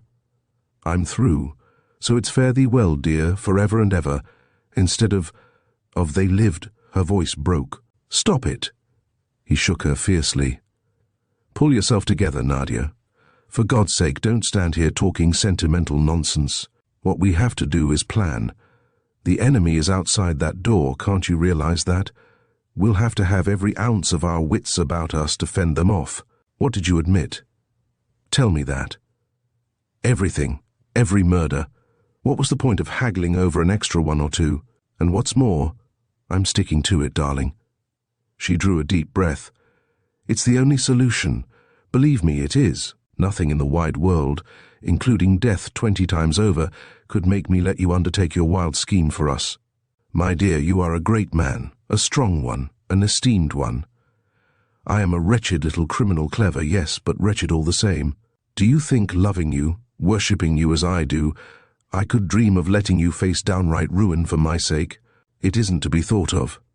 Nadia stood back and lifted her face to his.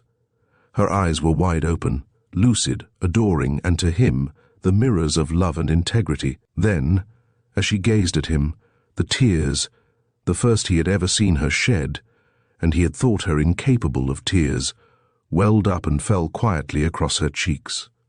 "I love you, don't you understand that? Don't you understand what love means? I couldn't let you hurt yourself for me.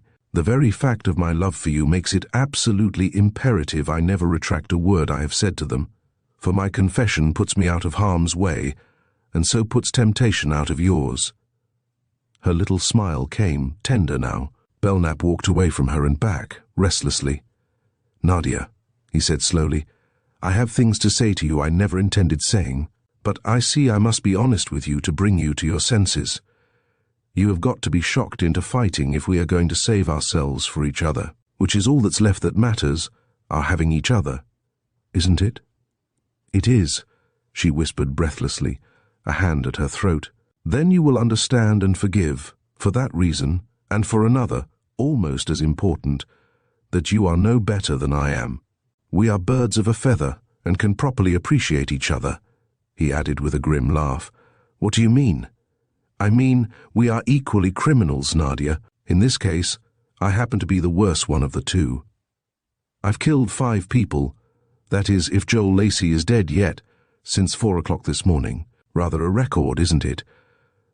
Do you know, there have been times when I was sure you guessed, more than guessed, and on top of it, I have made you confess to the whole show, which was also plotted. I planted that circumstantial evidence upon you, dear. Couldn't you see? I was intent on beating you at your own game. God, what a beautiful job I made of it. One of my best. And now to have it busted up by a slip of a woman. Not that it isn't worth it, Nadia.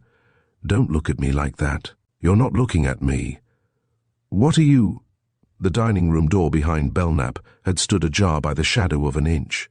It was now thrown open, and Stebbins and Berry advanced on Belknap. "Hands up!" Stebbins thundered. "It's hands up, Belknap," Berry said. "Thank you, Miss Madavani. That was splendidly done. You acted—" Berry should have saved his congratulations. As Belknap raised his hands, he drew his pistol from his shoulder holster, and, though he would never have had the extra second to swing on his captors, he did have the split fraction of a second to fire straight before him. The shot of his .38 caliber police revolver was deafening. Nadia, shot directly through the breast, put her 2 hands where the bullet had entered, and without a sound fell in an uneven heap at Belknap's feet. Chapter 24. He knocked the pistol out of his hand. "Small room was there to strive, 'twas only by favour of mine," quoth he. "Ye rode so long alive, the game was up." Almost on the instant that the shot was fired, Berry struck down Belknap's hand and twisted the gun from him. There was no flicker of resistance on Belknap's part. Nor would there have been the chance of any if Stebbins had had his way, for the sergeant was a prey to impulsive rages and quick on the trigger. If Berry, in tackling Belknap, had not had a strong arm for Stebbins, Belknap would have joined Nadia Madavani in the dust. "No," Berry cried sharply, "not that way. Shooting's too good for him, and we want the dope." Stebbins, like copper wire, cooled off as rapidly as he had heated. "I'm sorry," he growled. "It's just that it's rank cold-blooded murder to shoot a lady down like that." Berry had to laugh. "Not his first one, Sergeant. You should be used to 'em. Come on, lend a hand." They bound Belknap securely. No more playing with fire. And a swift body search from head to foot revealed several damning articles of trade. Whitaker's diary in an inner pocket, several varieties of poison in neatly labelled pill boxes, a pair of suede gloves, a very exquisite 6-inch dagger with an inlaid handle of silver and lapis, a kit for the designing and manufacture of keys, a veritable armory of revolvers, 6, a cunningly contrived combination tool that in its various transformations became a screwdriver, a hammer, an auger and bit, a saw, and God knows what else. "By the way," Berry shouted suddenly, as he was arranging the articles in an orderly row on the divan table, "where's Joel Lacey?" "Oh yes, of course," Belknap murmured quietly, coolly, and, as if to reprimand Berry for his raised voice, "You would want to know.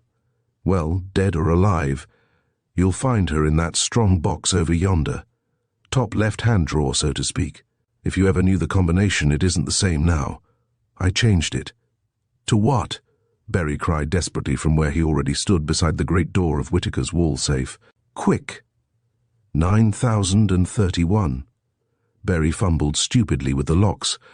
The terrible speed of events during the past few hours, together with the excited, thrilling knowledge of his own scoop. It had been his idea to put Nadia up to her piece of acting, which he had to admit had been beautifully done on her part, had reduced the still ingenuous Berry to a trembling, weakened condition of hand and eye. Stebbins, whose emotional flights limited themselves to rage and suspicion, took the job from him. Under his stolid fingers the blocks fell quickly, expertly into place, and, on the final number, the heavy door sprang. The two men slowly swung it back.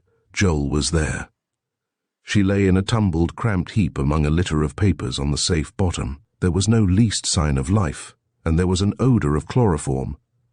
From her attitude, it appeared unlikely she had ever regained consciousness since being thrown into the airtight compartment. They lifted her to the couch. Belknap kept his eyes averted. Julian chose this particular moment to appear. He was shouting something about the doors of the wine cellars being locked and no keys to be found. He stopped, looked, and, in another flash, was on his knees beside Joel, his arms around her, calling her name. It took Berry every ounce of extra strength to tear Julian free and fling him away on the floor. "Keep off, you fool. Give the child air. She is dying for lack of air, just that." Berry, with Stebbins' clumsy help, rendered such first aid as one gives the drowning. Julian hovered near them, muttering a frantic rigmarole of endearments for Joel and ugly curses for humanity in general, Berry in particular. Two policemen, large and unresponsive, kept a firm guard on Belknap, who sat stone motionless, apparently absorbed in his bound hands lying limply before him on the table. He remained breathlessly still, until at last it seemed forever Joel, almost invisibly at first, and then visibly, drew a breath, stirred, and faintly stiffened with renewed life, as a Japanese pulp flower opens to water. Then, in unison with her, Belknap too breathed, stirred, shifted his position. Berry saw, and as he quietly lifted Joel into Julian's arms, felt a pang of sympathy for the great man he had so long admired and envied. How the mighty fallen! But he had only to look at Joel's face, and Julian's, to lose every iota of it. "Here, boy. Carry her upstairs. Wrap her up good and warm, and give her some hot brandy if you can find any. She'll be as right as rain in no time, mark my words for it. And what's more, it's going to be plain sailing for you two from now on. Remember that, and don't worry." He tapped the diary with a meaning forefinger. "It's a closed book, you know what I mean. Easy there, don't fall." He turned to question Belknap. "Now come across, Belknap, talk, or shall we run you up to town for that? Room 27 at headquarters is a fine place to talk." "As you should know." Belknap, examining his folded hands with meticulous interest, spoke sidewise through a lifted corner of his mouth. "Can the rough stuff, Berry. It won't get you anywhere with me, as you should know."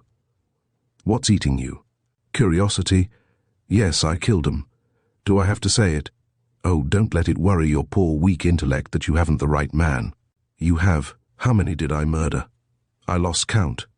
You add 'em up, and don't for God's sake ask me why. Why the hell?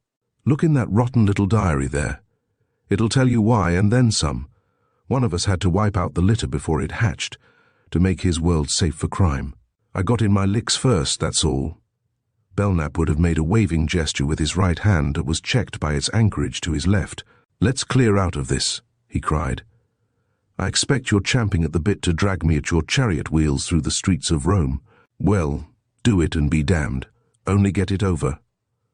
Belknap's eyes, a little sunken in their heavily shadowed sockets, gleamed feverishly. The lines in his face had deepened. He looked his age. "When, may I ask, did you catch the cat out of my bag? I hadn't a notion I'd let it out. Thought I had it pretty well sewed in. Like the little red hen, you must have left a stone in its place. Or she did. The vixen. I should have marked the extra weight. Christ, the mess I've made of the perfect crime, all in my best tradition, and I had it on toast but for playing with fire. The utter fool I was to take her into my game, when I already had her so neatly fitted to my boots, just as I fitted Violet Mowbray to Blake's, and Durgin to Alan Galt's, and Thane to take her away, he shouted suddenly, hoarsely, half rising to his feet. In God's name, why leave the carrion about? Get her false face to hell out of here, or I'll— Berry came close to Belknap. His face was white. He gripped the sides of the table between them till the knuckles of his hands shone, and in a level, hard voice spoke into Belknap's eyes and teeth. Keep quiet, and listen to me for a change. You'll take a page from my book now. I'm not a proud man, or a boastful one, Ordway Belknap, one-time judge and one-time detective, but this here is a hall of mine, and you know it. For once in a lifetime I had a hunch. From the crack of the whip this morning I had you on the list, as a guest in this house last night. Don't you see what a difference that makes in the point of view? You came here too early for safety, my boy, and you're leaving here too late. It may be true I didn't downright suspect you until Mdavani and Lacey caught onto something at sight of your black number on the wall, but then it took a psychologist, and that's my strong point, to figure why they were keeping their mouths shut. One was scared of her life of you, and the other cared about you. Right? After that I found the extra bullet, and I knew right then, as well as you did, that neither would fit the Mdavani weapon. We'll prove tomorrow, when it won't matter a hoot, that they both fit this little gun of yours. Berry picked up Belknap's .22 and dropped it again with a clatter that echoed in the tense stillness of the listening room. Berry was decidedly working himself into a heat. Then Lacey remembered the Mowbray name, and I saw why the poor little actress had to be bumped off. She was the only one of your morning's bag I had to find your motive for. Blake had to go because he was so much a part of your most recent legal crime. Yours and the judge's. Bit off there, Belknap hissed, his face dark and threatening, close to Berry's. I can't have you imputing motives. I collided with him in the dark last night. He knew what we both were after, and that I got it. So I got him. Aha. That's the way the wind blew, is it? And after that you strangled the baby doll. Before, as it happens. Well, before. A hell of a lot of difference it makes when you did it. Too bad I had to come barging in just about then, before you'd finished off your Damon and Pythias friend. Guess Whitaker threw his dice so you'd play the villain's part all along. He had it in for you, to my way of thinking. Clever idea your wall hole and the planted gun, but a bit out of the reckoning that your first shot missed. However, I'd have got you anyway, one shot or two. The holes, by the way, reminded your girlfriend that she'd once interrupted your investigation in this room at an embarrassing moment. She lit them, Murad, I understand. Miss Lacey was also reminded that you mysteriously emerged from no man's land when she was here in the night, whereupon it ceased to be no man's land. And don't think I missed the little byplay when you tried to convince Miss Mdavani she hadn't done what she knew she did, put that carnation in your buttonhole. She was too keen to try that kind of trick on. I don't know when you made up your mind to lay the whole pack of crimes at her door, but I suppose you rifled her room of her gun and handkerchief for the express purpose. Damn lucky for you she came across with the Blake order for you to sprinkle about, and the drug for Crawford, for you to exchange en passant. God, you're a beast. Worse than they come. Why Crawford? Just because it clinched the case against her. His death to ensure hers, and all the time making eyes at the woman you were playing for a sucker. Well, don't ever kid yourself you succeeded in putting it over on her. She was watching you cut your own throat. Only wasn't helping give you away until she had to, until it was your life or hers. But with you determined to make it hers, she still had enough guts left to outplay you. For she has outplayed you. Dead as she lies on that floor, God rest her soul, she's better off than you are. No, Dawn was your best bet for a double if you had to have one. You should have stuck to someone who couldn't defend himself. Defend himself? Belknap laughed ferociously, breathing hard. Dawn defend himself. It is to laugh. About as much chance of his coming back to— And Milton Dawn came back. Above the strained, ugly mounting voices of the two men pitched against each other came the crash of the window doors to the terrace, burst forcefully open. On the sill, exaggerated and unattached against the swirling mist, stood two of Stebbins' uniformed guards with a sagging body slung between them from the knees and armpits. like some strange inhabitants of Davy Jones's locker, bringing back to earth a victim too horrible for even the sea to swallow. "Sorry," growled one of them apologetically, dimly conscious of the startled horror in the silenced room. "We found this in the old well down back. Thought you might need it, Sergeant, so we brought it along up." The man's recourse to the neuter in referring to his burden all too vividly indicated its lifelessness, not that it could have possibly been otherwise. Its face was crushed out of human shape. The head fell back and off to the side loosely, as though the neck were broken. The covering of one leg was savagely torn, and the flesh from thigh to knee bared to the bone. The clothing was stiff and ungainly with congealed blood. "Speak of the devil," Belknap whispered. "Dawn, I take it," Berry said with super gentleness. He forced an odd laugh. "Say, you boys, next time you make a visit with that kind of visiting card, come to the front door and ring. I don't like stage entrances." "Another of yours?" he asked, turning to look at Belknap through narrowed eyes, as no man looks at a man. Belknap smiled. "How did you guess it, Lieutenant?" "Yes, number one. I had to scotch him on the spot last night when he was trying to slip from under. Couldn't take any chances on how much he knew.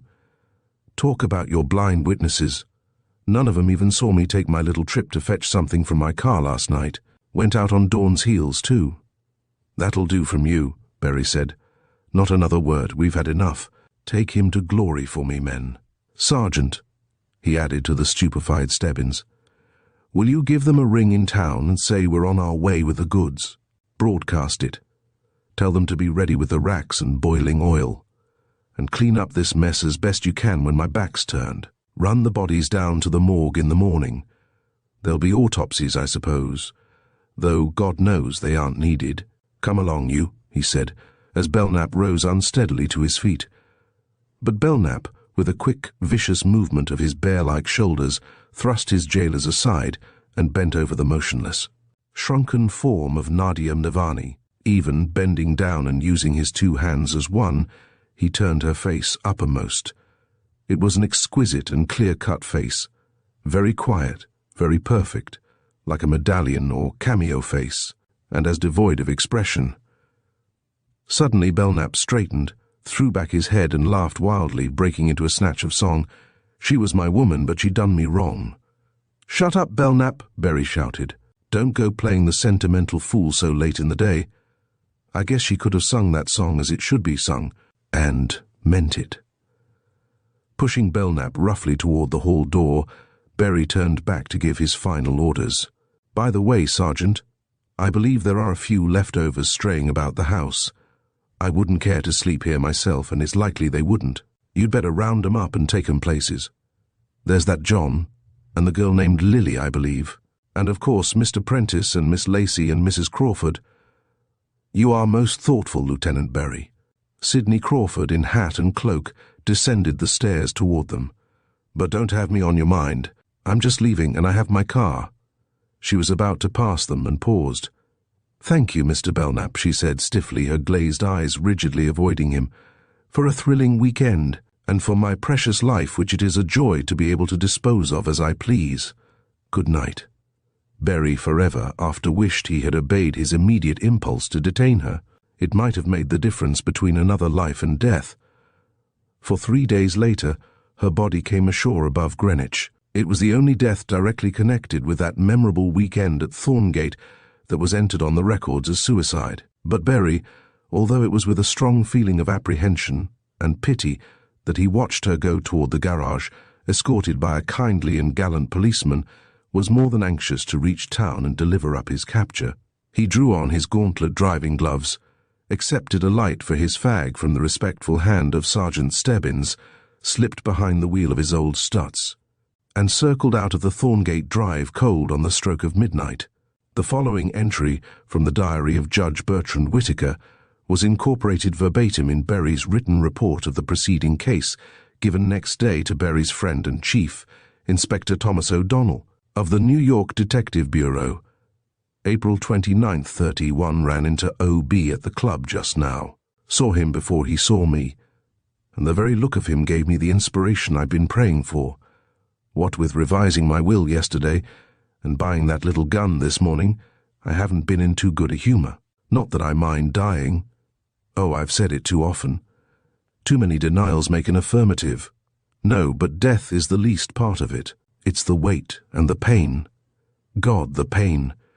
It took me 3 shots of morphine to pull me through a spell last night. And, as I've also said before, the way around the weight and the pain is suicide. But a tame route, and unsavory, certainly without thrill. I want thrill. I love it in my fashion as much as B ever did. I simply haven't his genius for devising it, how he has devised excitement for the two of us.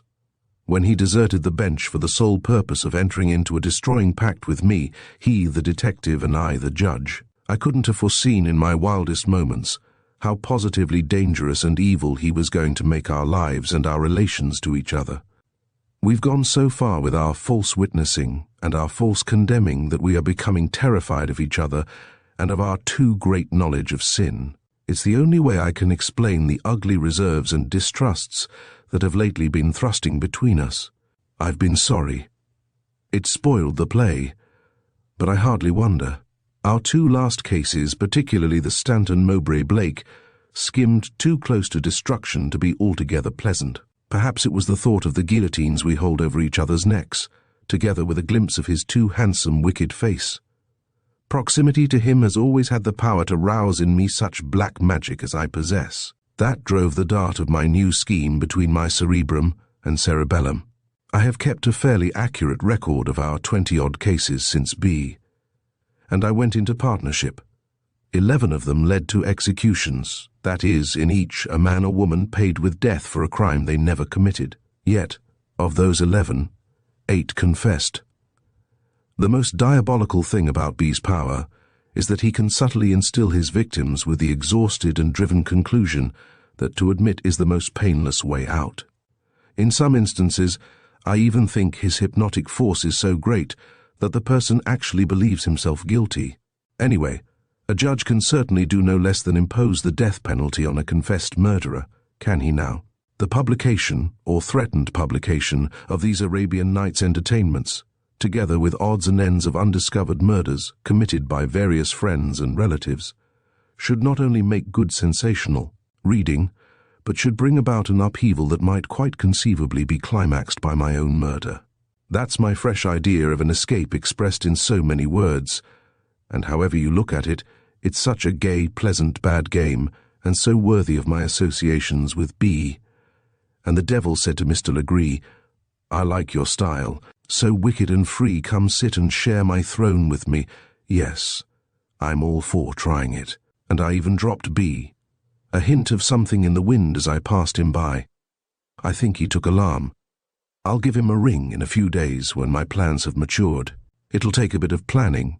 There's the rounding up of 6 spicy criminals. Nadia Mdivani is number 1. My mind's whirling with ideas. I can begin to see so many little twists I can give the affair: ironic, comic, naughty, an especially nice one for B, himself. It's going to be jolly interesting, and a good death knell to set the wild echoes flying. Thank you for joining us on this thrilling journey through Lesley Frost's Murder at Large.